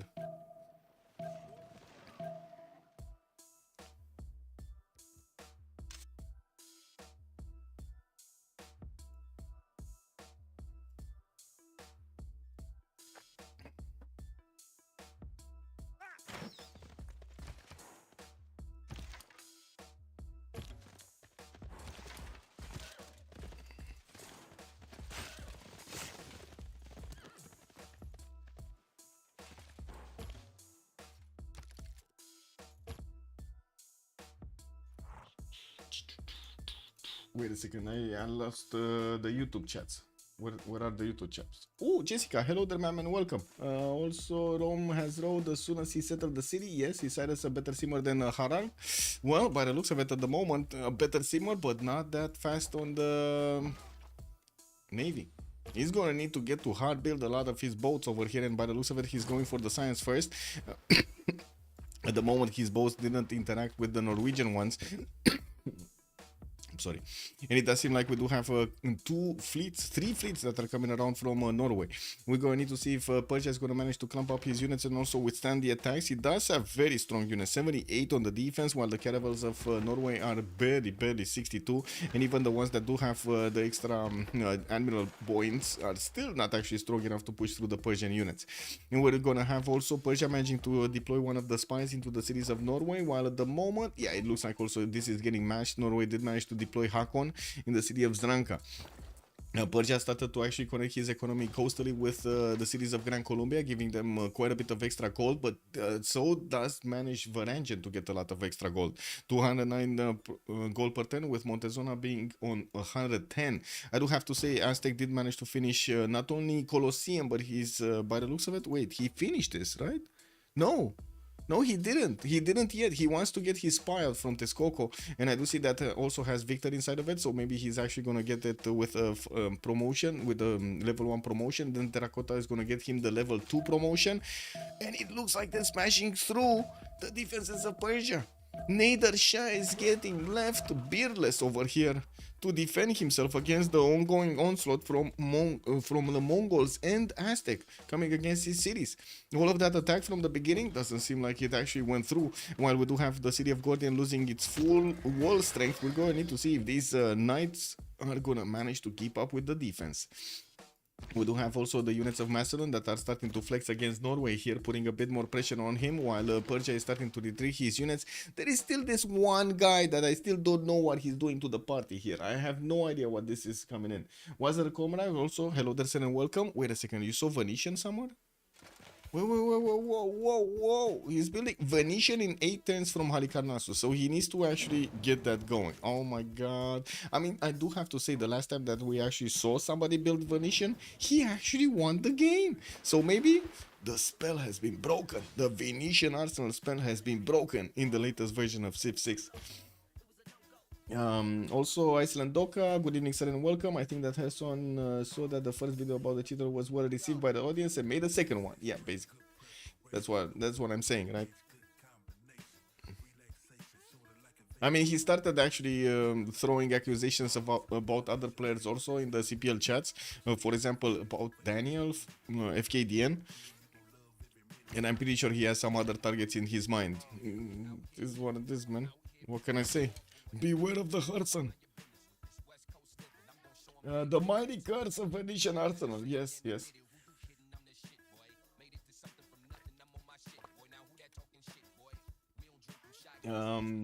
Also, it's not what you're saying, it's just you are saying it constantly. It's okay though. There have been a few like you, they tend to go away from you'll be next. Please enjoy your stay. I mean, I don't know. To be honest, I like everybody to get along with everybody, you know, like especially on my stream. But at the same time, I do not think it's healthy for a community to actually have extremely vocal, contradictory voices. That usually tends to be a disaster. It's good to have like, how to say, moderate voices. Especially it's especially good to actually have moderate voices talking about different subjects. To try to see the different facets of the problem, and one of the strengths that basically Europe has or America has is the fact that they do have different cultures with sometimes different viewpoints about the same problems, which does tend to actually give more value in the long term. Yes, sometimes it takes a bit more time to actually get through, to shift through the information, but in the end it's a much better result. Also, it can be fun sometimes to argue stuff that you're watching Civ, you know? Yeah, I mean, it is what it is. We do have Mongolia managing to take back Gordian after you saw Persia managing to liberate it. Well, unfortunately, it looks like the city of Susa is being placed under siege, and we do have the Aztec units with not only the +3 intel on opponent's movement, but also, let's see actually the combat strength. How much combat strength did he manage to get from his amenities? Come on, man, show me the combat strength. Crossbow. +4. He only has +4 last year attack bonus. He did manage to get Shun Tzu, which at the moment is kind of ineffective on this musketman. He does have Amina. Okay, Amina. Amina is the good one here. Of course, Shun Tzu is giving the crossbows actually some damage points. Macedon starting to also go against Rome another time. He did manage to push back the Norwegian units to their city center, and it looks like also he's trying to push into the city of Tromsø. That's not really gonna go through properly. We do have some of these coursers defending here in a pikeman, not to mention a musketman. They can build a line, and they can use also the river for the defense. Kilvag Estimani coming out in 2 turns here from Nidaros, while we do have the fleet starting to move forward on the western side. We're going to need to see if Persia is going to manage to get some support help from Gran Colombia and build his own boats here. He was building a lot of universities, still trying to get the Venetian arsenal out for more production bonus, and I gotta say he does have a lot more science than Liege right now. Not in a free inquiry golden age. Liege is in a free inquiry golden age. We do need to see if he's gonna manage to get these out. It doesn't look like the production is going to be that good, and yes, I understand why he's building more industrial zones, but that's just not going to be worth it. Like a +1 industrial zone, unless you actually get a workshop in or something, it's just not going to be worth it here. Compared to the amount of boats he needs to build and the fact that Norway did manage to get to his nationalism, that's another civic here that I'm pretty sure the Cyrus is going to need to match if he didn't match it already. Oh, there we go, he just matched it in this new turn. Okay, Rome did get his defenses up again, and we're going to need to see those catapults starting to swing around to actually hit the city of Rome again. We do have the knights still picking off these legions slowly but surely, but the crossbows are quite a bit of a problem on the counterattack. They do manage to actually punish these knights from attacking too far into that territory. Gordian did get picked up again, but it looks like it's going to be retaken. Mongolia does manage to get all of the units around it, and he's pushing back the Persian recovery units here of that city center, getting more experience points with his units, and also getting the trebuchet to start attacking into the city of Mashhad here. Probably the encampment is going to be the first target, and then the city itself. Susa at the moment, well, it's not getting smashed, but there is a trebuchet that is on the way, and it does have the 3 movements, so I'm pretty sure it's going to get onto the general tile. No, here? Yeah, wait, that's a mine, right? So that's a hill. Okay, yeah, I was thinking he needs to actually get underneath the general to actually start shooting, because that hill is probably blocking vision. It does seem like also Gran Colombia did manage to get to the Llaneros, and he not only smashed through one of the Mongolian cities, but now he's probably gonna get the extra strength he needs to try to smash through the remaining units of Mongolia. With Alexis Krem being 4 turns away from siege tactics, that's not too quick. That is not too quick. 145 points of production here for Kublai Khan, while his major attack is going against Persia. We might actually have Gran Colombia here smashing through his choke points from the right side. And remember, he built roads everywhere, including over these rivers, which is going to make it so much more easier and faster for Gran Colombia to actually pass through. Oh my god, I still don't see a fleet coming. I still don't see a fleet coming, and these Norwegian boats are like 3 turns out from actually getting to the borders of Gran Colombia and Tarsus, and we don't see boats getting built. This is disturbing. I gotta say, this is starting to be disturbing. Okay, how much time do we have? 3 turns. Okay, 3 turns for the next era. It looks like Liege is gonna need to have 7 more points. Kilvakesivan is gonna give him some. Maybe he's gonna get to Suza City, trying to get harbor shipping projects. And I do notice Newton has been picked up by Persia Cyrus, and I do see Ibn Khaldun got picked up by Aztec. Aztec does have Colosseum, so he's gonna get a massive boost over there from Ibn Khaldun. Okay, Macedon is starting to actually wrap around, also catching the Norwegian traders. So these might actually turn into reform the Coinish traders in the next era, so they will get protected if they manage to get out of this initial attack here. You know, we're gonna also need to see Macedon starting to take out all of the cities of Rome slowly but surely. There are 3 more, and I gotta say, they're losing also Persia. This might be a 1v1 trade over here, and of course we're gonna need to see how much Mongolia can withstand from the battering of the Grand Colombian Llaneros, which do need to actually get closer to each other to get all of those amazing points on them. They had 82 strength on the attack if he does manage to get these 2 next to. Also, I do think what Herson did was wrong, but I understand why he did it. That said, I don't think he should have been suspended from playing the game in the server. Removing admin status and debunking him should have been enough. It's a kind of a weird situation, no?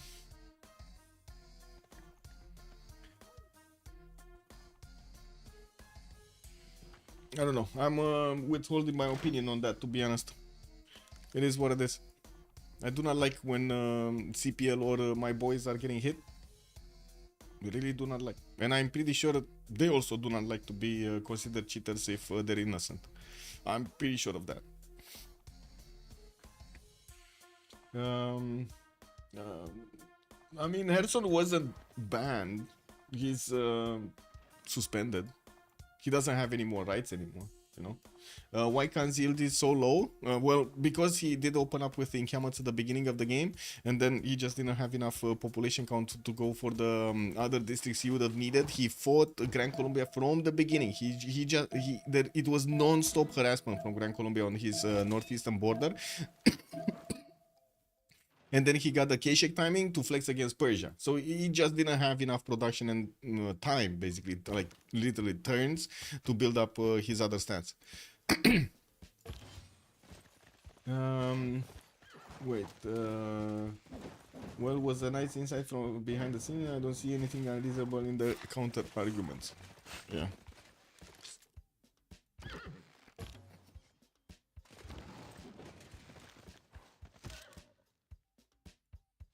If anything, in the long term, I think actually CPL will be stronger than this, because the player base will see that the mod team is actually looking in all of these cases and actually looking at all of the details, which is a good thing. And we don't like cheaters. We really don't like cheaters, piracy, and so on. That's one of the things we have, right? In CPL, you cannot even get into CPL if you don't own the game somehow. Like, you need to have it on Steam. We need to see you having it on Epic Games. We need to, like, we only want the players that actually play Civ6 and are fans in our community, and usually have like heavy filters to actually protect them, right? Protect them from spammers, protect them from people that would just want to do harm against them. Okay, Norway is managing to get closer and closer to the Persian borders. I do see Persia did manage to fleet up some of his boats. He's still building industrial zone. And I do see new caravels are starting to come in from Sharikumis and Tumshpa, while 3 turns for Venetian Arsenal are going to be needed to finish their wonder. I do notice Jules 4R did manage to get to Golden Age. We do have TRT going Dark Age, Damiumi is going Dark Age, while Liege is going to have a Golden Age. So there will be a possibility for Persia to actually get +5 card on him. And while I do notice also Grand Colombia will need to start upgrading his boats. In the tech side, we do have Grand Colombia here on education and nationalism coming up in 1, while he doesn't have the cartography technology, because otherwise he would have started building actual caravels here, not galleys. I'll admit that the video did sound convincing, but also it naturally was one-sided with only the weakest counter arguments. That's how propaganda is, no? That's just how propaganda works. You try to focus on your strength of the arguments and totally ignore the other ones. Like, totally ignore. You shall not pick jacks when you sir. You can even build canals for the Venetian arsenal. Well, it doesn't matter, right? Venetian arsenal is actually going to give him the points of production on the other cities, not only on that city center. Yes, he cannot use actually Bactri, he cannot use Halicarnassus or Kumasi to get boats out on the eastern side, but he can use Sharikumis, Tushpa, Jranka, and Tarsus. If he manages to shave off at least a turn from all of these cities, I mean, that's well worth it. And I do notice he's actually managing to recruit Isodor of Miletus, and he will finish Venetian Arsenal with the help of the engineer, actually. Now, we do have him just picking it up. Okay, that's very nice. We did jump into the next era, and now, so Leech did go for Reform the Coinage, and he's the only one in the Golden Age. We got Dark Age, Normal Age here. Now, Adridri, Dark Age, Jules for Art, Golden Age, we don't know which one yet, TRT Dark Age, and then Namimu Dark Age, and oh my god, I got a pressure. I'm getting pressured. Caracas, we do have pyramids over there in the second ring in the north, and of course we're going to need to see the Llaneros come out here to play. The Llaneros are already pushing into the Mongolian territory, and they do manage to do a lot of damage, while we do have Persia still needing to withstand not only Aztec but also Mongolian troops. I gotta say the Mongolian Keshiks are going to be fast and happy to actually stand behind these musketmen to attack into the Persian remaining units. There are 3 more cities remaining for Persia, and I gotta say at the moment it doesn't look like he's gonna die. We do have Gran Colombia that has so much power from these Llaneros going against the Mongolian troops. Alexis Kremp is still 5 turns away from getting his own military science, so he can upgrade his units into stronger ones, into calves. And not even those. I don't think even those are going to be strong enough to withstand, like the calves are going to be strong enough to withstand the Llanero on full attack here. And 5 turns is an eternity, especially since the Llaneros are 2-shotting units left, right, and center. Some of these, like these Keshiks, he's even getting to 1-shot them. That's just terrible. And it looks like also Gordian is gonna be like the 4th time or 5th time flipping. Let's get these. Preserve nuclear me! Yes. Preserve nuclear me. I go A, and I go bathroom right now. Ding, ding, ding, ding, ding, ding. I'm sorry, guys. I need to go pee-pee.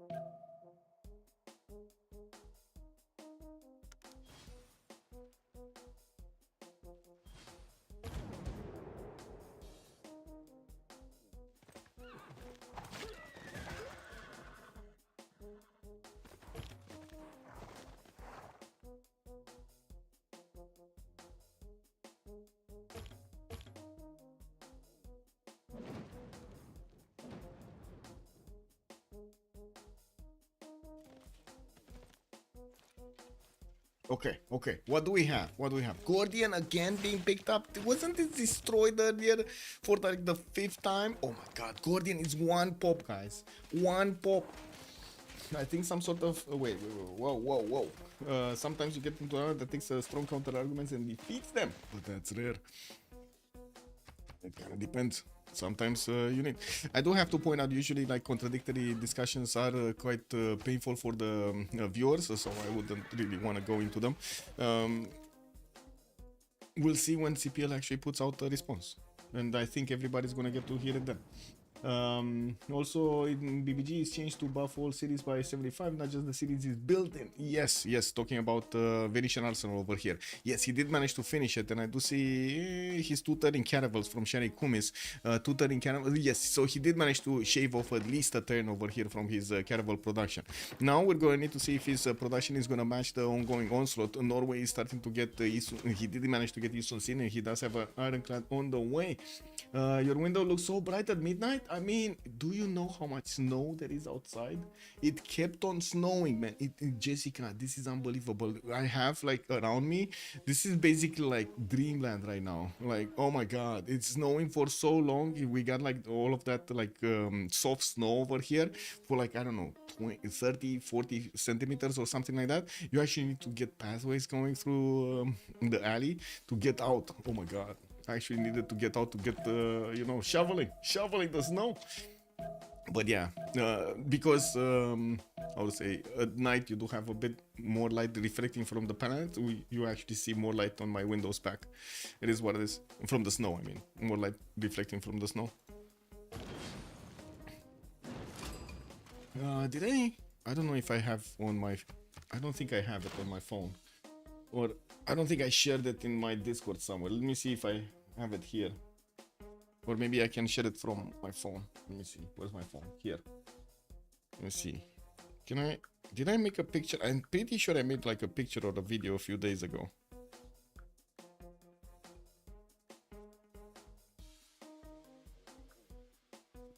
Yeah, I did. Okay. Can I put it up on Discord? I don't know. Let me see. Because I don't know how big it is. And Discord, you know, has that limit. Let's see. General chat. In my server. Wait. Okay, we're going to need to be watching this. The smashing of the boats. Oh my god. Really?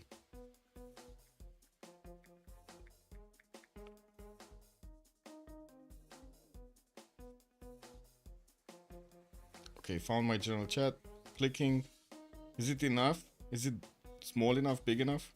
Uploading one file. Let's see. Yeah. Okay. We can look at it. Rome still has an archer. Is really bothering me. I mean, man, that archer, bro, is level 2 archer, man. He's amazing boy. Amazing boy. Let me actually get this. Get to look at this. Wait. Sec. Clicking on buttons. My Discord. General chat. There we go. So this was today. This is. I'm sorry for the like picture quality and so on, but this is what I see from my window. Funny thing is, this is the Russian embassy. Kicked up with it. Man, it is what it is. Hey, at least that, you know, I know they're not actually gonna, you know, hit their own embassy. It is what it is. That archer is like Hawkeye. Exactly, man. He's just sitting over there in the trees. Wait, I get why they did it. Was against the CPL. So even if non-admin leak DMs with another, they still get banned. Basically, yeah. No, wait. Non-admin leaking DMs with another non-admin. We don't look at DMs. We don't look at DMs actually. The gods. Oh, hello there, sir. Good evening. If you are examples of other leaking chats and talking bad about the mod team in their community discourse, to ban him from the same thing is hypocrisy. The fact that he's right is literally beside the point. What? I don't know, maybe you know details that I don't, because I didn't see that. Anyway, this was a clear attempt of actually doing damage to CPL. Anyway, now we do have Gran Colombia managing to actually get through, and I do see he's starting to actually code up some of his units. I'm not sure if he did it with one of his Llaneros or actually has the code ability. Let me check. Yes, he does have the code ability, so he does have nationalism.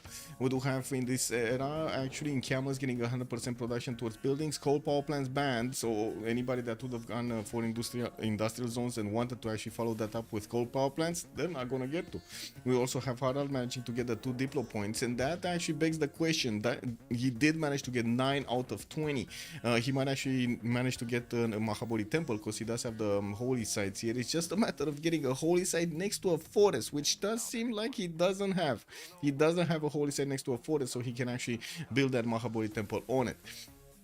We do have also him trying to actually fight both Persia and the same time Gran Colombia. We're going to need to see if Persia here is going to manage to get his production capabilities enough so he can push back all of the Norwegian caravels from his borders. He does have some strangling units over here. Caravels are not getting the admiral extra points, and that's going to be kind of bad. The Norwegian privateers are getting the vision over the front line, and I do see Norway does have ironclad armadas that are gonna be out for taking out some of these caravels. These are gonna be extremely strong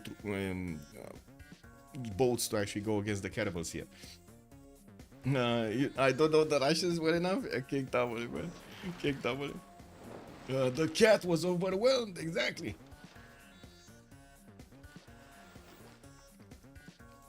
I mean, it's one thing, I would say, it's one thing to make a public statement to ridicule the mod team's decision, and it's another thing to actually leak from the mod team. Let's be honest about this. And I find it unlikely that actually Under actually leaked anything. He's a long-time member. He knows. He respects CPL admin. Yeah, we do have Persia managing to, well, get quite a few knights out, and it looks like all of those Kishaks did go back to their territory to try to save their own lands, while Mongolia does have quite a bit of a Llanero problem. It looks like the city of Ulaanbaatar is going to be next. We do have the trebuchets smashing through that city's defense, while the Llanero in the front line doesn't do enough damage. It does seem like the city of Ulaanbaatar is going to survive for a little while longer. Now, we do have also soon Alexis Krem managing to get to his own military science. That's going to allow him to actually upgrade these coursers into camps, making them a bit stronger. We're going to need to see if the Gran Colombian Llaneros are going to manage to pass through even with that problem. Now, we also have another attack from Macedon going against Rome. Now, Rome did manage to finally get to his men at arms and upgrade them. Some of his pikemen are also out and about here, and we're going to need to see if Macedon is going to have the strength he needs to attack into those units and take them down. While I do see also Norway starting to get piking shots flexing against Macedon. These are perfect to use units against the knights if you do manage to actually get them close enough, because the knights do tend to run away very quickly. They do have that extra movement over those piking shots. And of course, we're going to need to see if they're going to actually manage to get to Chalkidiki, which at the moment is not that strong. Adrid is only 10 turns away from ballistics, and I do have to say, every time he actually pumps out a unit from these cities which do have an encampment with Basiliki Pades in it, he's getting some extra science from actually the production of that unit. So yeah, he's gonna get to ballistics a lot faster. We do have also Persia here with just Nader with just 3 cities getting his knights out and trying to actually keep his borders intact for his capital city. While the Momot Aztec is not actually managing to push through him, we do have Historia managing to get to 225 points of science and 88 culture. And there we go, Llaneros walking in, destroying the Mongolian troops as fast as they can. And the city of Ulaanbaatar looks like it's going to be safe for another day. We're going to need to see if Gran Colombia is going to manage to push through even the Cav Corps defense, while he's still trying to get as many Llaneros out from his city centers. I do see Mongolia did plug in a spy, but did not activate it yet. This actually slows him down a little bit. No, wait a second, there's a level 2 spy here, but I'm not sure which one is it, because I'm pretty sure there are 2 spies on top of each other, and I don't know who's the level 2, you know? More team's opinion is basically that Andrew has too many of these high-luck games. Wow. Kick. Okay, sure. Wow. Wow. 7 V's. I am Romanian. Sunt român. Bună seara, domnule. Și bine ai venit. Are you also Romanian? Ești și tu român? Tum tum tum. Ding ding ding ding ding ding ding. No, check Discord. Pet Silly. Wait. What's Discord? What's on Discord? Pet Silly. Pets. Woo! Wait a second. Hey, what's the girl doing? She's trying to get. Oh my god. Oh my god. Man. Wait a second. Do you see this on the stream? No. Wait. I need to get this. So look at this. The cat is totally confused. She sees a lot of white in front of her. She doesn't know what's going on. She's like, I'm not touching that, bro. I'm really not touching that, bro. What are you gonna do? She's not touching that. Amazing. Love it. Love it. Daniel, hello there, sir, and welcome. Is Mastodon allergic to builders? Asking for a friend? Well, I mean,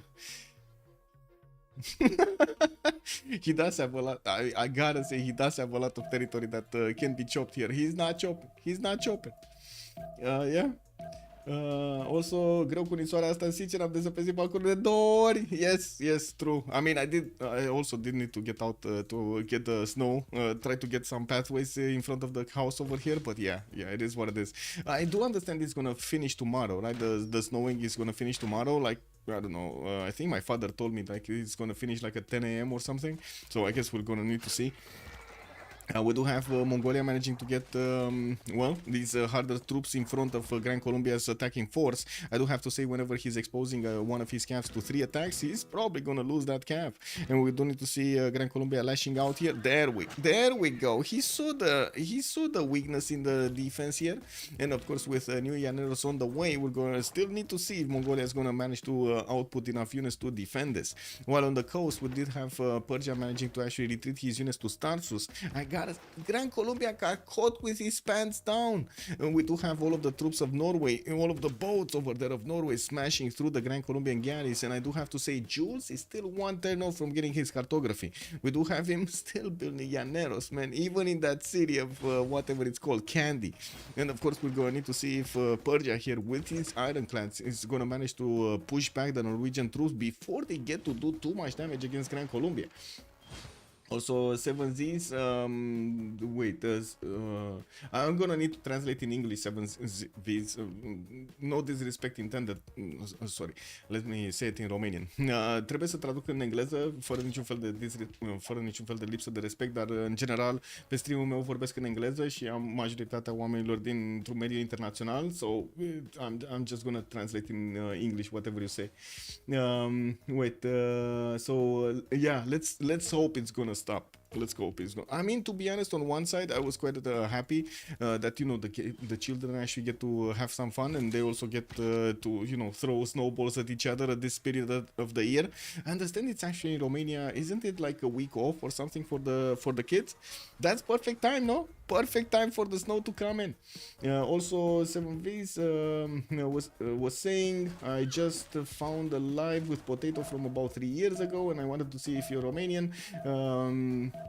The fact is, I found you live. Okay. I'm playing Civ from the 5th version, and I just got Civ7, but I'm way disappointed. Yes, I'm also very disappointed about Civ7, and a lot of the community is disappointed about Civ7. 7Vs, what I can say, you just join CPL if you want to and register with Civ7. We actually do have quite a strong community that's playing I would say that's playing in general Civ6 and Civ7. You can actually use that Discord link over there, discord.gg/CPL. You get to register in the channels, in the welcome bot channels, and just get into the games. If you want to see my opinion, I think the easiest way of actually seeing my opinion is looking at the review that I did on Steam. I didn't want to make a review, like a video review, because I know I'm already kind of throwing a lot of mud on the stream because I'm saying my opinions directly about Civ7, and unfortunately they're not that good. I would love to have very good opinions about the game myself, like, oh my god, I would really love that. Like, I would have thrown a party if the game would have been like amazing. Oh my god, all of my money going into a party over there. Yeah, not so much this time around. So we're gonna need to see if they actually move with talent and get this back on track or not. We'll see. But anyway, my Steam does have the review. Let me actually Can I put it on the screen here? I think I need to find a friend, no? Find myself as a friend. Oh my god, I actually need to... Wait. Maybe I need to do this. Mihai, Bogas team. Michael. There we go. Let's get this. This is my profile. Sid Meier's. Didn't I... Wait. Reviews. I only did like 4 reviews in total and 1 for Civ7. This is my review. So the game moves quite a bit from the core gameplay that I was used to, mainly the connected timeline to build an empire to stand the test of time, as they say. I don't feel it as much, especially with age rollovers, with the age transition is just disjointed. With the implementation of the age transition system, it feels disjointed, and it is punishing any good results that you did the previous age, developing your empire. It also helps you if you did badly in the first age. Like, I don't get it, man. They're helping out noobs while they're punishing good results. That's just like beyond my logic here. It is also missing a lot of features that were available in the previous titles, and you would think it would be a no-brainer to have. Guess what? Fast movement and fast attacks. Come on, man. Like, really? Queuing research and text. Like, really, bro? There's no such thing as queuing research and text. Detailed explanation of all mechanics. I mean, I can understand this on one point because I've been and I still am an Escape from Tarkov player, and I do understand how much value it is for, especially for content creators, to actually get all of the little details of the game found out and then displayed on the videos and so on and so forth that the others are actually learning from. Sure, I can definitely get that value, but Civ6 kind of has a different, like a way different approach to the game, and usually it's with a lot of explanations. Pause button. There's no pause button, bro. There is actually no pause button. How can this be no pause button? Can you imagine how many of those testers could not get to pee and poo at the toilet because they had no pause button? What happens in there, man? It must be a really smelly place over there. Anyway, land generation. Man, bro, small maps. What the WTF, man? WTF. Small 5-player maps? What are you talking about? Anyway, better distinguishing buildings. You cannot make the difference between them, man. Like, there's no way from, like, you know, in Civ6, you take a look at an empire. Oh, I see blue color. Boom, that must be a campus. I see purple color. That must be how to say, Government Plaza or a Diplo Quarter or a Theater Square. I see yellow color. Hey, look at that. Commercial hubs coming in. It's so much easier to actually get the read of the land, not to mention actually having all of the information about the production of your opponent and so on and so forth, and the yields basically of your opponent. It's development and so on. There's like so much stuff that Civ6 has right now that is not being ported into Civ7, or at least not yet, which kind of is the point that I'm trying to make over here. They already had a lot of lessons learned from Civ6, which have not actually been rolled into the next version. Oh, it's like they never played the game, man. Anyway, thank you so much for the follow, sir. Much appreciated. The overbuilding mechanics is actually cool in my opinion, but they mixed them up so badly. Yeah. Oh, Norway did manage to actually levy the city of Preslav, and now sending his swordsman against Ray. A bit unfortunate that he didn't manage to upgrade them into a stronger unit like a Muskeman, even though he did have the opportunity, right? He does have the technology. We do have Rome actually getting to also pressure Macedon here at the same time as Norway. While Norway is trying to get boats out, he has his faith to actually put into his units. 245 faith at 10, 235 gold. Looks like Liege is doing amazing work for his teammates, but unfortunately he's kind of lacking in the science and in the culture department, which might be exactly why he might lose to TRT.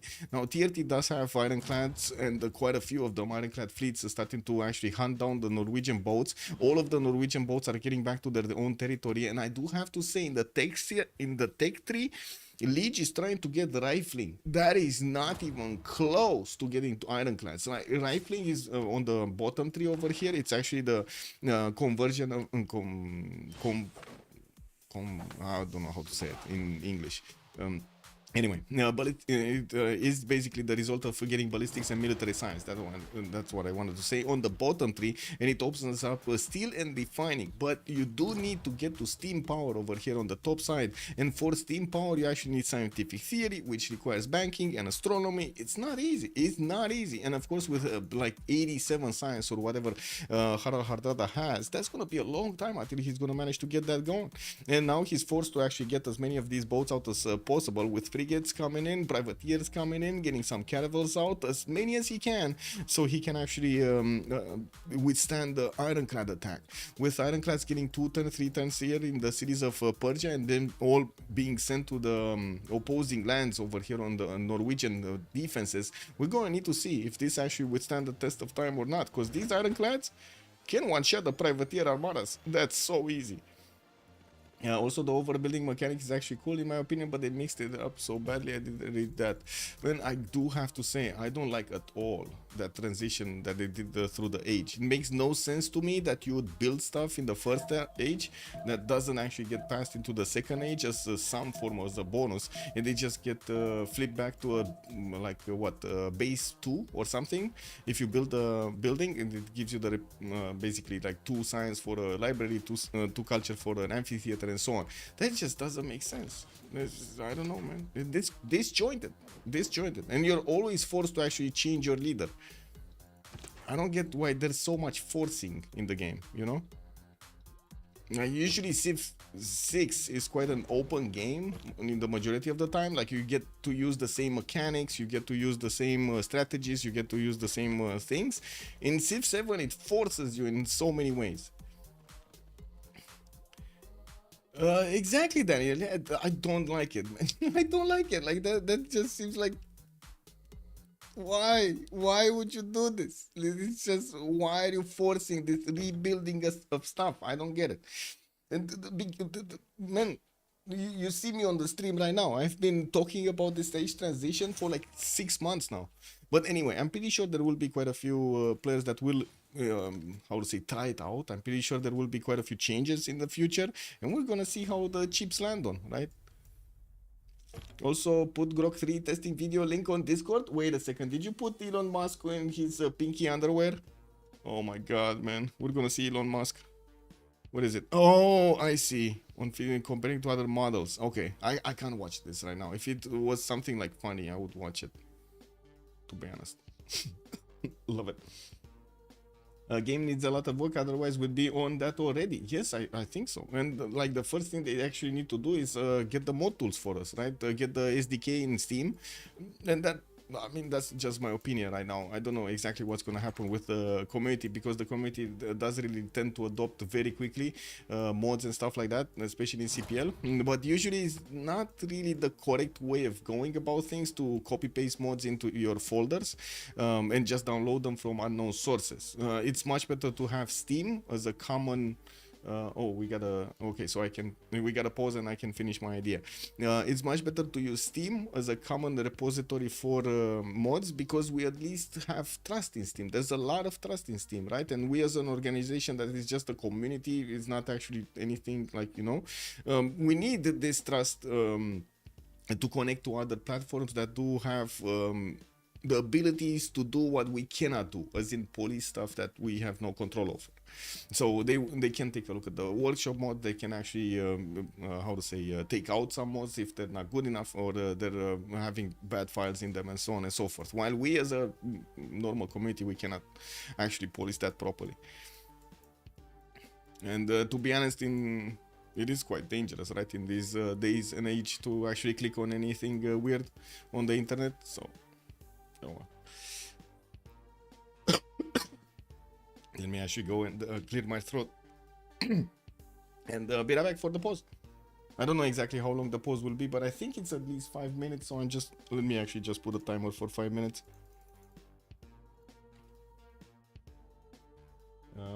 Timer.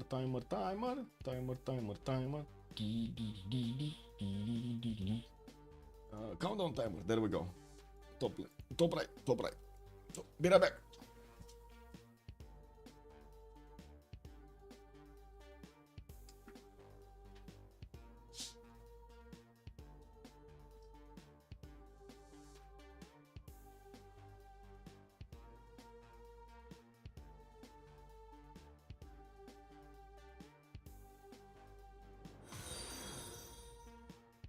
ShiftyFly_ has joined the round table.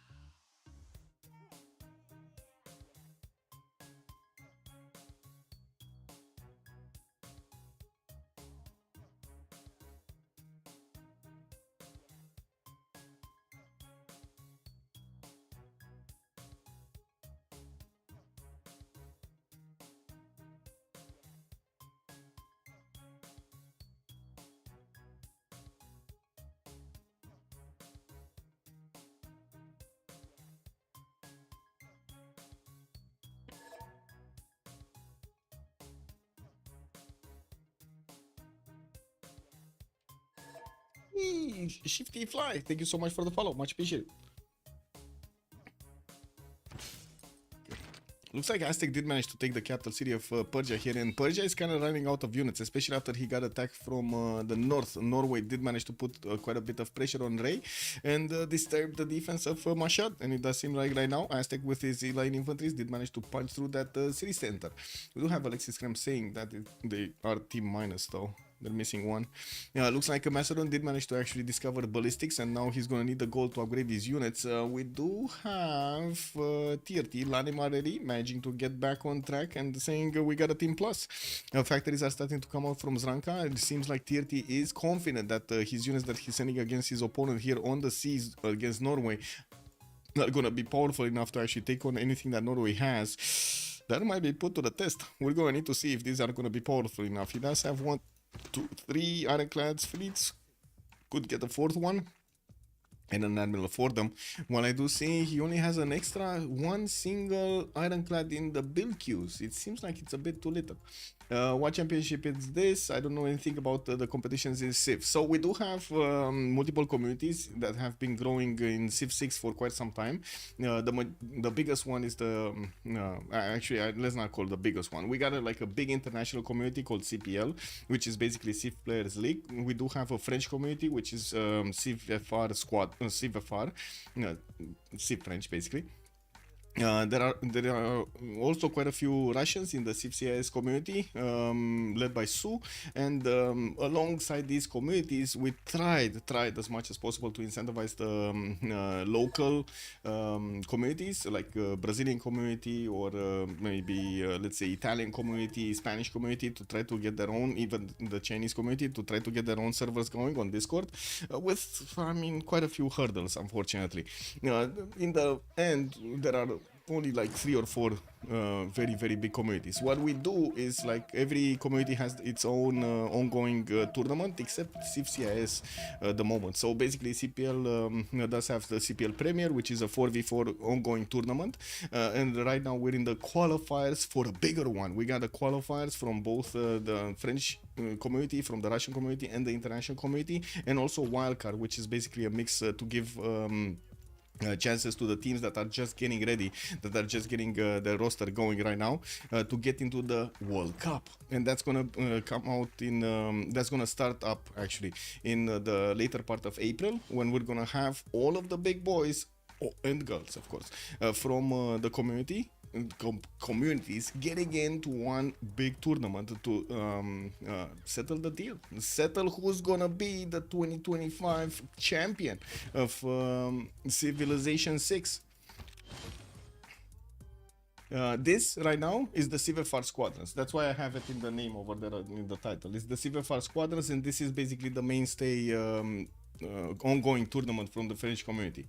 Can you show the whole island continent split again? Yes. So we do have a green continent left side. That's going to be Macedon with Rome and Norway. In the middle, purple continent. Aztec does have the majority of it, and I do see also Mongolia has a city on it.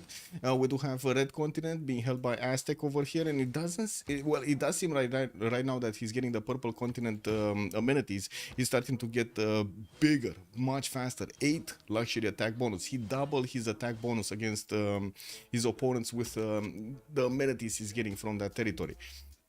And then we do have the white continent on the right side, which is basically going to be like Persia's continent and the Gran Colombia's continent. And I do see Persia is sending another city to the north. Not sure. Oh, I see. This is the safety settle. This is the safety settle, guys. Also, good point. Do we finally see Aztec jet bombing? We might.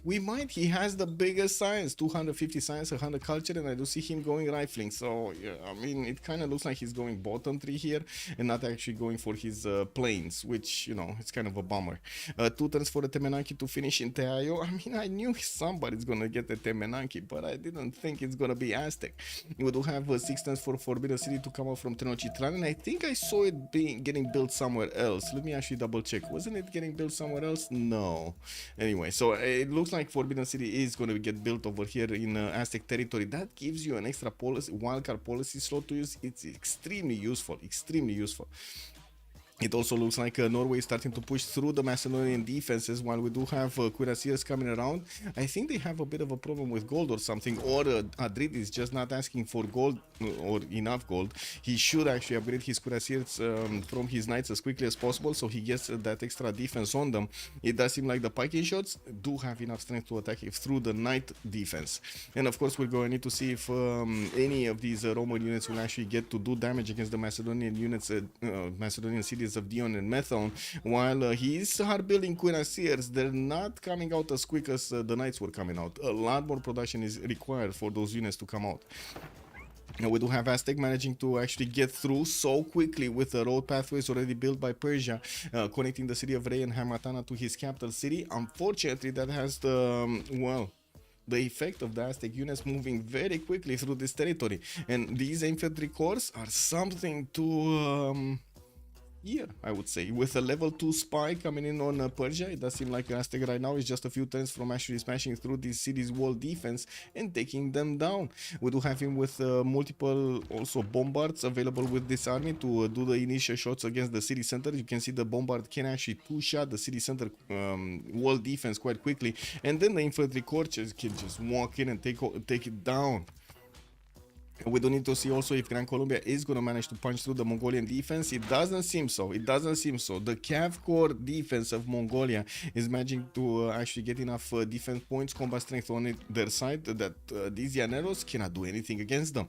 They can try. They can definitely try, and I'm pretty sure they will try. Now, there will be a difference between actually trying and succeeding here.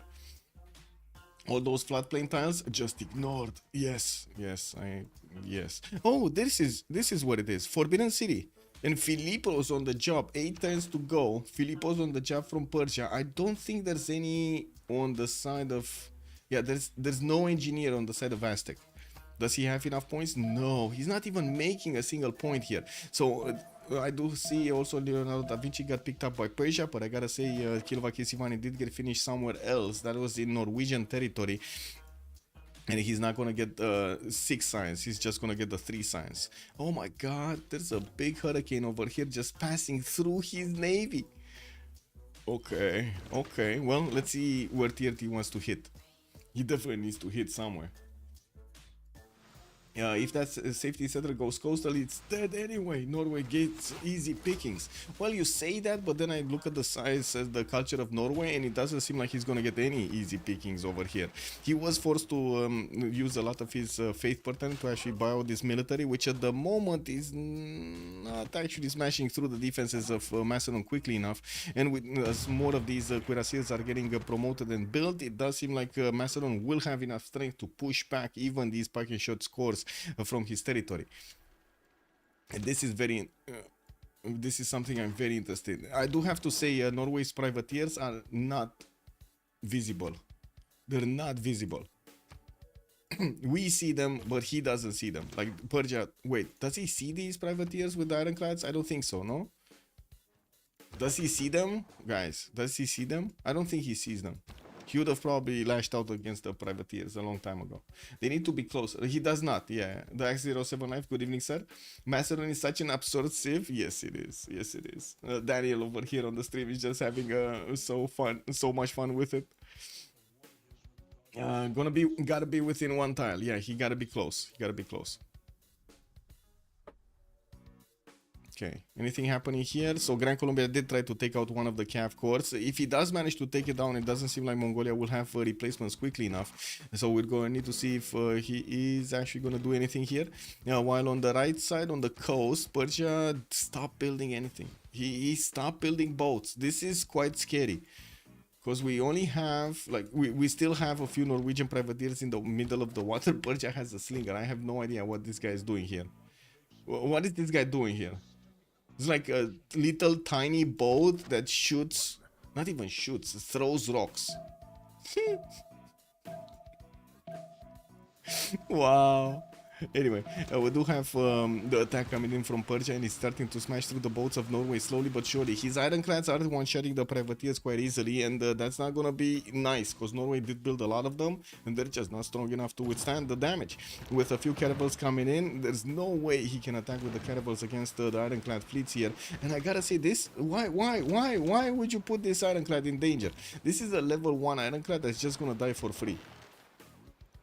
It did expose the privateers, but it just died for free. Okay, so let's see him taking out these other units over here. Another one of these frigates is gonna be punched, and he did manage to take out the 2 privateers in the south. It does seem like slowly he's cleaning up house here. And looking at the text, we do have Leech getting astronomy. Oh my god, he's so far. He's so far. If he's getting astronomy right now, it means like he's here. Like, imagine he needs to get scientific theory, he needs to get steam power, and we still don't know if he has banks. Is he building any bank anywhere? No?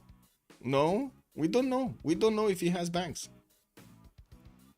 Anyway, it does seem like the defense over here of Macedon is getting stable. Now with level 3 field cannons managing to one-shot the pike and shots of both Rome, and also doing so much damage to the pike and shot cores of Norway. That's not gonna be easy. Aztec did deploy a level 2 spy into that city center, and it looks like Aztec is also gonna clean up Persia here. Nader Shah is only gonna have the city of Ispahan to actually rely on, and I do have to say there is a road pathway towards the Cartagena de Indias, which is a Gran Colombian city center from the core ones of Gran Colombia. Jules Forart will need to actually get a defense up, so these infantry corps are just not gonna smash through his city center so quickly. You mean pikemen? Yeah, pikemen. There were some pike shots also, but yes, I do mean pikemen. Pikemen here. This is one-shotting pikemen, and kind of one-shotting pike shots also. He's very close to one-shotting pike shots. Now this is a level 3 field cannon with 98 attack strength. Doesn't it feel so bad that in Civ 7 you don't actually have leveling of troops and you only have that weak commander to play with? Ew, that is just so weird, no? It's like the troops are never getting experience. It's like the troops are never learning. Man, that must be how it is in there, no? They have like developers that don't learn or something. That's kind of weird.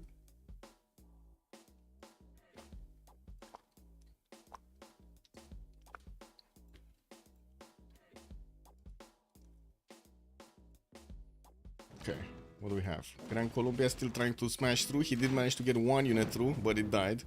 Oh no, it didn't! Oh my god, it actually did manage to get the promotion off. And he's moving it out. Oh, beautiful. Anyway, we do have him managing to get another attack on the unit defending Korabalgasun, deleting these Mongolian troops slowly but surely. We do have more full strength Llaneros in the backline, and I'm pretty sure he's gonna try to get them on the front line as quickly as these ones are getting banged up. Now, if he gets into the crossbow line, it's gonna be so much easier to actually punch through it. On the coast, we do have Persia still trying to actually wrap around to attack into his opponent. I gotta say, Norway does have walls, and 62 strength walls, 75 strength walls are gonna be enough to actually hold on the ironclad fleets. Yeah, this was, I mean, I gotta say, Persia here would have really needed to get some frigates out. We do have Forbidden City just finished with Filippo Brunelleschi's help in Persia's territory. He just got a free wildcard policy slot to use. A Statue of Liberty is getting built in Halikarnassus in one of his cities on the left side, which will slow down, I wouldn't say deny, it will slow down the abilities of Varangian to actually try to get the Diplo victory going. Even though Varangian still is on 9 points, I mean, yeah. Slowing him down is still gonna have a lot of value. Distoria though, he's 300 science with 108 culture, and he's starting to be extremely big with his armies starting to move through Hamatana right now, because they do have, they already took out that city center. They can go towards Gran Colombia with not that much of a problem, and this is gonna cause a lot of problems for Gran Colombia. These infantries are strong enough to two-shot a Llanero across the river there. You can imagine they're gonna do a lot of boom boom against Gran Colombia. Also Forbidden stolen. Yeah, he did steal it. 7Vs also, I think that's somehow better if you have a huge army. Just use 3-4 generals and 2-3 admirals and it's fine. I feel like that like some kind of improvement. Okay, but only finish one game though. Much more to test. Oh, there's a lot to test. Yes. We're gonna end up testing a lot of bugs there also. Man, there's no pause button. I cannot believe there's no pause button. Like, what are these guys doing, man? No pause button. Anyway. Looks like also Aztec is managing to place a city just for amenities here. He's gonna get the Mercury and the wine in his city settle. I don't think he has a third one though. No, I don't see a third amenity here, but that's gonna add another 2 points of combat strength on his units, and of course already he has so much. +6 intel on opponents on Gran Colombia, also +8 luxury attack bonus. That's a lot. That's +14 just from this. He's gonna get +16 when he's gonna get to improve those 2 extra resources. I do also notice we do have Norway actually starting to get next to the Persian borders. He does have some privateers here that are pillaging these tiles and trying to squeeze out a little bit of gold. At least he's getting some value out of the privateers. I can't say I blame him for this. And we do have Leech still on 100 science with 100 culture. He does have a lot of production, 238 with 244 faith, and to be honest, it does seem like he kind of, well, couldn't push Macedon all the way, but he did save Rome from total demise, right? That is still a win. He did save Rome. Now the question is, can Aztec carry throughout this game to actually give them the win? Because if Aztec starts to actually get through, to chew through the Grand Colombian cities, he's gonna get closer to Persia, and Persia definitely 100% doesn't want to defend himself here on the land. He wants to rely as much as possible on Grand Colombia to actually defend this. while Gran Colombia's army is actually taking down quite a few of these units of Mongolia, it doesn't seem like he's taking cities here. Like, I don't think he's taking cities. Wait. No, he's not taking cities. He would need like at least 5 units to take at least 5 hits to take down Kora Balgasun, and I don't think he can get those 5 hits. Okay, let's see. So walls are coming up next turn. This one is gonna get smashed. The scout is gonna get smashed. This Yanero can move here. This Yanero can move here, and he's only gonna have like 3 hits over the city center. That's not gonna be enough. And he doesn't have like a bombard or an artillery or something to actually take down that defense much faster. Maybe he just totally ignores the city center and keeps going south to take out the remaining Mongolian troops and start pillaging, getting some farms pillaged for the med packs. Ooh, wait a second, we got Aztecs sending 1 infantry corps, man. 1 infantry corps might actually be enough to deal with the Llaneros. This is incredibly strong, Look at this, 113 strength against the Llanero. This is just not happening, bro. How Norway liege with ironclads? That's a good question. I don't know. Hardrada going refining here, and yeah, there we go. He did need those extra 2 attacks against Gora Bagasun. He's gonna get walls next turn. That city's not gonna get smashed. I'm pretty sure with the walls up, it's gonna be fine. And we do have Aztec actually arriving next to Cartagena de Indias, which is two-shotting. He's two-shotting this city, man. Even with the Llanero core inside. Okay, that's 3 shots with the Llanero core inside. It really needs walls. 3 turns for, I mean, are the walls even gonna do anything here? Because look at this, level 2 field cannon, 96 against 84 of a Llanero core. We do have the bombards that are gonna get through, and they're gonna smash through the walls quite quickly. And more infantries are just walking through. He's getting his military engineers to start also building up the railroads. This is just gonna significantly increase the speed of all of these units to move forward.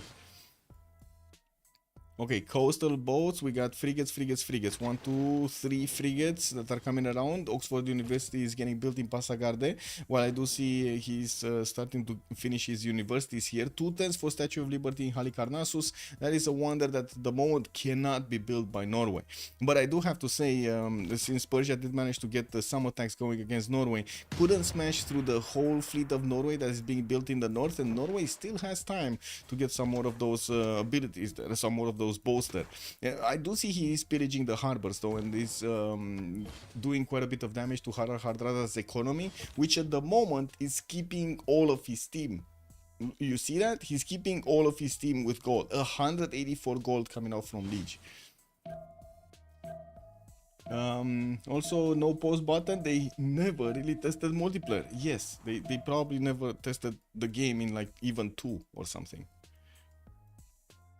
I'm not even sure they tested the. I don't think they ever tested going through multiple ages. I don't think they ever tested that.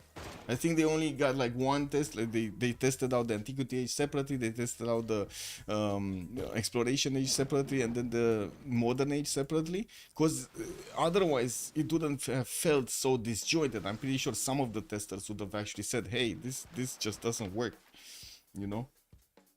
Anyway, in these competitions, do they ever try to get some other kind of win other than military? Yes, 7Vs. They're actually always that.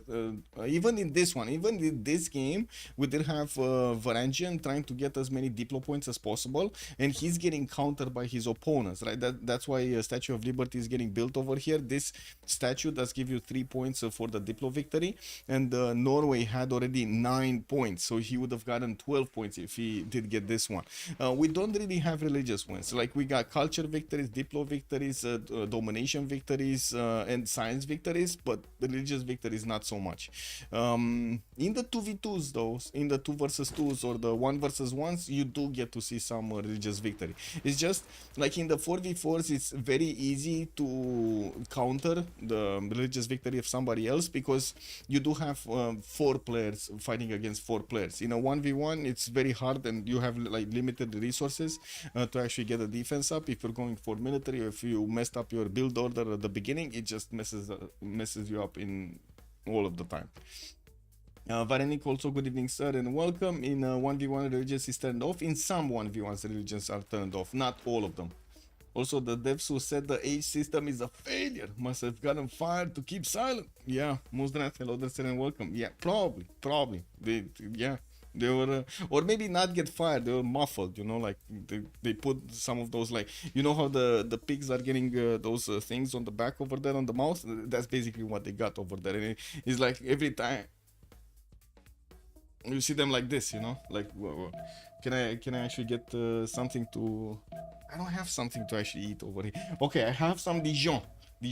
Okay, so it's basically like something like this.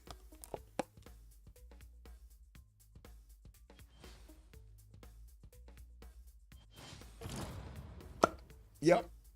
This is how I imagine the devs that actually called out, hey, bad game, bad mechanics, hey, fix them. And then there were the content creators that were like, no, let that in, bro, let that in, I'm gonna have to party. And then they did it, and it didn't work out properly. It is what it is, no?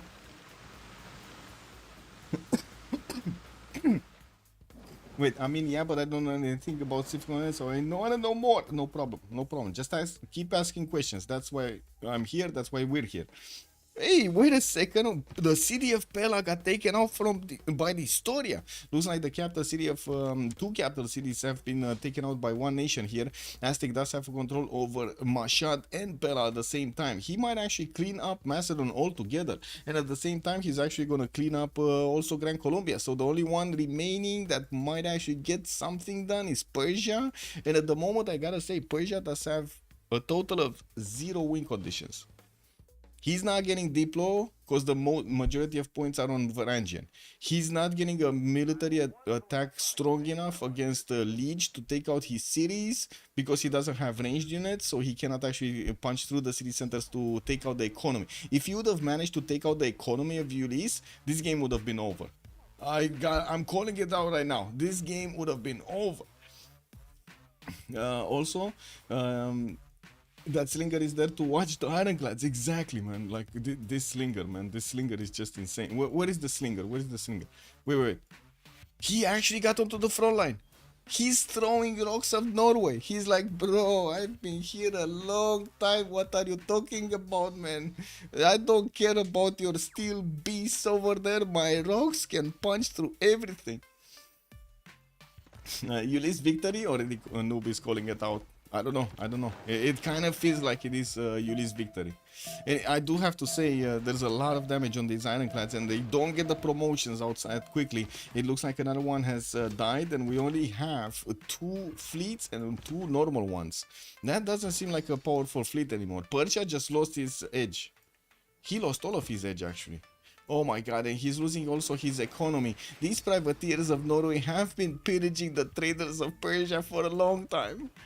Oh man. Anyway, now he's forced to actually do some land units to defend himself against both Mongolia and Gran Colombia. Gran Colombia was forced to retreat from attacking Mongolia. He let loose the beast. He let loose the beast, man. Look at these cuirassier corps. We got cav corps. We do have some level 3 Keshiks coming around. Aztec smashing through Cartagena de Indias and immediately getting one of his infantry armies against Bogota. That is just a bit too much, I gotta say. And since he did manage to get another city from another continent, didn't he get access to like cocotiles and stuff like that? I think he did, no? So that's like what, +9? +11, plus whatever he is, +10. He's like +10 right now. Still needs to get a wine tile that's gonna be +11. Ooh, it's gonna be so much damage on this Historia, man. So much damage. Johannesburg has been defeated. Where WTF was even that city center, man? I don't even know where that city center was. Anyway. The Aztec Steamroller. Yeah, man. I gotta say, it's been so long since we've seen this happening, right? It's been so long. Bueno, good evening, sir. Why Aztec didn't push with tanks? Because he could have done it with infantries. I don't know. He did it with infantries. I do have to say, Aztec does have an advantage of actually building melee units, so maybe he just wanted to use that advantage. Chemistry is coming up in 2 turns here, and his infantry corps were kind of on the way, right, towards chemistry. While tanks are not really on the way towards chemistry, and you do need quite a bit of gold to upgrade them. Anyway, the infantry did amazing. Like, he went initially attacking Susa with muskets, did manage to take down Susa, waited for 9 infantries, took down Mashad. By the time he got to Mashad, he got infantries. He upgraded all of them in the borders of Mashad, attack Rey, attack Hamatana, and now look at him go. He's just clearing the pathways to his opponents so quickly. What's this? Oh, we got another World Congress. Wow. Okay, I think I'm on the A one, right? So I got a faith, a recruit partisans. In this, I don't think it matters anymore, but I'm just gonna put it. Gonna see it here.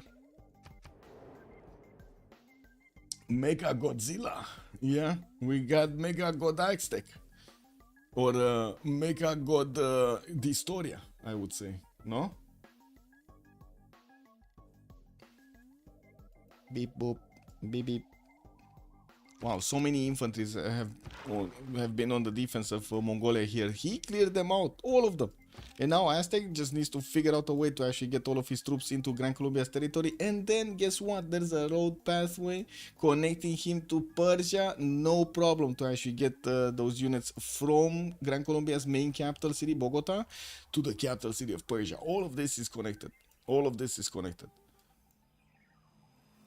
Want to save a victory for the condition for La Limareria? Yeah, yeah. At the moment, they don't have one. They did have the opportunity to create themselves the condition, right? If they would have taken out the Norwegian cities, okay, that's a GG. If they would have taken out the Norwegian cities on the coast, the economy would have been in shambles for his opponents, and they couldn't have actually pressed on with their military that hard. But yeah, it didn't happen. So there we go. We got Team Ulyss snatching this victory. This story is actually really good. Yes, by your actions this day. Really good. You can actually check him out on his stream over there. He's streaming, right? Even right now, I think he's streaming. Distoria. That's his actually. Yeah, even right now he's streaming. So just check out his stream. Distoria. He's French, so he's gonna be talking the majority of time in French. Wait, what is this? What did you write to me? The video link on the correct place. Yes, thank you. Thank you, Echo. Much appreciated, sir. Just, by the way, guys, if you find funny stuff, just throw it over there in the Discord. Would really love to watch. Or tech stuff, or like anything like discovery-wise and so on. Would really love to watch. Let me see. We got a little bit of a post-game chat, to be honest. But I think I'm gonna send you to Legion's stream. Because, I mean, as much as I want to say hello and everything, whenever they have like multiple streamers in French, they're gonna wanna talk in French because, you know, a lot of I would say they're all French and they also wanna speak to their communities in French. It's much easier. And if I come in, I just create that awkward situation that they kind of feel like they need to talk in English, but it's kind of forced. So I kind of feel bad about it. So what I'm gonna do, I'm gonna send you to Legion stream. I'm gonna finish up right now the stream, and I'm just gonna raid the Liege. And you're gonna get to see the post-game chat over there. In the meantime, thank you so much for everything. Much appreciated for actually coming out to watch the stream. And I do hope you enjoyed your time with me. I also hope you're gonna leave over there on YouTube a like and a subscribe. And don't forget to follow on Twitch. Let's see each other in the next streams. Tomorrow, I'm gonna try to get a wildcard game going. I believe there was one scheduled in the evening. Let me see. Wildcard game schedule. I didn't volunteer yet, but Les Esperluet Polierset is gonna go against Les Quatre Poneys de l'Apocalypse. Love the names, man. Love the names. We're gonna need to see at 2045. That's actually 1945 GMT because they actually talked in French time. So it's gonna be 15 minutes later than this stream today. Let's see each other tomorrow, and in the meantime, be cool with some Civilization gaming. Whatever game you like, Civ5, Civ6, Civ6, Civ7, doesn't matter, just be cool with it. Bye, bye, bye! Bună seara, domnule! Sau o seară bună, mai bine zis.